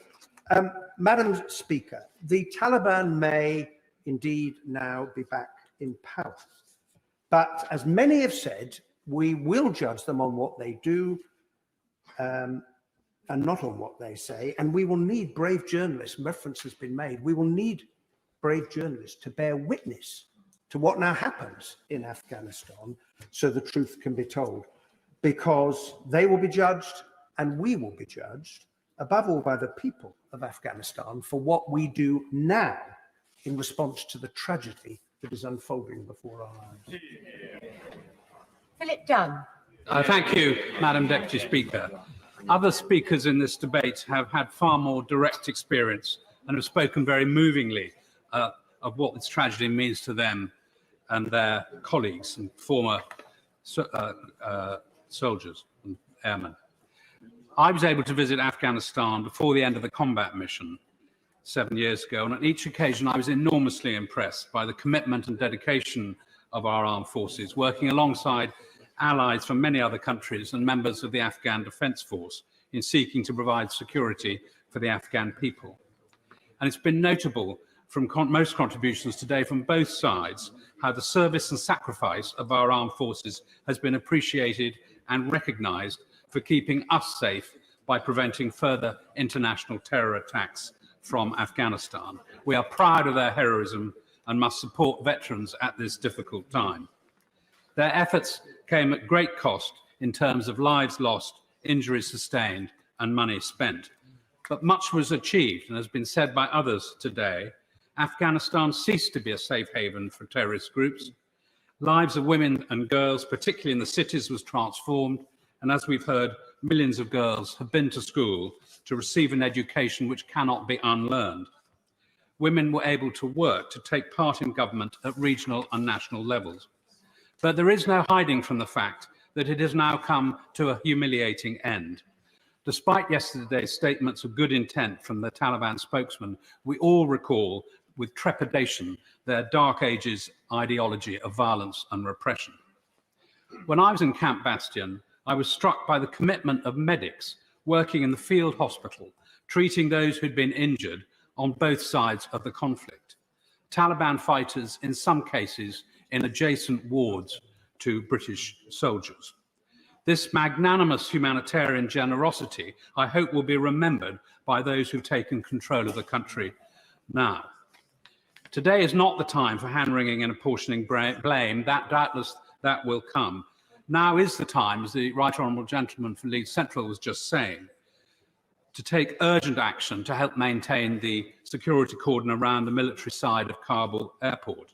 And I'm delighted that the Defence Secretary is in his place and is able to provide reassurance to colleagues that the efforts of the British armed forces who are there at present are focused entirely on this effort. The Prime Minister's announcement today of a bespoke resettlement scheme for those Afghan citizens and their families who've helped our armed forces is welcome, but it needs urgently to cover others who've helped British soft power working in the country, including British Council, charities, contractors and aid agencies. I'll happily give way. I'm very grateful to my right honourable friend.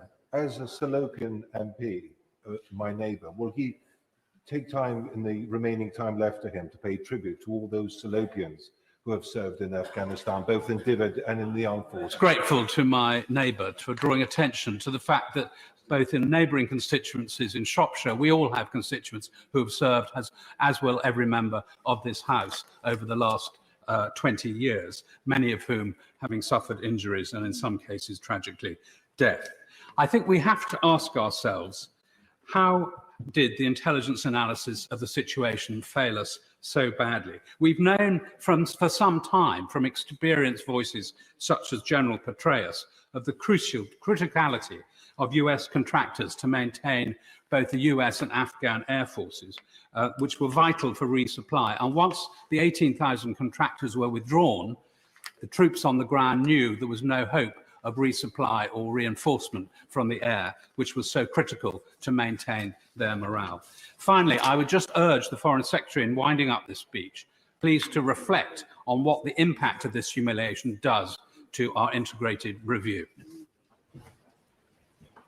Now, just to point out gently again, that if people are trying to get in to speak and they intervene, they are preventing others from getting in, and don't be surprised if they get moved down any list if there were one. Seema Malhotra. Madam Deputy Speaker, for the Afghan forces to be left to fight the advancing Taliban on their own was a grave mistake. The gross miscalculation by the US was compounded by the failure of our and other governments to step up. And we are watching the takeover of a nation that has made great progress, particularly for millions of women and girls over 20 years. progress that came through sacrifices by so many brave members of the Afghan forces and our own, and those killed in civil ranks. We lost a good friend in Del Singh 7 years ago, killed in a horrific attack by the Taliban at a restaurant in Kabul, one of many thousands who paid the ultimate sacrifice to help bring peace, stability, and nationhood. Nationhood, which was too part of our responsibility as an international community. Afghan families in Britain who have suffered tragedy are living a new nightmare and feel betrayed, with many loved ones back home now at risk as the Taliban take over the police and the state. I thank many for being in touch with me and the Honourable Member for Brentford-Kniserworth, including Khalsa Diwan Afghanistan, Guru Nanak Dabar, the All Afghans Protection Organisation, students and NGOs. Madam Deputy Speaker, as the Taliban take over cities, they move fast to ensure no one can fight back. They are hunting out and killing young men. They are seeking girls as prizes to become brides for the Taliban fighters. Why is it that young men cling to the side of a US plane in the hope of escape and fall to their death? Because they know that otherwise the Taliban will be coming for them. And Madam Deputy Speaker, the terrifying situation for women at the forefront of progress for women and young girls. I have heard directly from the relative of a 16-year-old girl in Kabul, who last week was awaiting the equivalent of her GCSE results and a possible scholarship. Her words yesterday: "If the Taliban come for me, I'm ready to hang myself." Madam Deputy Speaker, first we must also see the evacuation of minority communities, particularly Sikh, Hindu and other minority communities in Afghanistan. I know the government knows that they are at risk. They must be a priority for evacuation and those in our system be allowed to stay. Secondly, the safety of Afghans working for the UN and on UN aid or UK aid programs, particularly women. Those not eligible for visas to the UK via ARAP because they are not directly employed to the UK. They must be allowed. And supplies of equipment or services to the UK forces in Afghanistan. They too are being sought out. Madam Deputy Speaker, speed is of the essence. Women and girls are burning their employment papers and education certificates before the Taliban come to their homes. Administration must not be delayed. Resources need to be found and applications processed urgently. And finally, the safety for those who have no means to flee. They must not be forgotten. Madam Deputy Speaker, we must stand with the Afghan people. We have a responsibility to lead, and the Afghan people need to hear our voice. We have choices we as a nation can make. If ever there was a time to prove what global Britain means, it is now. Before I call the next speaker, can I just say I think it's quite important that people listen to others' contributions. Quite a lot of chatting going on, which is quite distracting for people. Andrew Bowie. Thank you very much, Madam Deputy Speaker. Rather shocked to be called this early in the debate. As we sit talking here today, thousands of men and women are frightened for their lives and the lives of their families. Thousands of men and women who believed us, and indeed the entire West, when in October 2001, in the dark shadow of that awful day in the previous month, we were engaging in Afghanistan, in the words of President George W. Bush, to defeat al-Qaeda, remove the Taliban from power, and that, and I quote, the oppressed people of Afghanistan would know the generosity of America and our allies. They believed the words of our own Prime Minister, Tony Blair, when he told the US Congress in 2003 that we are fighting for the inalienable right of humankind, black or white, Christian or not, left, right, or a million different, to be free, free to raise a family in love and hope, free to earn a living and be rewarded by your efforts, free not to bend your knee to any man in fear. We have done great things over the last 20 years, and our veterans can be incredibly proud of the good that they achieved in Afghanistan. But these words must sound very hollow to the men, women and children huddled in the airport in Kabul at this very moment. Just about every MP in this place is in some way involved, I am sure, in trying to get people out of that country. Among them is a man who the name of whom I will not share for obvious reasons, a man who worked for the British government, who has certificates and commendations from the Coldstream Guards, the Royal Air Force, a certificate thanking him for his service in the year of Her Majesty the Queen's Diamond Jubilee. He believed in us and the American mission. He believed in our mission to rebuild Afghanistan from half a century of bloodshed. Right now, that man is sitting with his entire family in the airport in Kabul. Him, his wife, his 4 children, and his 73-year-old mother. His wife and his kids and he were offered safe passage out of the country, but was told that his elderly and vulnerable mother would not be allowed to travel with them. Late on Monday night, he had to make a choice to leave with his wife and children and leave his aging and vulnerable mother behind to whatever fate might befall her, or to stay behind. He took the terribly difficult decision to stay.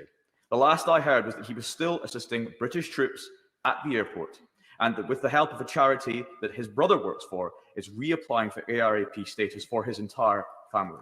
This man was only in the airport because he was assisting British nationals evacuate the country. I have but the highest admiration for our amazing men and women in the FCDO and in the MOD. These have been incredibly trying times, and they have all the details of this case, and I know are working hard to get this family out. But I will not stop trying to assist this man, as I know many members of Parliament in here are doing for many others. In the last few days, the belief in the West has been shaken, but it has not died.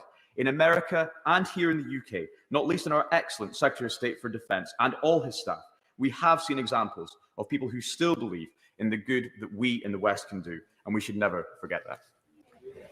Lloyd Russell Moyle. 20 years of presence in Afghanistan, and I, like many, have known young men and women who gave their youth, their time and their lives to Afghanistan. My friend from university is still there in the EU mission trying to sort things out, and another friend who I had drinks with only last weekend flew out straight after I had drinks with him to help with the chaos. And our minds, of course, are with many of those people and hope for their safe return. And so I say nothing, of course, to undermine their and many others' hard work and sacrifice and all the comments that we've heard today in this place. And we will see how bad the Taliban comes to be. I'm not hopeful, and more importantly, neither of those thousands of people trying to flee. Those images will be scarred on our mind for a long time. But this is our failure to plan, and it should lead us to hang our heads in shame. Even today, my local university achieving scholars say they've not been given the final award letters. So despite reassurances from the government, they're unable to get out as well because they don't have the right paperwork. And others report the similar bureaucratic hurdles, requirements such as biometric passports or paperwork that is just impossible to facilitate in such a short time, meaning families can't escape. The UK will be judged by our actions, not our words, and our actions, I'm afraid, are too slow. I just do not understand why we are not able to airlift masses of people out, whether it be to Cyprus or to other military bases, and do the paperwork processing there. Let's get people out and sort out the paperwork and bureaucracy afterwards.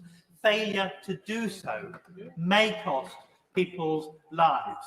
And the Home Secretary and the Prime Minister say they do not want informal and irregular routes for Afghanis out. But without decent legal and, more importantly, the lack of bureaucratic hurdles in requiring people to only take formal routes out might mean it either costs their lives or, as the Home Secretary seemed to be suggesting, if they travelled informally over, either through the Channel or other routes, they would be criminalised. This is a shameful position that surely must be reversed from the government, and so must, of course, the immigration bill that is coming forward. 20 years and much might have improved, but let's be clear, our nation building failed. We propped up one of the most corrupt governments in the world, according to the corruption indices, one of the least free countries in the world, according to those indices as well. And whilst things might get much worse, we must not celebrate our actions because they were strategically a failure. Daniel Kaczynski. Thank you very much, Madam Deputy Speaker. I'd like to pay tribute to all the British troops, people from DFID, the teachers, the doctors, the technicians from Britain who have so courageously worked in Afghanistan. But I disagree with some of the criticism of the government that I've heard during the course of this debate.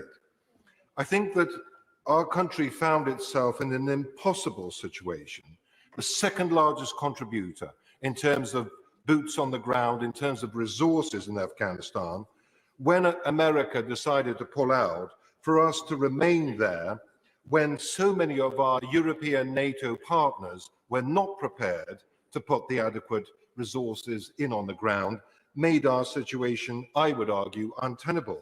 And that is a critical question that we have to ask ourselves. Why is it that so many European countries who are part of this exclusive club of 30 NATO partners, why is it that so many of them have failed to support the Americans and the British in that extremely important theatre of operations in Afghanistan? There are one or two exceptions, and the country of my birth, Poland, is one of them that has sent a lot of troops. But there are also, and I will be asking parliamentary questions about this, why so many European NATO countries did not put adequate resources into this theatre. We've already heard from our own Prime Minister that apparently 98% of all the equipment on the ground in Afghanistan came from the United States of America.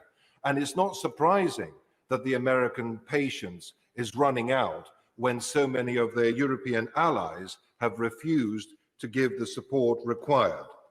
We also need to ask questions about the role of Russia and Pakistan and in the allegations that they have been supporting the Taliban. And most concerning of all, Pakistan, a country that we send a great deal of British taxpayers' money to in international aid.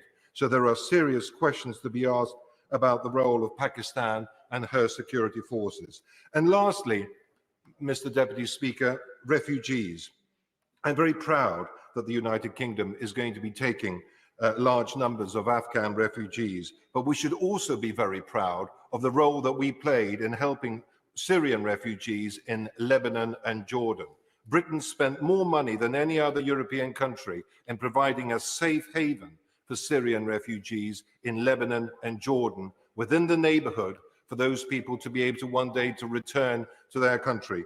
And it's so important to work with Kazakhstan and Uzbekistan and other reasonably stable countries in the region to ensure that Afghans are given protection there in their neighborhood.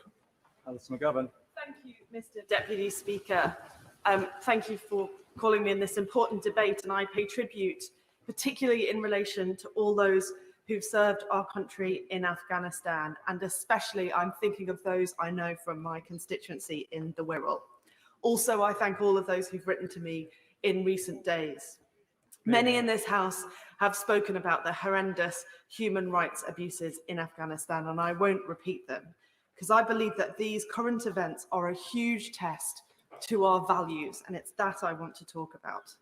Mr. Deputy Speaker, I accept that in this debate, there are those members who do not share the simple principle, as explained by the member for Tonbridge and Mulling, that Afghanistan is a piece of the main. For example, the member for New Forest East and the member for Basildon and Billericay when they spoke. A view is held that the protection of the basic rights of those in other countries, absent a direct threat to us, are not worth any increased risk to Western Armed Forces personnel. And it's that view that underpins the events we now see. But there are many of us in this House who do think we live in one moral universe, and that the question is not whether a moral duty to protect innocent Afghans exists, but rather if it can be practically fulfilled. So for us, those of us who think that Don was right to say that any person's death diminishes us all, the question is how now to respond when current events in Afghanistan are a denial, straightforwardly, of the moral duty to protect. One answer, Mr. Deputy Speaker, has been provided by those on the Treasury bench, though not currently on the Treasury bench, who faced this grave moral trauma and went on holiday. A very different answer in the long term is to fix the fundamental flaws now existing in FCDO that got us here. What's more, we can reverse the loss of DFID and the aid cuts and listen when the likes of the US Holocaust Memorial Museum's early warning project show red flags for atrocities in Afghan and elsewhere. The responsibility to protect still exists. Finally, on refugees, Mr. Deputy Speaker, putting atrocity prevention aside, we do have a clear moral duty for the UK government to act now, and many members have said what that should look like, including expanding family reunion. But I regret very deeply the focus on numbers when the focus should be on time. Get people out quickly, and once they are here, don't make them wait to restart their life. The worst conversations, Mr. Deputy Speaker, I had during COVID were with Syrian doctors who were desperate to serve our country. Let's give people their lives back quickly. Andrew Rosendale. Mr. Deputy Speaker, make no mistake that the British people are shocked at what they are seeing in Afghanistan today. After 20 years of British and American involvement, this is not the outcome we had expected. Our presence in Afghanistan may not have continued indefinitely, but it needed to be handled in the right way. It has not been, and President Biden must be held to account for his actions. My thoughts and prayers at the moment are with those British servicemen who lost their lives in attempting to bring freedom and democracy to the Afghan people, and all those who have been left with life-changing injuries. Their sacrifices must not be in vain. I also weep for the people of Afghanistan who may now face the brutal regime of the Taliban, which has shown no regard for human rights. Many innocent people will now undoubtedly be murdered, with many more suffering unimaginable treatment at the hands of that regime.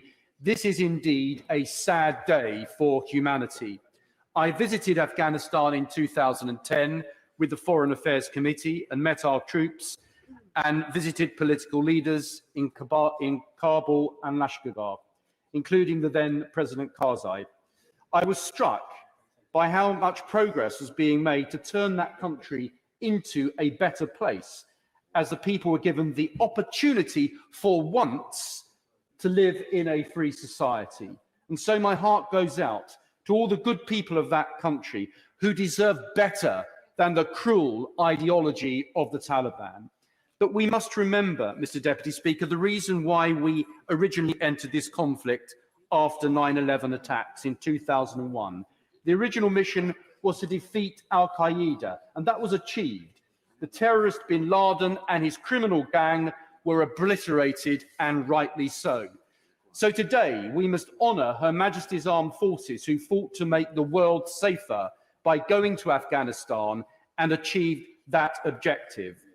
But I believe the UK now has a moral duty to provide refuge and safety for those who are fleeing for their lives, and we must assist them swiftly in leaving Afghanistan and provide a safe passage to all those who are at risk because of their work with the British and Allied forces.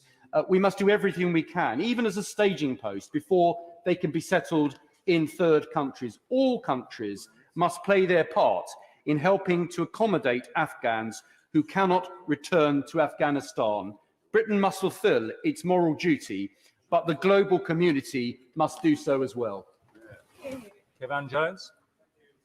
Speaker, the Prime Minister said that the fall of the Afghan regime to the Taliban was inevitable. The Foreign Secretary said he was shocked by the speed in which it occurred.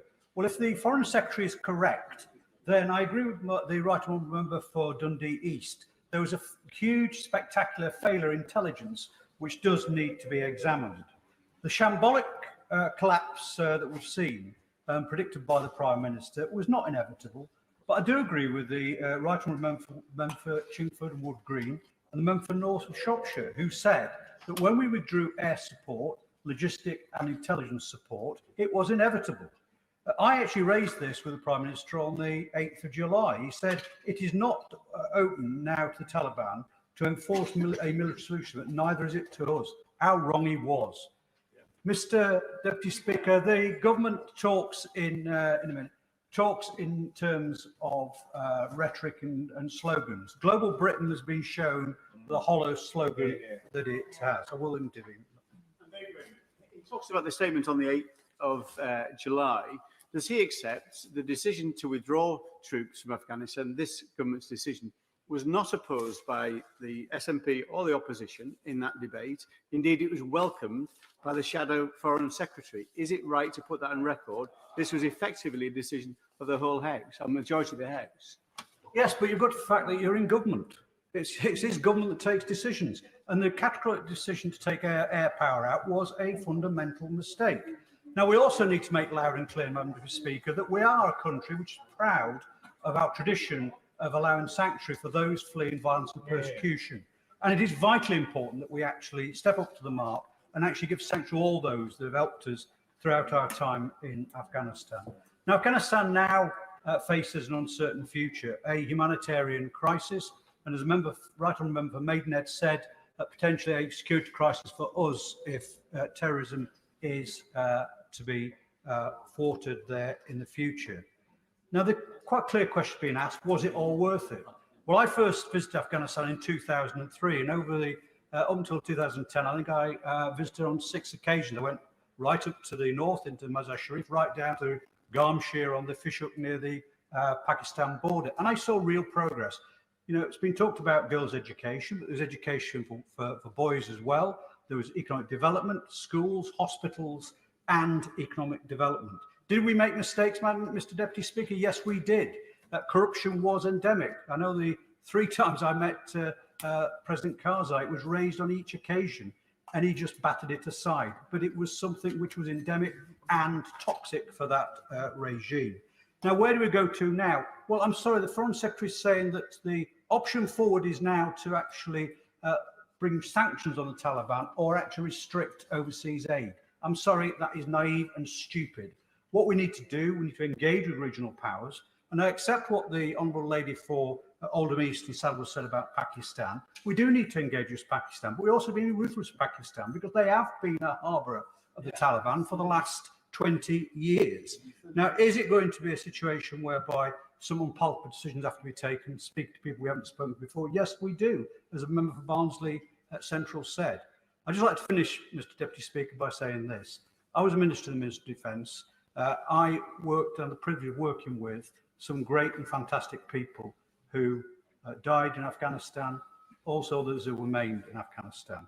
They're the finest people we have in this country. If there's one thing we can do, we can't change the past, but we can dictate the future.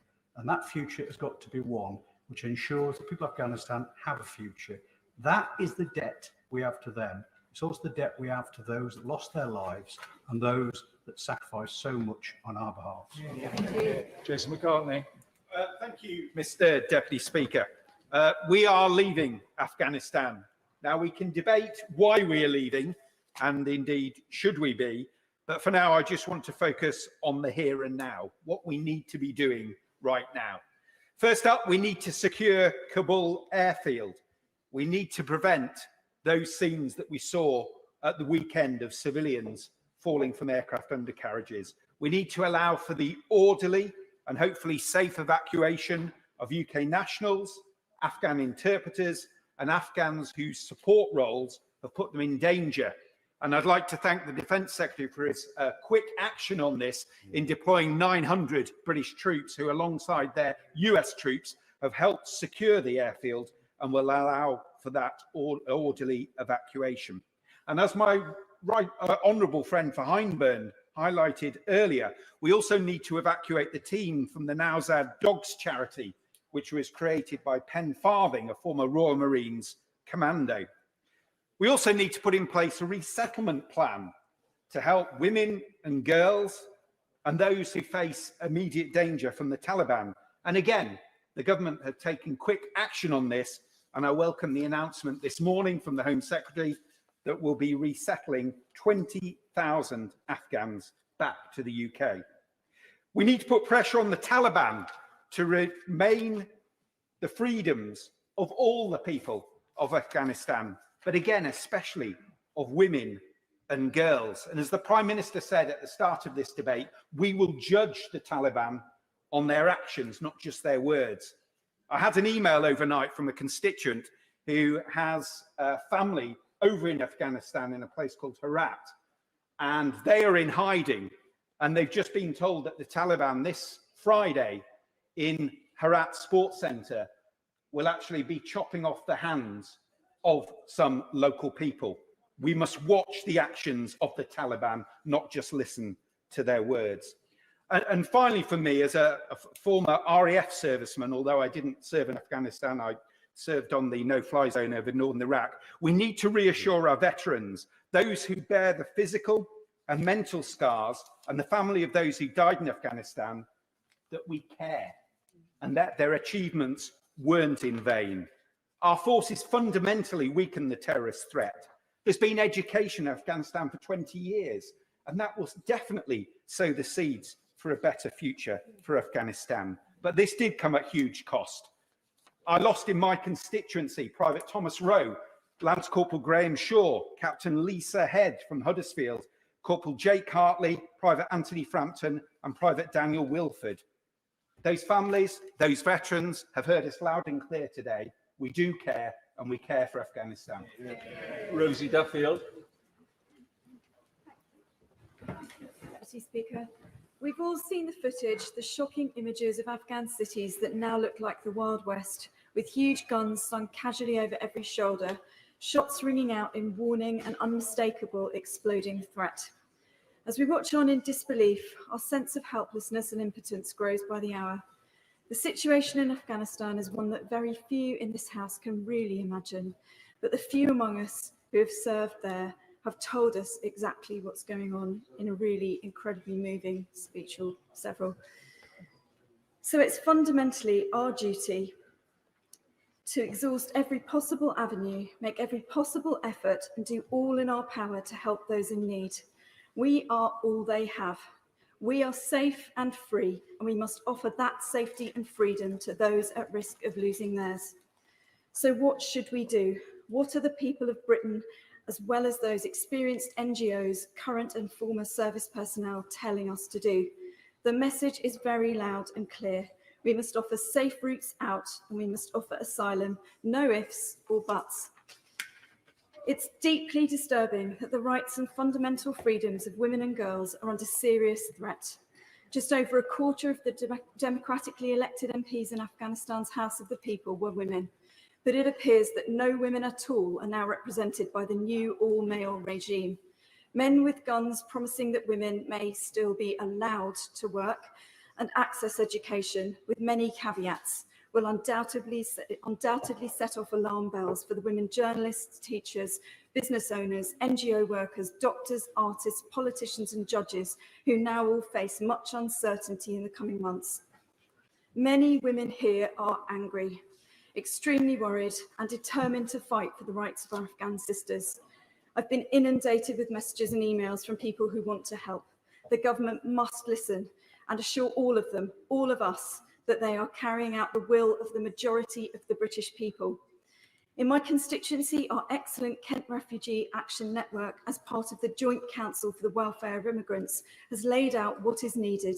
They're asking questions they need urgent answers to, relating to family reunion, the mental health of the young people from Afghanistan, which has already been severely impacted, and what happens to those who are in the UK that have been previously refused asylum because Kabul was considered safe.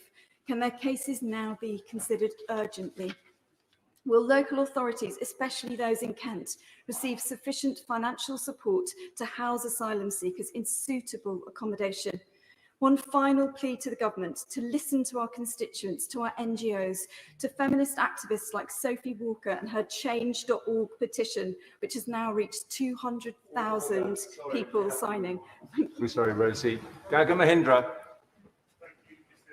Speaker, I am proud to represent South West Hertfordshire, which has Northwood NATO base within its constituency borders. Like many of my colleagues here today, I have been shocked to see the speed with which the Taliban took control of Afghanistan in the last week. And it is absolutely the right decision that we return to Parliament today to debate the events taking place over there. I know many colleagues have spoken today in remembrance of those who have lost their lives, including the 457 UK personnel, military personnel, over the last 2 decades. And I want to echo their comments and pay tribute to all of our military personnel who have served this country bravely and selflessly throughout this conflict. I have met and worked with several Afghan veterans, and my thoughts are with them today.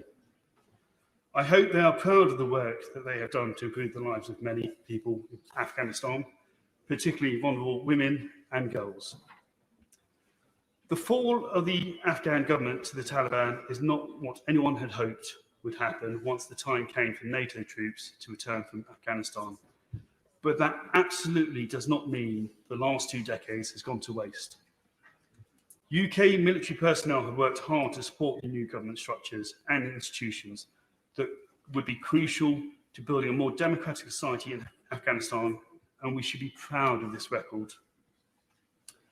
We have provided over £3.3 billion of aid since 2001, with notable improvements in the participation of girls in education and political representation for women. It is essential that this progress is maintained, and I fully support the comments made by my right honourable friend, the Foreign Secretary, that we use all the policy tools at our disposal to ensure the Taliban do not undo this progress. I can only hope the Taliban stand by their comments made yesterday in yesterday's video conference, that they will allow women and girls to continue to receive both basic and higher education, even if their previous records gives little room for optimism on this. Education is a human right, and no one should be denied an education based on their gender. We must also make sure we stand by all those that have helped us throughout this conflict, and I commend comments from the government that a new settlement scheme for those most at need, especially women and girls, will be introduced. I know the Home Office is working hard with international partners on getting as many of these people out safely, and I was glad to hear, as of Monday evening, that over 3,300 Afghan staff and their families have already been evacuated. This does need to be balanced with the requirement to ensure we do not import those that do not share our values, and we must keep UK residents safe. I'll leave it at that, Deputy Speaker. Thank you very much for giving me the opportunity to speak. Thank you, Mr. Deputy Speaker. If I'm honest, I feel ashamed today, more ashamed than I can remember in any foreign policy debate in my 20 years in this House. It's been the most sudden and catastrophic collapse of a foreign and military policy objective of this United Kingdom since Suez, and you could argue further back. We have managed to humiliate ourselves. We have shamed our politics and our way of doing business. We have trailed the British flag and, frankly, our own honour in the dirt and in the mud. Global Britain has been exposed as a meaningless slogan, a boast without a strategy behind it. I'm ashamed too by how we've treated many of our armed forces over these 20 years. It's shocking to me that there are still men who were soldiers who were diagnosed with PTSD when they actually had a brain injury from an explosion. And we are one of the few countries that still doesn't test any of our armed forces automatically after an explosion for a brain injury. And that may be one of the reasons that many of them later suffer from dementia and depression. I'm ashamed that we never said to the United States of America last year or this year, hang on, stop, think, wait, put in place a proper plan before you go ahead with this. I'm ashamed that our silence basically endorsed Trump's plan last year, and that our silence now, apart from one notable exception in the form of the Secretary of State for Defense, our silence now has effectively enabled Biden to get away with some of the most shameful comments ever from an American president. We should never be just a sidekick to the United States of America in our foreign policy or our military policy. I am fearful, Mr. Deputy Speaker. I'm fearful, of course, for the women and children, but actually also, particularly out of a personal interest, for the gay men in Afghanistan. It's not exactly been a walk in the park for the last 20 years either for them. But now they know that they will be exterminated. Sharia judges are already saying what they're going to do. There's two ways of dealing with a homosexual man in Afghanistan. One is stoning, and the other is putting them behind a wall, which is then toppled on top of them and kills them. I'm fearful for the children who will grow up in violence or in a refugee camp, fearful for all the thousands who are going to do whatever they possibly can to get to a place of safety, fearful that we won't have a proper programme in place in this country to greet people in here. and that some of them will end up going to jail because we're introducing laws which are going to make it even more difficult for them. And I'm angry, to be honest, with the government. I'm angry in particular with the Prime Minister. I just do not think that he has paid enough attention to this issue. I don't think he was courageous enough in what he said to the American president either last year or this year. And I think he should be ashamed of himself. The Deputy Speaker, I want to first of all pay tribute to the armed forces, especially those that reside in my constituency of Wealdon. I also want to take a moment to pay tribute to all those Afghan men and women who were already brutalized for 17 years under the Taliban, did everything they could to rebuild their country, and once again they will have to face the Taliban without us by their side. There are many people that have served in Afghanistan on these benches. I had a very brief moment in Kabul. For 17 years under the Taliban, no female voice was heard in the Afghan parliament, the Loya Jirga. I worked for the BBC World Service, and we rounded up some very brave women, and we made sure that female voices were heard for the first time in the Loya Jirga. We did that under the threat of the Taliban. But I had a British passport. I knew I could come home and be safe. And I was naively optimistic and thought these women's lives would be improved for the better. I'm now receiving phone calls and they're telling me it's game over. It's taken 20 years to have 69 female MPs. And they will watch us speak here today, and they know that if we can't get them out and get them out soon, they can't wait for 5 years, they need to get out soon. It's not just them, it's their families too, and everyone that's worked with them, and every NGO that's worked to un-Talibanize the laws and the processes in Afghanistan who are now targeted. It means that 20 years from now, we'll have to start all over again. This has been catastrophic, cat-handed, cruel, and humiliating. It is a watershed in the failure of the West. But I want to say two very quick things, hopefully to try and be constructive. The first is I need to understand how our intelligence has failed, how the imagination of those providing the intelligence has failed, and if we're relying on this intelligence now going forward, how can we be assured that they know to do the right thing, whether it's to do with our regional partners, whether it's to do with the Taliban or any further security issue. I'd like to have a better understanding what our parameters are to deal with the Taliban and what leverage we actually have to ensure safe passage, or that any aid funding is going to reach the people it needs to get to. And then the final point is about the radicalization that's going to emerge from Afghanistan. And it's not just the extremism that the Taliban will promote.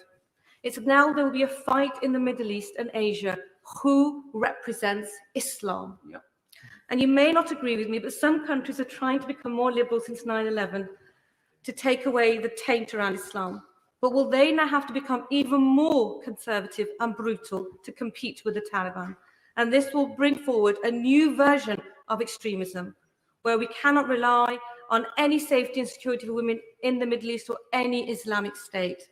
And finally, if I can ask, Mr. Deputy Speaker, if anybody listening, please stop promoting the Taliban's PR More than half the machine. people aren't going to get in, so I do apologise. Layla Moran.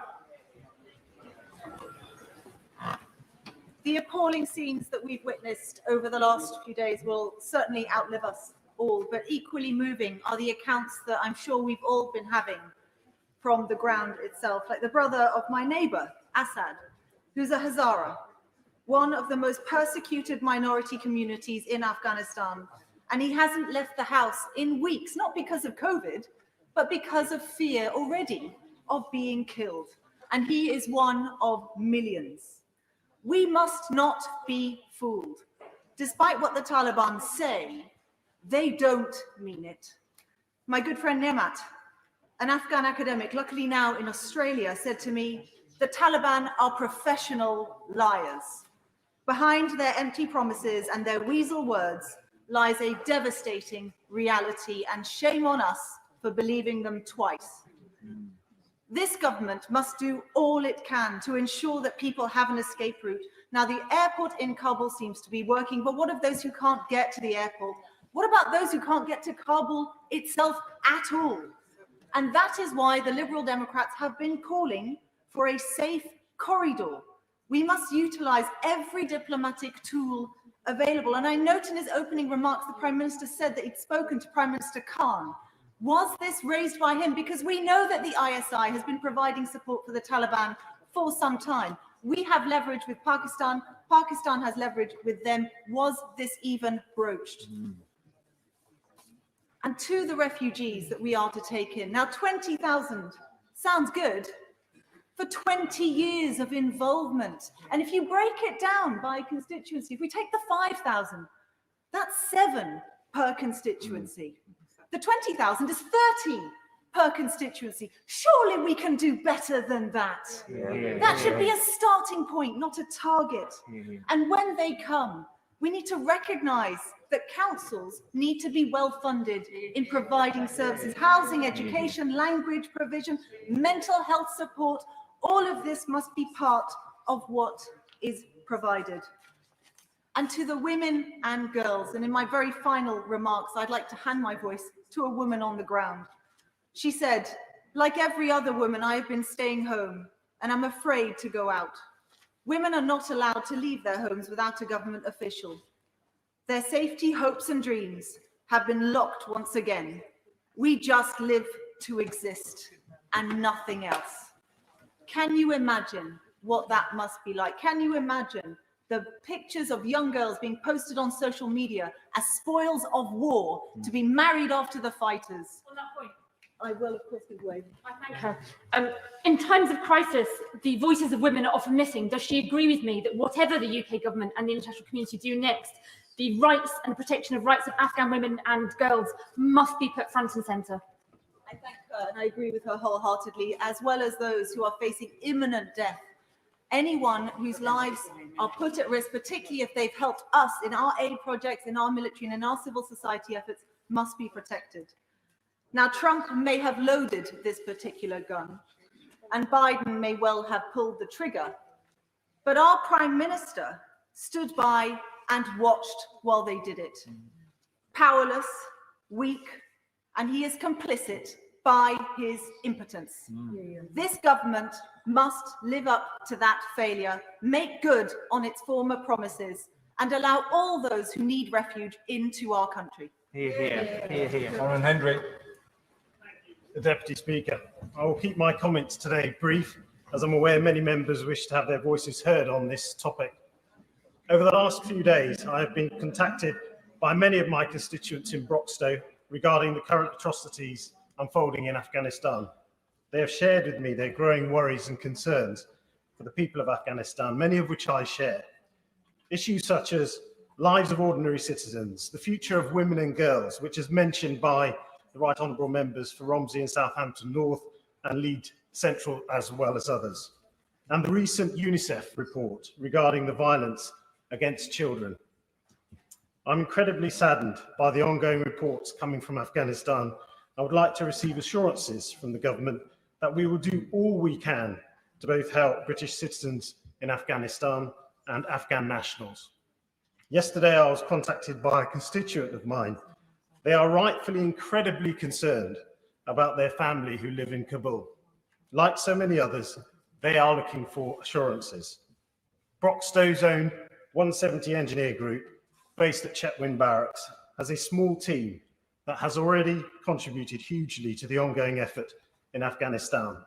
And I'd like to send them my heartfelt thanks for what they are doing. It is my belief that this must be addressed with an international effort and done so as soon as possible, Mr. Deputy Speaker. My constituents and I would ask that the government urgently lay out their plans to work with other world leaders to assist the citizens of Afghanistan. Thank you very much. Steve McKay. Thank you. The recurring feature of the organisations and terror groups we've been battling for over 20 years, apart from their obvious barbarity, is their attitude to women. It's not about religion or cultural difference, it's about human rights. I believe we've been right to oppose them and fight for people's human rights, but we have paid a high price. I won't forget my visits to the Centre for Defence Medicine at Selly Oak and meeting so many of our troops who were treated there. Their bravery and the hope they brought should never be forgotten. It's not been at all easy, but until last week, Afghanistan was a place where girls went to school and women were in government, the civil service and the judiciary. The outcome was probably inevitable from the moment President Trump promised he could end the war. I'm not surprised the Taliban outmaneuvered him and played him for the fool he was. But like many in our country, I'm astonished that our government apparently didn't see it coming. There are those who will say it wasn't worth it. It wasn't our fight. It was worth it to all those women who enjoyed a freedom and the opportunities our intervention brought them. It's always worth it to stand against evil. Afghanistan's fate is once again in the hands of the Taliban.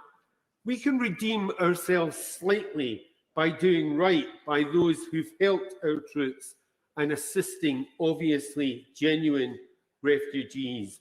It's time to honour our obligations to those to whom we owe this debt. Earlier, I heard about a family who've got constituency connections to Selly Oak, whose police officer father was killed in Badakhshan, which I think is the furthest northeastern province. And they're asking, how did we get his 4 girls and their aunt out? Birmingham is a city with a proud history for helping refugees, and we stand ready to play our part again. What we can't have is any backsliding or sleight of hand from the Prime Minister or the Home Secretary on this commitment. And I hope we'll learn one simple further truth from this. You can't do deals with extremists. Our Foreign Secretary would do well to remember that as he considers future demands from Iran. Andrew Morrison. The US surrender of its wardship of a problem child is a monumental failure of statecraft, of geopolitical confidence, and of strategic patience that's made all the worse by the fact that it spans 2 administrations. The US is diminished by this, but so are all of us in the free world. The winners are those who are lined up against us and against our values. The losers, from Taiwan to the Caucasus, are those that will see their champions as having feet of clay. We are left with a looming sense of foreboding at this ignominious end of the 4th Afghan war. It seems very likely that murderous civil war and the mother of all refugee crises will ensue. And it does seem to many of us that the geopolitical plates are shifting, and they're shifting against us. But the past 20 years have not been for nothing. Shout it from the rooftops, Mr. Deputy Speaker. 457 men and women demand it, their families demand it, and hundreds and thousands of our countrymen and countrywomen who are damaged in mind and body by this demand it.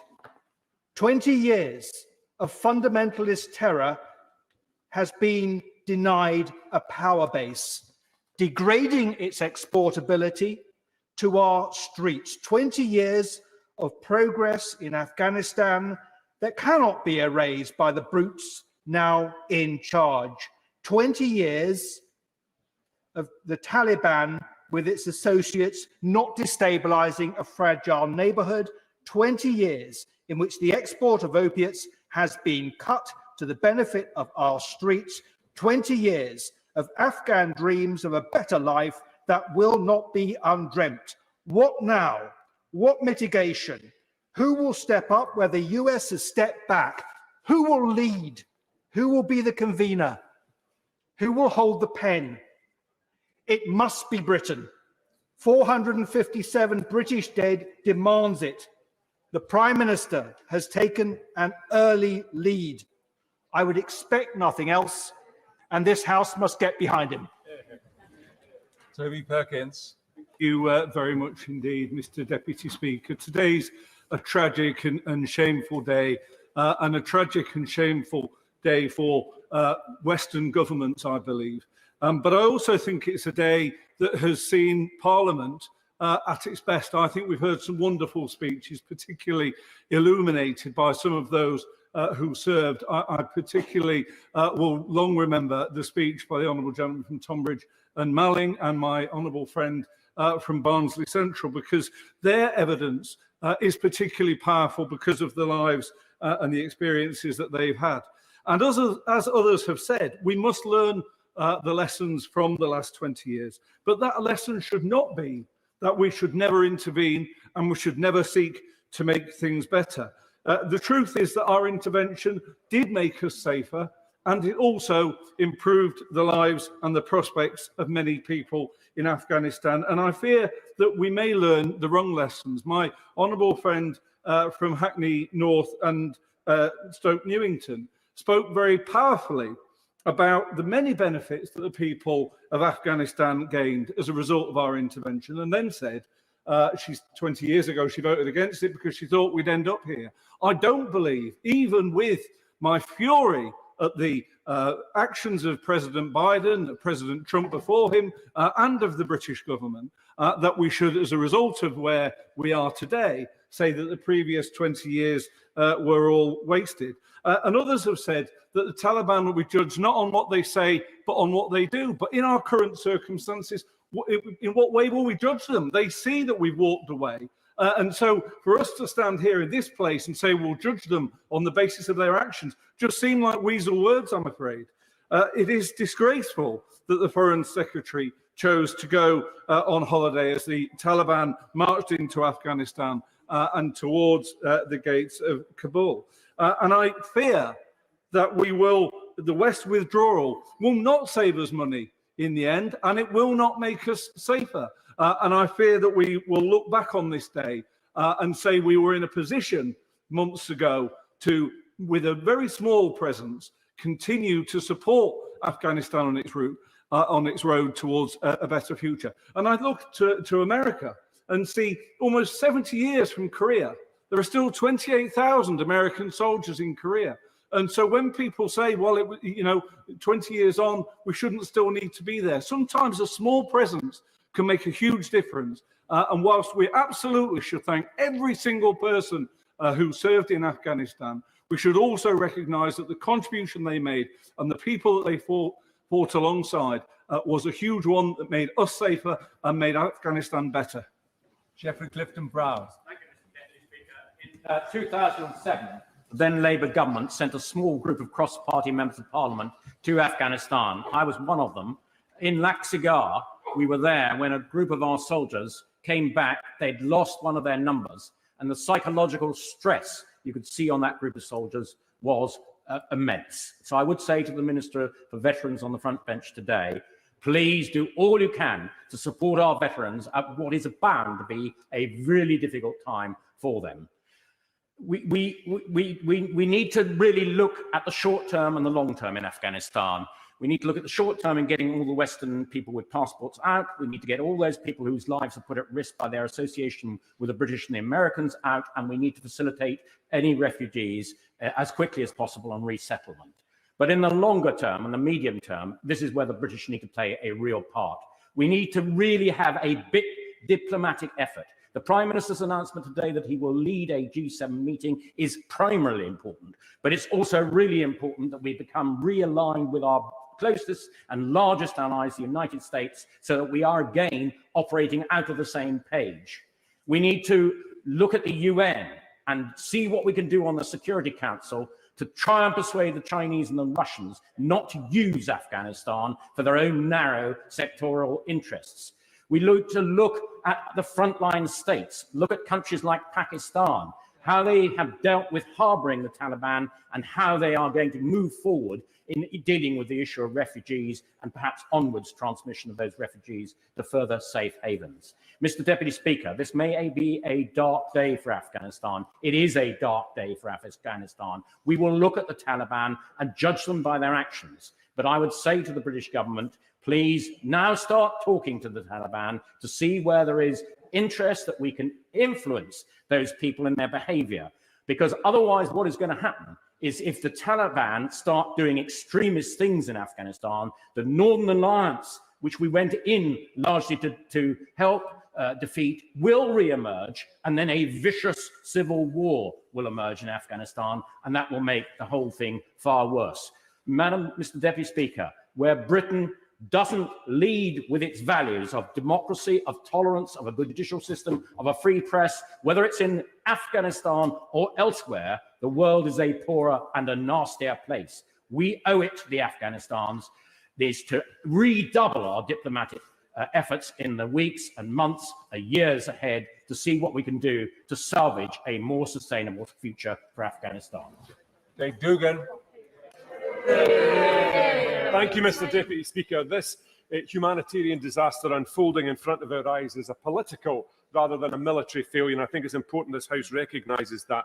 The work of our armed forces sent into Afghanistan to do what many believed at the time was a near impossible and certainly dangerously idealistic ambition prevailed in military terms. I was working in the MOD in 2001, just before military operations in Afghanistan got underway, and I recall clearly at a meeting of the MOD and industry in Yeovil the universal incredulity that this intervention in a theatre which had previously humbled both the British and the Soviet Union could ever conceivably end well. And so it's come to pass. Yet the media still report last week the unbelievable pace with which the Taliban advanced across the country. But why was this such a shock? Perhaps the government can explain why they were so ill-prepared, because many observers, myself included, don't think for 1 minute there was a failure of military intelligence, but rather a failure of ministers to act on that intelligence. This House and the public at large need to know whether civilian officials and intelligence analysts are at liberty to convey difficult and unwelcome messages to senior ministers in this government, and that those same ministers will act in the national interest rather than any more expedient or transient priority. And can the government tell the veterans and their families in Angus and across these islands what this was all for? Not the intention or the ambition or the dedicated and successful military operations, but the outcome and the consequences. What is the legacy of their bravery, sacrifice and loss? I want to highlight to the Defence Secretary the correspondence I've received from my constituent, a former company commander in 2011 in Operation Herrick. He shares the chilling email he got from his former translator, with whom he keeps in touch. Such are the bonds forged in combat. And his Afghan friend's plight at trying to exit the country through the UK Embassy with his family. I'll send on the details to the Defence Secretary and the Foreign Secretary, and I'm sure they'll both give them dedicated support. But also the civilians and the NGOs too, who endured no small measure of risk and hardship to apply their skills and expertise in the service of Afghanistan and her people. What of their work to build order and systems of just administration and challenge endemic corruptions? What remains of those hard-fought gains? And civil society, those brave Afghan souls, many of them women who stepped into the space that we created for them and took up roles supporting the UK and its allies, or work I will give way. Point of order. Mr. Speaker, you put in place a 3-minute time limit. Certain parties, every time they get to the end of their speech, add on another minute by intervening. Isn't it a huge discourtesy to everyone on your list who's going to miss out for them to add on a minute every time they don't think the time limit's long enough? Issue is there's a lot of people not going to get in, we know that. But the fact is that under current procedures, people can take up to 2 points of order. Yes, people should take on board the fact that they are possibly doing some of their colleagues out of a turn if that happens. So I hope that position is not going to be abused.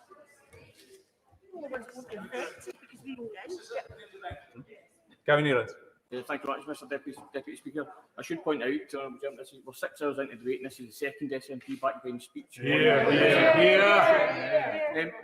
mentioned women. I was wondering if you agreed with me that the Taliban have said they're committed to the rights of women. Would you agree with me that these misogynist thugs see women as third-class people and chattels only there to serve men, and that this House cannot believe a word the Taliban say about the rights of women?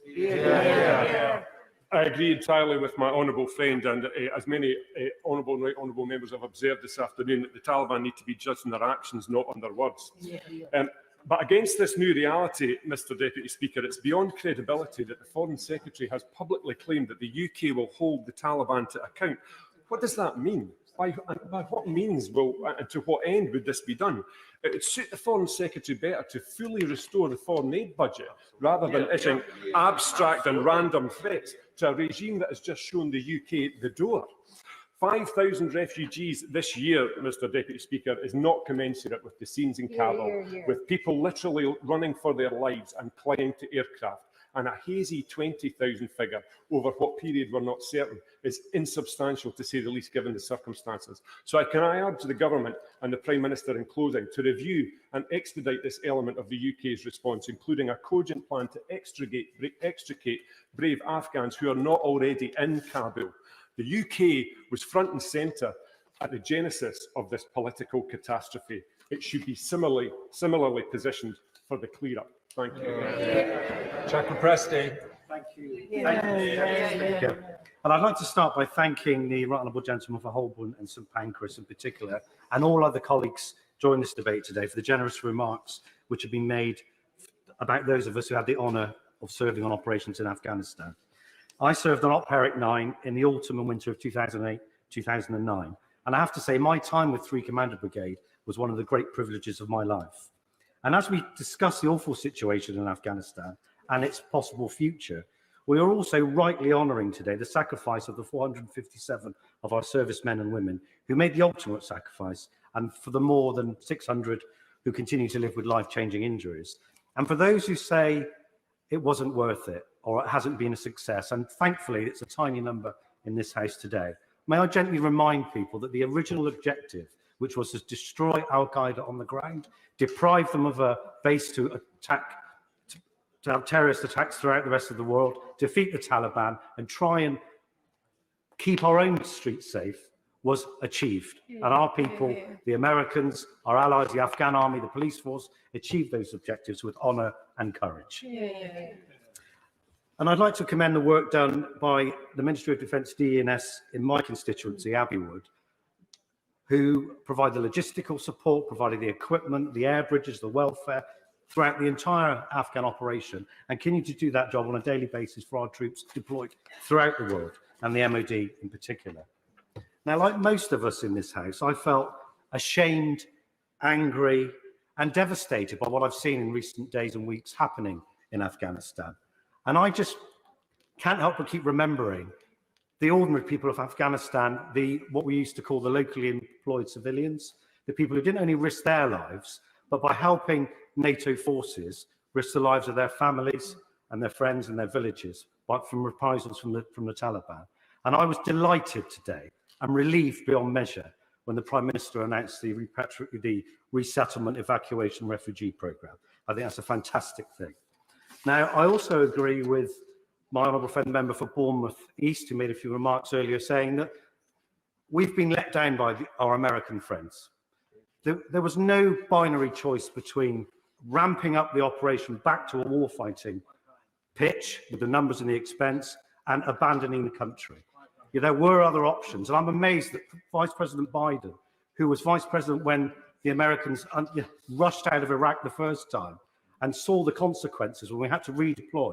And we have people there now still training our British troops in Kurdistan, mentoring, training Kurdish forces, that those were the consequences. And I think, there may well be a time when we have to redeploy again. I think I've run out of time. Antanazi. Is it me, Mr Deputy Speaker? Thank you, Mr Deputy Speaker. I do apologise. Time is, it passes us by and we've forgotten what we do in this place. But today I wanted to pay tribute to all those who've lost their lives serving for their country and those who have served, especially colleagues across the House. But what struck me were the words of my first cousin Mark, who served in Afghanistan 18 years ago. Along with so many of us, he found the scenes unfolding in Afghanistan so difficult. I shall continue to read his post, which he put on social media, because it resonates with so many veterans. He said, those poor souls so fearful of what they lay ahead for them, that they would rather cling to a jet and fall to their deaths than face the future in their homeland. It's hard to even comprehend their desperation and fears. 18 years ago, I was there. believing in what we were a part of, believing that we would make a difference, believing that their futures would be brighter and lives more secure for their loved ones, believing that if I had to make the ultimate sacrifice, that it would have been worth it, believing it would be all right in the end, believing that Afghan nationals would not succumb to corruption and would realise that they needed to come together and stand strong for what they believed in. Now, he's never felt so totally confused as he does now, and that really concerns me, because he and his colleagues, and some of them made the ultimate sacrifice, and more so their surviving families back home. But his Afghan medals mean nothing to him anymore. He doesn't feel proud. He feels totally repulsed. He can't think of a worse government than the present one. He feels that they have been failed miserably, not just by the COVID-19 pandemic, but how they have let them get to the situation that he is in. His words, "My medal is now a memento of a failed mission." Well, I'd just like to say, Mr. Deputy Speaker, I'm very proud of my cousin for his service, and so are his sisters, his wife, his daughters, and his cousins like myself. And the Right Honourable Member for Maidenhead paid tribute to the veterans who have served by saying it's the politicians and the foreign policy who have let them down. I have to agree. And for my cousin Mark, and for all of those who have served, we need to know now, how does the government and the Prime Minister address the feeling of despair and hopelessness felt by so many veterans? Because, as the Right Honourable Member for Holborn and St Pancras, the leader of the Labour Party, said today, that the recent events in Afghanistan shame the West. Thank you, Mr Deputy Speaker. Sarah Atherton. In preparation for today's debate, I put out an all stations call to my constituents to establish their opinions. And by Jove, they have many questions about what's happened. But today we need to focus on what we do next. And we must do all we can to assist those Afghan people who supported the British efforts and who are now at risk of retribution, namely the thousands of interpreters still waiting to leave. And it would be optimistic to assume the air bridge will remain open much longer. And I urge the government, as others have, to ramp up the substantial efforts already being made to maximise this brief window of opportunity. And I too commend the Secretary of State for Defence for his tireless work over the past few days. However, despite the need for expedience, we must ensure our national and border security is upheld. And we must prepare for an influx of refugees. And these are areas of concern to my constituents. Now, Mr. Speaker, the Defence Select Committee has just undertaken an inquiry into the experiences of women in the military and female veterans. And it saddens me immensely that we will now see the re-emergence of the oppression of Afghan women, and no more so than the women upholding democracy in the military, media and parliament. And I urge the government to consider them with preference within the Citizens Resettlement Scheme. Now, I've been talking to many fellow veterans, as we all have, and they unilaterally hold a deep and fresh grief for the loss of service lives in Afghanistan. And I want to reassure them that for those who served and made that sacrifice, they did so meaning terrorists were denied the ability to launch attacks on and in Britain, and for that we are eternally grateful. Of the 457 service personnel who were killed, 32 were from Wales, including Guardsman Shadrach from Wrexham, whose anniversary of his death was yesterday. 2,200 were physically wounded, and countless are left with mental scars. And we must do all we can as a society, as a parliament, to support those people. And finally, I'd like to name the 4 service personnel from my old corps, the Intelligence Corps, who paid the ultimate sacrifice. Sarah Bryant, James Bynum, Jabron Hashmi, and Oliver Thomas. Thank you. Thank you much. Matt Rodder. Thank you, Mr. Speaker, and it is an honour to follow the Honourable Lady, and I would like to echo her tribute to those 4 colleagues of hers, and indeed pay my own tribute to Armed Forces personnel later in my remarks. Mr. Speaker, I appreciate time is very brief, so I just want to address the key points and raise three issues. First of all, I would like to thank colleagues from across the House for the generous and sensible way that we have been debating these important matters with one another. And I would like to associate myself with the remarks by the Leader of the Opposition, the former Prime Minister, and also the chairs of the two select committees who spoke earlier, and indeed colleagues who served from across the House in Afghanistan. The 3 points that I would wish to make are, first of all, to pay tribute to the forces, secondly, to highlight some outstanding and key humanitarian issues, as other colleagues have done, but also to briefly and very briefly touch on some of the possible lessons, although we are in very early stages of assessing those. In terms of paying tribute to those who served, I wanted to make very clear that from my perspective, and I believe this is felt across the House and across the country, those who gave their lives and paid the ultimate price didn't give their lives in vain. We've had 20 years in which terrorism in Afghanistan has been kept under control. The threat of attacks to the west, spectacular attacks like the Twin Towers attack, has been removed from that country. We now face a new situation which we must address. I want to comment on that later. But very briefly. He's talking about the threat of terrorism now that the Taliban are back in power. Does he also share my concern about the fact that the Taliban is the world's biggest drug cartel, producing 85% of the world's global heroin? And this is something that will have an impact on our communities as production is set to soar under the Taliban. Next point. I would like to thank her for that point, and I agree with her concern and share it deeply with her. In terms of the benefits of the 20 years of intervention, I think it's also very important, this has been addressed across the House, to recognise the significant benefits within Afghanistan of our commitment to that country, and to consider and reflect on that and the achievements, the huge achievements which were made in that time, and we should not lose sight of that. I also want to point out that it is vitally important that we now support our veterans. As my honourable friend from Gower and many other speakers have said, it is crucial that we support our veterans as they go through this next very difficult phase. Mr. Speaker, Deputy Speaker, I beg your pardon, I'm grateful for the time, and I will quickly address the other points. Turning to the humanitarian crisis, we've all been shocked, deeply shocked by the scenes from the airport. I'm pleased that the government is making further commitments today. I would like to see further detail, and I hope there will be no backsliding. It is really important that we live up to our international obligations here.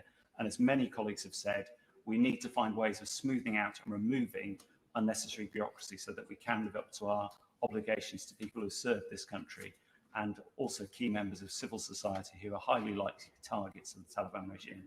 Just finally, moving to the lessons very, very briefly, it is far too early to address in any detail whatsoever, but I would like to raise some poignant questions which I hope that we can all reflect on. The strategy quite clearly needs to be re-examined, as many other people have mentioned. That's an international matter. It's also a matter for the British government as a key ally of the US. But we do also need to consider the immediate period running up to this crisis and reflect on the management of key government departments and indeed the role of the Prime Minister at that time. Thank you very much, Mr. Deputy Speaker. Graham. Mr. Deputy Speaker, this has not been the orderly withdrawal that any of us would have wanted, and the rapid collapse of the Afghan government, their armed forces, and the takeover by the Taliban has been more an implosion than a transition. This is not our finest hour.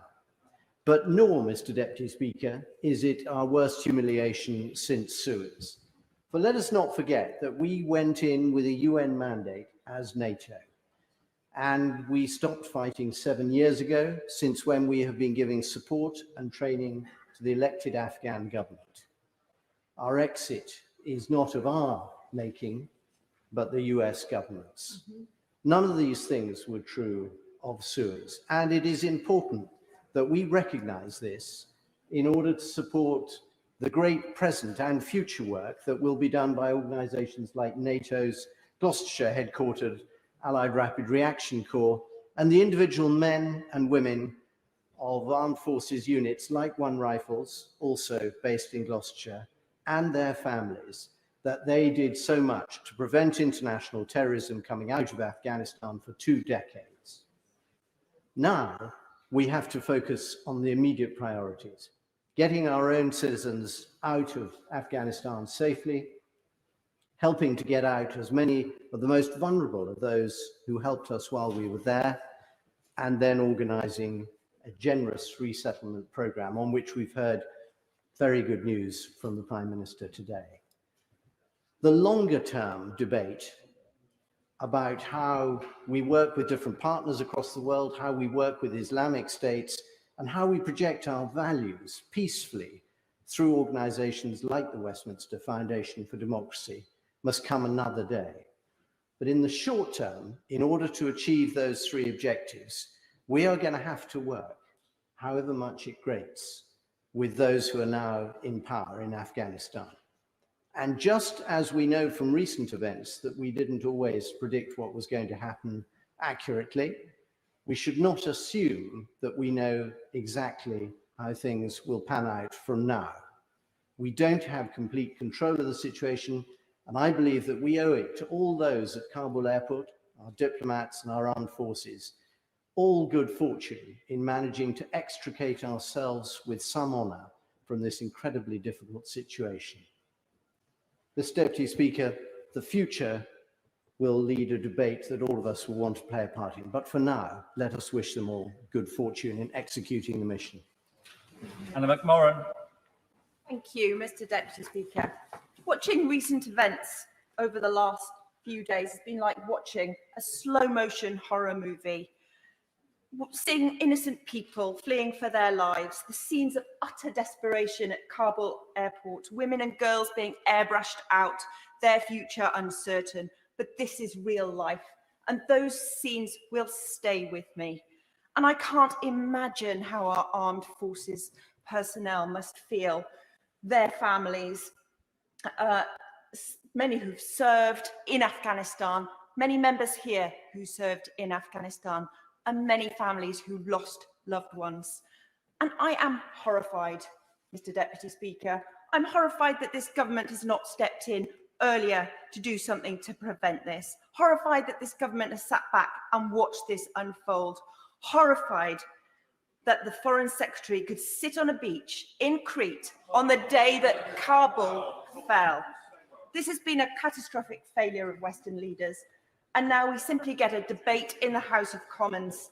No vote, no binding resolution on the government.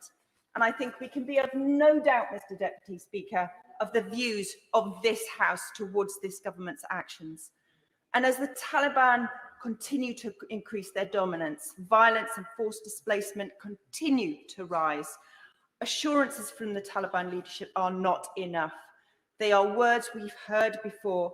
We know they will target those they've always targeted: women and girls, religious minorities, political opponents, journalists, human rights activists. Jihadist groups are celebrating. That is all we need to know, and we should feel ashamed.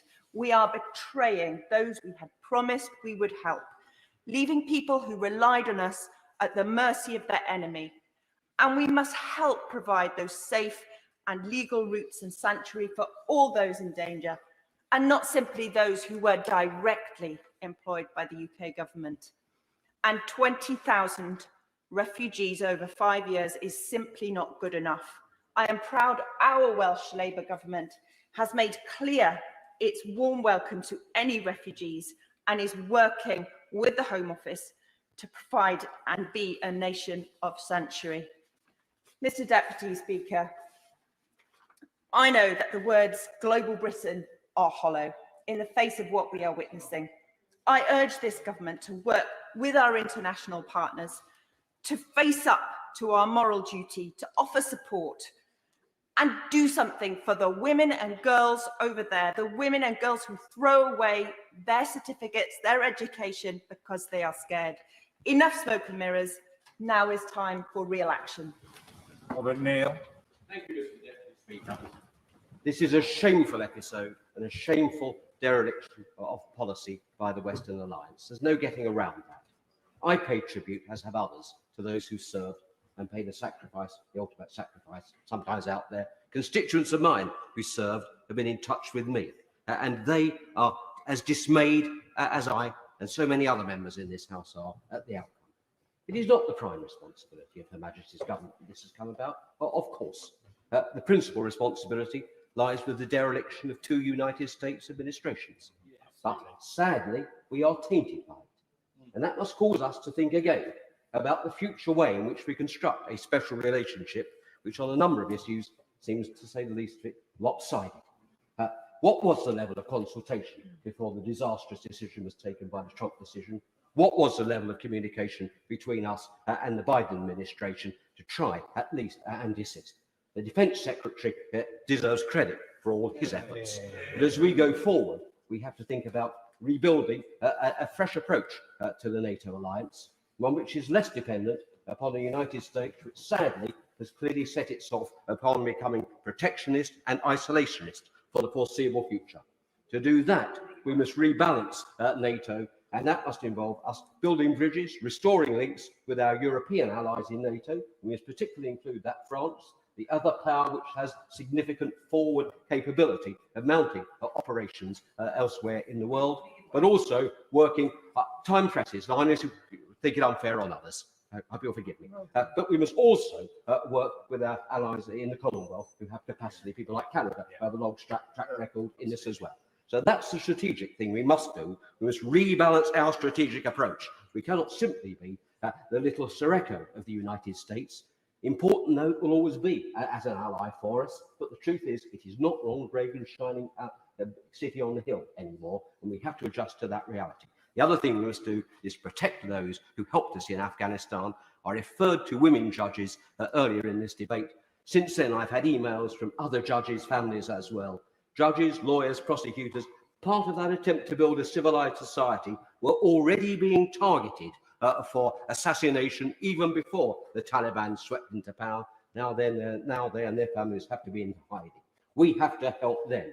We took 27,000 people from Uganda when Idi Amin's dictatorship expelled them. I'm proud it was the Conservative government under Edward Heath that did that.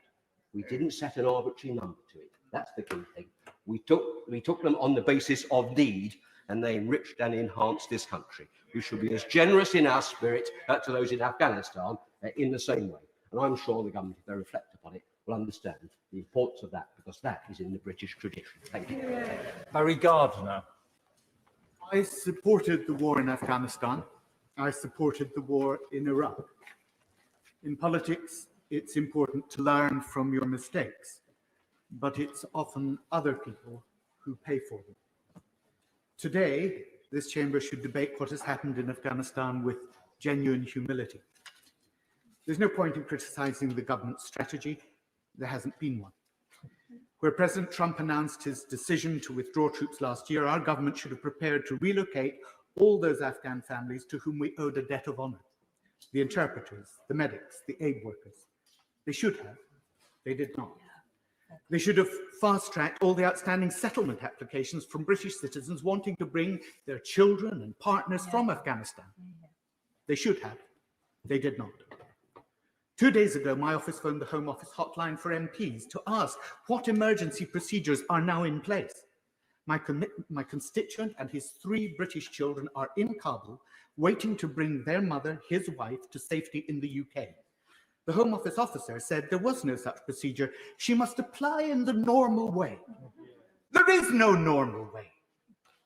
Nowhere to sit the English language test, nowhere to submit biometric data. That was 2 days ago. Yesterday, we phoned again. This time she said, there is something, but it's for internal use only. 18 months on, the Home Secretary has put out one internal memo.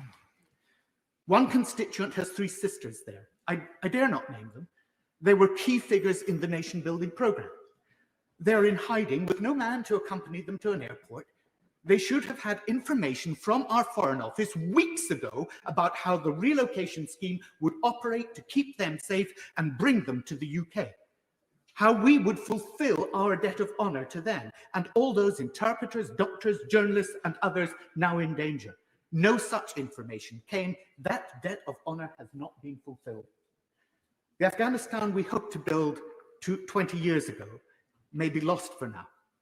But our government needs to have a plan and a vision of the sort of world we want to build. Afghanistan will be how we are judged in the future. Are we to be trusted? Do we keep our word? Do we have the will to support the values we preach? Do we have the foresight to prepare against the things we fear will happen? Any dispassionate observer of this government would have to answer no. But this is not just a political failure, it's a moral failure. A failure the price of which is now being paid for by others, British citizens with family members trapped in Afghanistan, by those who fought and served alongside our own valiant troops, and by those women and religious minorities, and all those now facing a well-founded fear of persecution. James Sunderland. Mr. Deputy Speaker, Afghanistan has dominated much of my working life, so I'm grateful to be called this afternoon. The situation there is galling, and one can only imagine the horrors that are currently unfolding in this most challenging part of the world. Were all the blood, sweat, tears, and lives lost worth it? Well, now is not the time for an introspective look at how we got to where we are today, as our priority is the here and now. But I do want to raise 3 quick points, if I may. Firstly, the fall of Kabul will reopen wounds for our service personnel, our veterans, and their families. Huge sacrifices were made by so many. So I do want to express my deepest sympathy to all those who lost loved ones and those with ongoing mental and physical scars. I also want to pay particular tribute to the 3,487 Allied service personnel who lost their lives, including 457 British men and women, many of whom I served with. There are no winners in war. It's a horrible, dirty business. But I do believe that the MOD and the FCDO acted in good faith throughout the conflict. And there were significant successes: schools, education, women's rights, markets, jobs, town centres. It gave people hope, and no terrorist acts in the West were orchestrated from Afghanistan's soil. So it may just be that some wars cannot be won, that strategic aims may be too ambitious, and that some parts of the world are simply ungovernable. As for the here and now, the non-combatant evacuation operation is in full flow, but I do want to see an enhanced FCDO presence on the ground to ensure that we get it right, and we must secure the airhead. We also need to take advantage of the relatively permissive environment for now to extend lines of communication and ensure safe passage for UK nationals and entitled personnel to the airhead. In tactical terms, we do need to go ugly early. In addition, we also need to be honest with ourselves.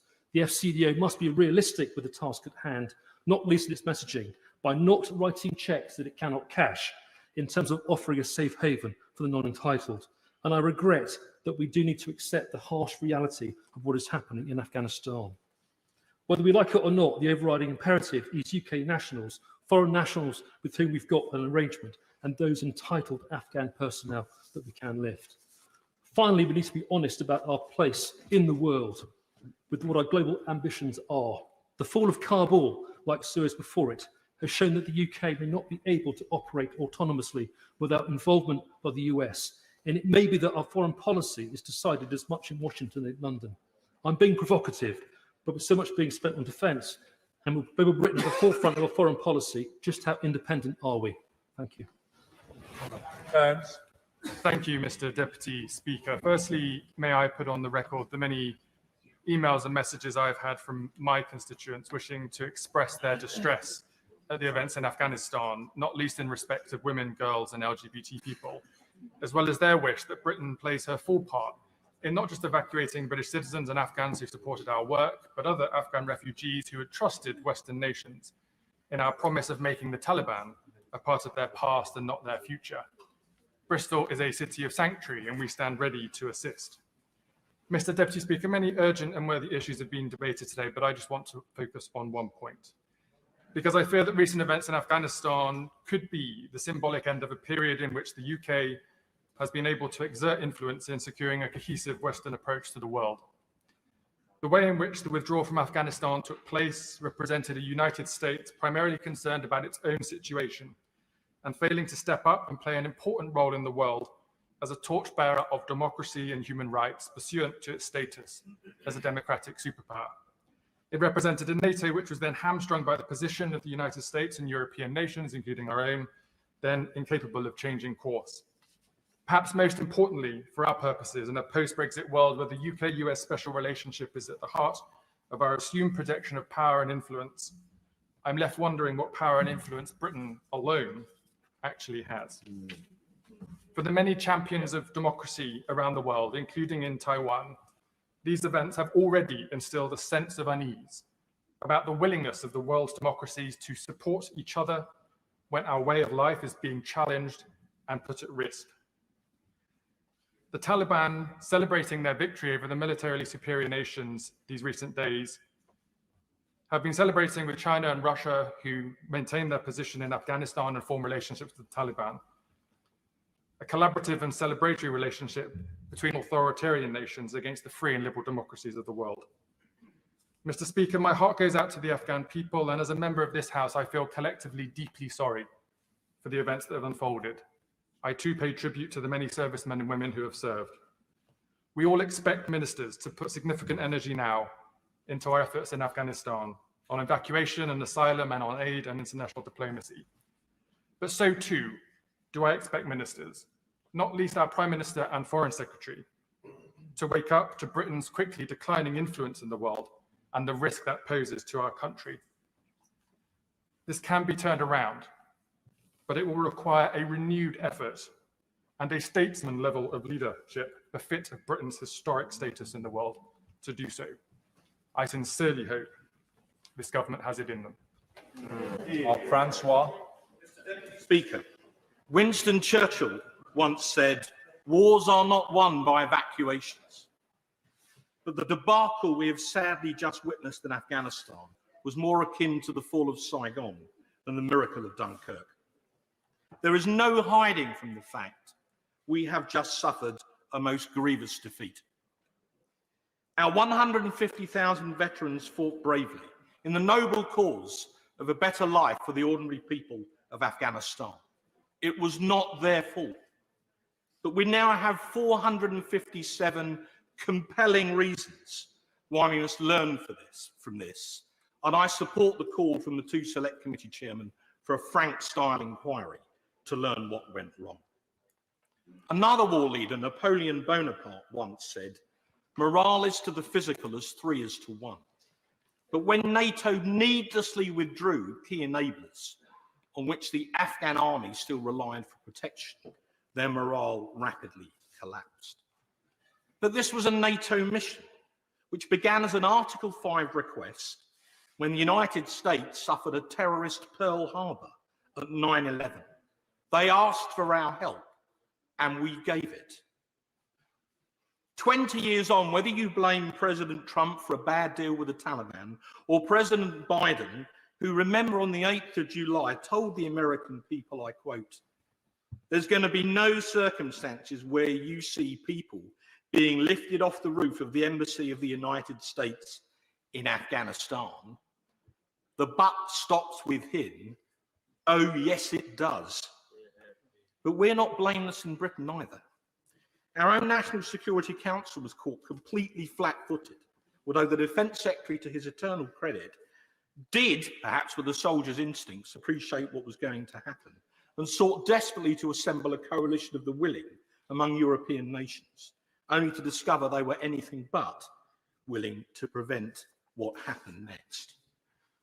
What do these events mean, not just for Afghanistan, but the security of the Straits of Hormuz, or the Baltic states, or the Ukraine, or even of Taiwan?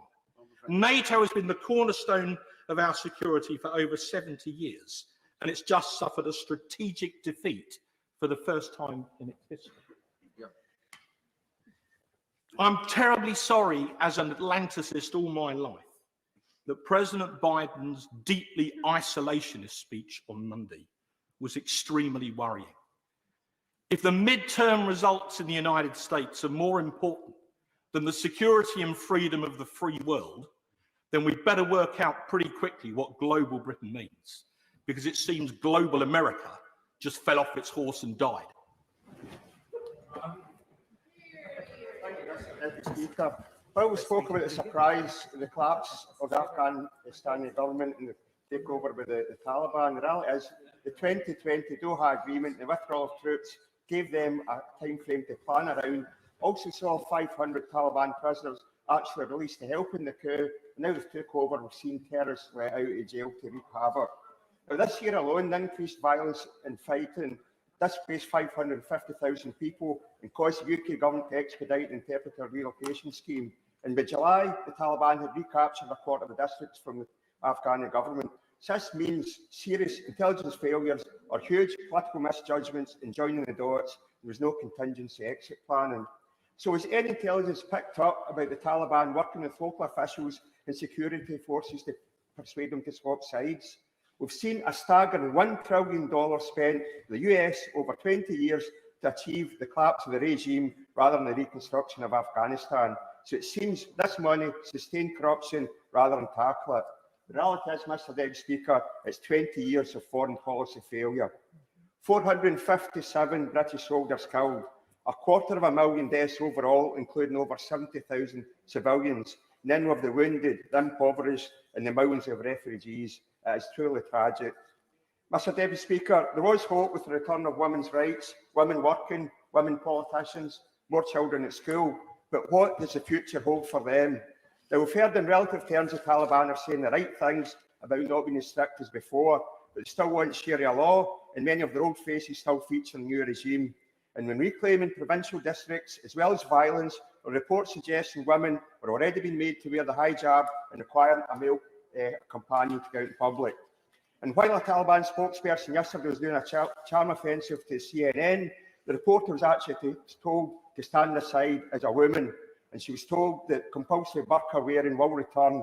So these are clear warning signs for the future, including the reprisal killings that's already happened and the veiled threats that people will only be safe if they show remorse. Now, a previous study found that 65% of children had encountered displacement or acts of violence and witnessed beatings, deaths and mutilations of bodies. So this in itself might explain the fragility of the security forces, and it certainly explains the widespread fear and many civilians trying to flee Kabul. And yet, after the final collapse, while we pull out, the Foreign Secretary tells us the UK will hold the Taliban to account. Are we really to believe this? They've been planning for years while we've ignored our so-called allies, aiding and abetting. Historically, it's Pakistan and Saudi Arabia. We've now United Arab Emirates reportedly turning a blind eye to Taliban drug money being laundered in Dubai. There's been so many political failures over these past 20 years, and we need a judge-led inquiry to get to the bottom of this and learn lessons for the future. John Howell. Thank you, Mr. Deputy Speaker. I have never been in the military. I have never visited Afghanistan, but I represent a constituency and actually live in a village where large numbers are and have. RAF Benson has provided helicopters to Afghanistan. Its Pumas have served in Afghanistan since 2015. How do I represent to them that what they have achieved has been a success? Yes, they have been involved in anti-terrorism, but they have also been involved in the process of state building. They are an exceptional team who have served well. They have been based at Kabul airport and have provided vital airborne transport. If you look at what the sort of statistics of what they've achieved, they've done 12,800 flying hours. They've carried 126,000 passengers. They've also carried 660,000 kilograms of freight. And I think that we will offer our congratulations to them, I'm sure, right across this House, for giving so much to that mission. But I also want to raise the status of a number of girls in Kabul who are active musicians. The young women and girls of the Afghan Women's Orchestra and their peers at the Afghanistan National Institute of Music were special guests of the UK government and of an orchestra in my local constituency for performances in the UK in 2019. Promoting girls' education and reducing the impact of conflict on women and girls used to be key priorities for the Foreign Office in Afghanistan. The achievements of the Afghan Women's Orchestra embodies the values of the core of these priorities. And it is for these reasons that the Foreign Office was proud to be playing a role in the Afghan Women's Orchestra visit to the UK. On Sunday night, we received a text message from some of the orchestra. What it said was, "Today I went to school, I wanted to practice. After a few minutes, our teachers said, go home because the situation and security is not good." It went on, "It is really dangerous because the Taliban even can't hear the sound of music. I have no hope for the future of music development in Afghanistan." I feel great sympathy for those girls, and I ask ministers to do what they can to make sure that those girls are released from that captivity and are brought safely to the UK. Doughty. Thank you, Mr. Deputy Speaker. I have felt sick to my stomach this week for Afghan friends, for our veterans and their families, for those fleeing in terror, seeing those scenes of bodies falling from planes in the sky. I just find it hard to comprehend, as I think many others across this House and indeed in my constituency have felt these last few days. And I want to pay a tribute to all of our forces, to all who served in this House, in my own family, with my constituents, those 457 who never came back, those injured physically and mentally, and also to all of those DFID staff and NGOs who I was proud to work alongside, human rights defenders, especially those working with women and girls, and also our media and journalists, especially BBC World Service and our language services. And also, Mr. Deputy Speaker, to those Afghan soldiers, thousands of them died for their country and freedoms, and I think to suggest otherwise is completely wrong.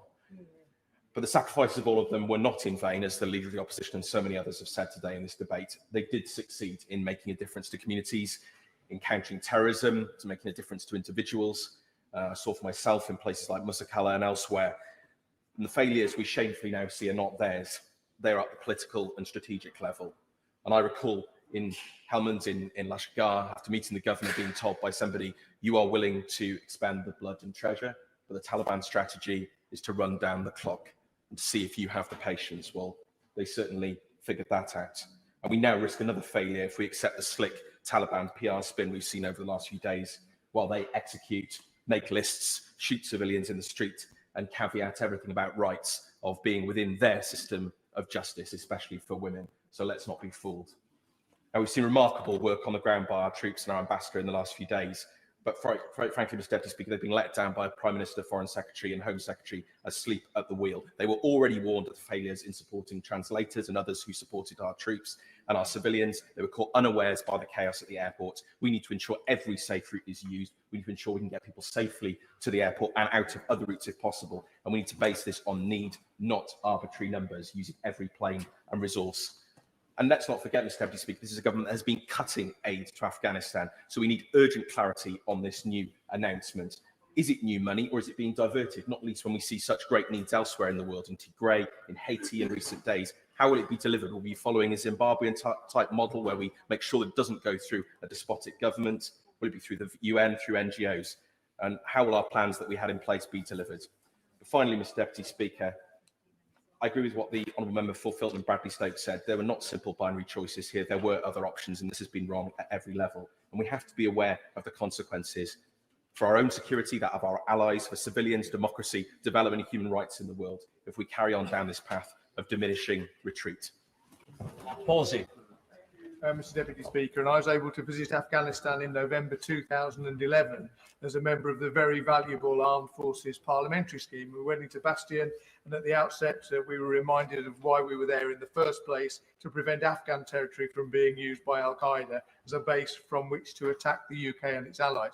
Well, in that, Mr. Speaker, we've succeeded, but the question for this House, I think, today has been, does that make what happened over the past week make that more or less likely? And I think the answer from this House is that it makes an event of that nature more likely than previously, and that's a matter of great concern.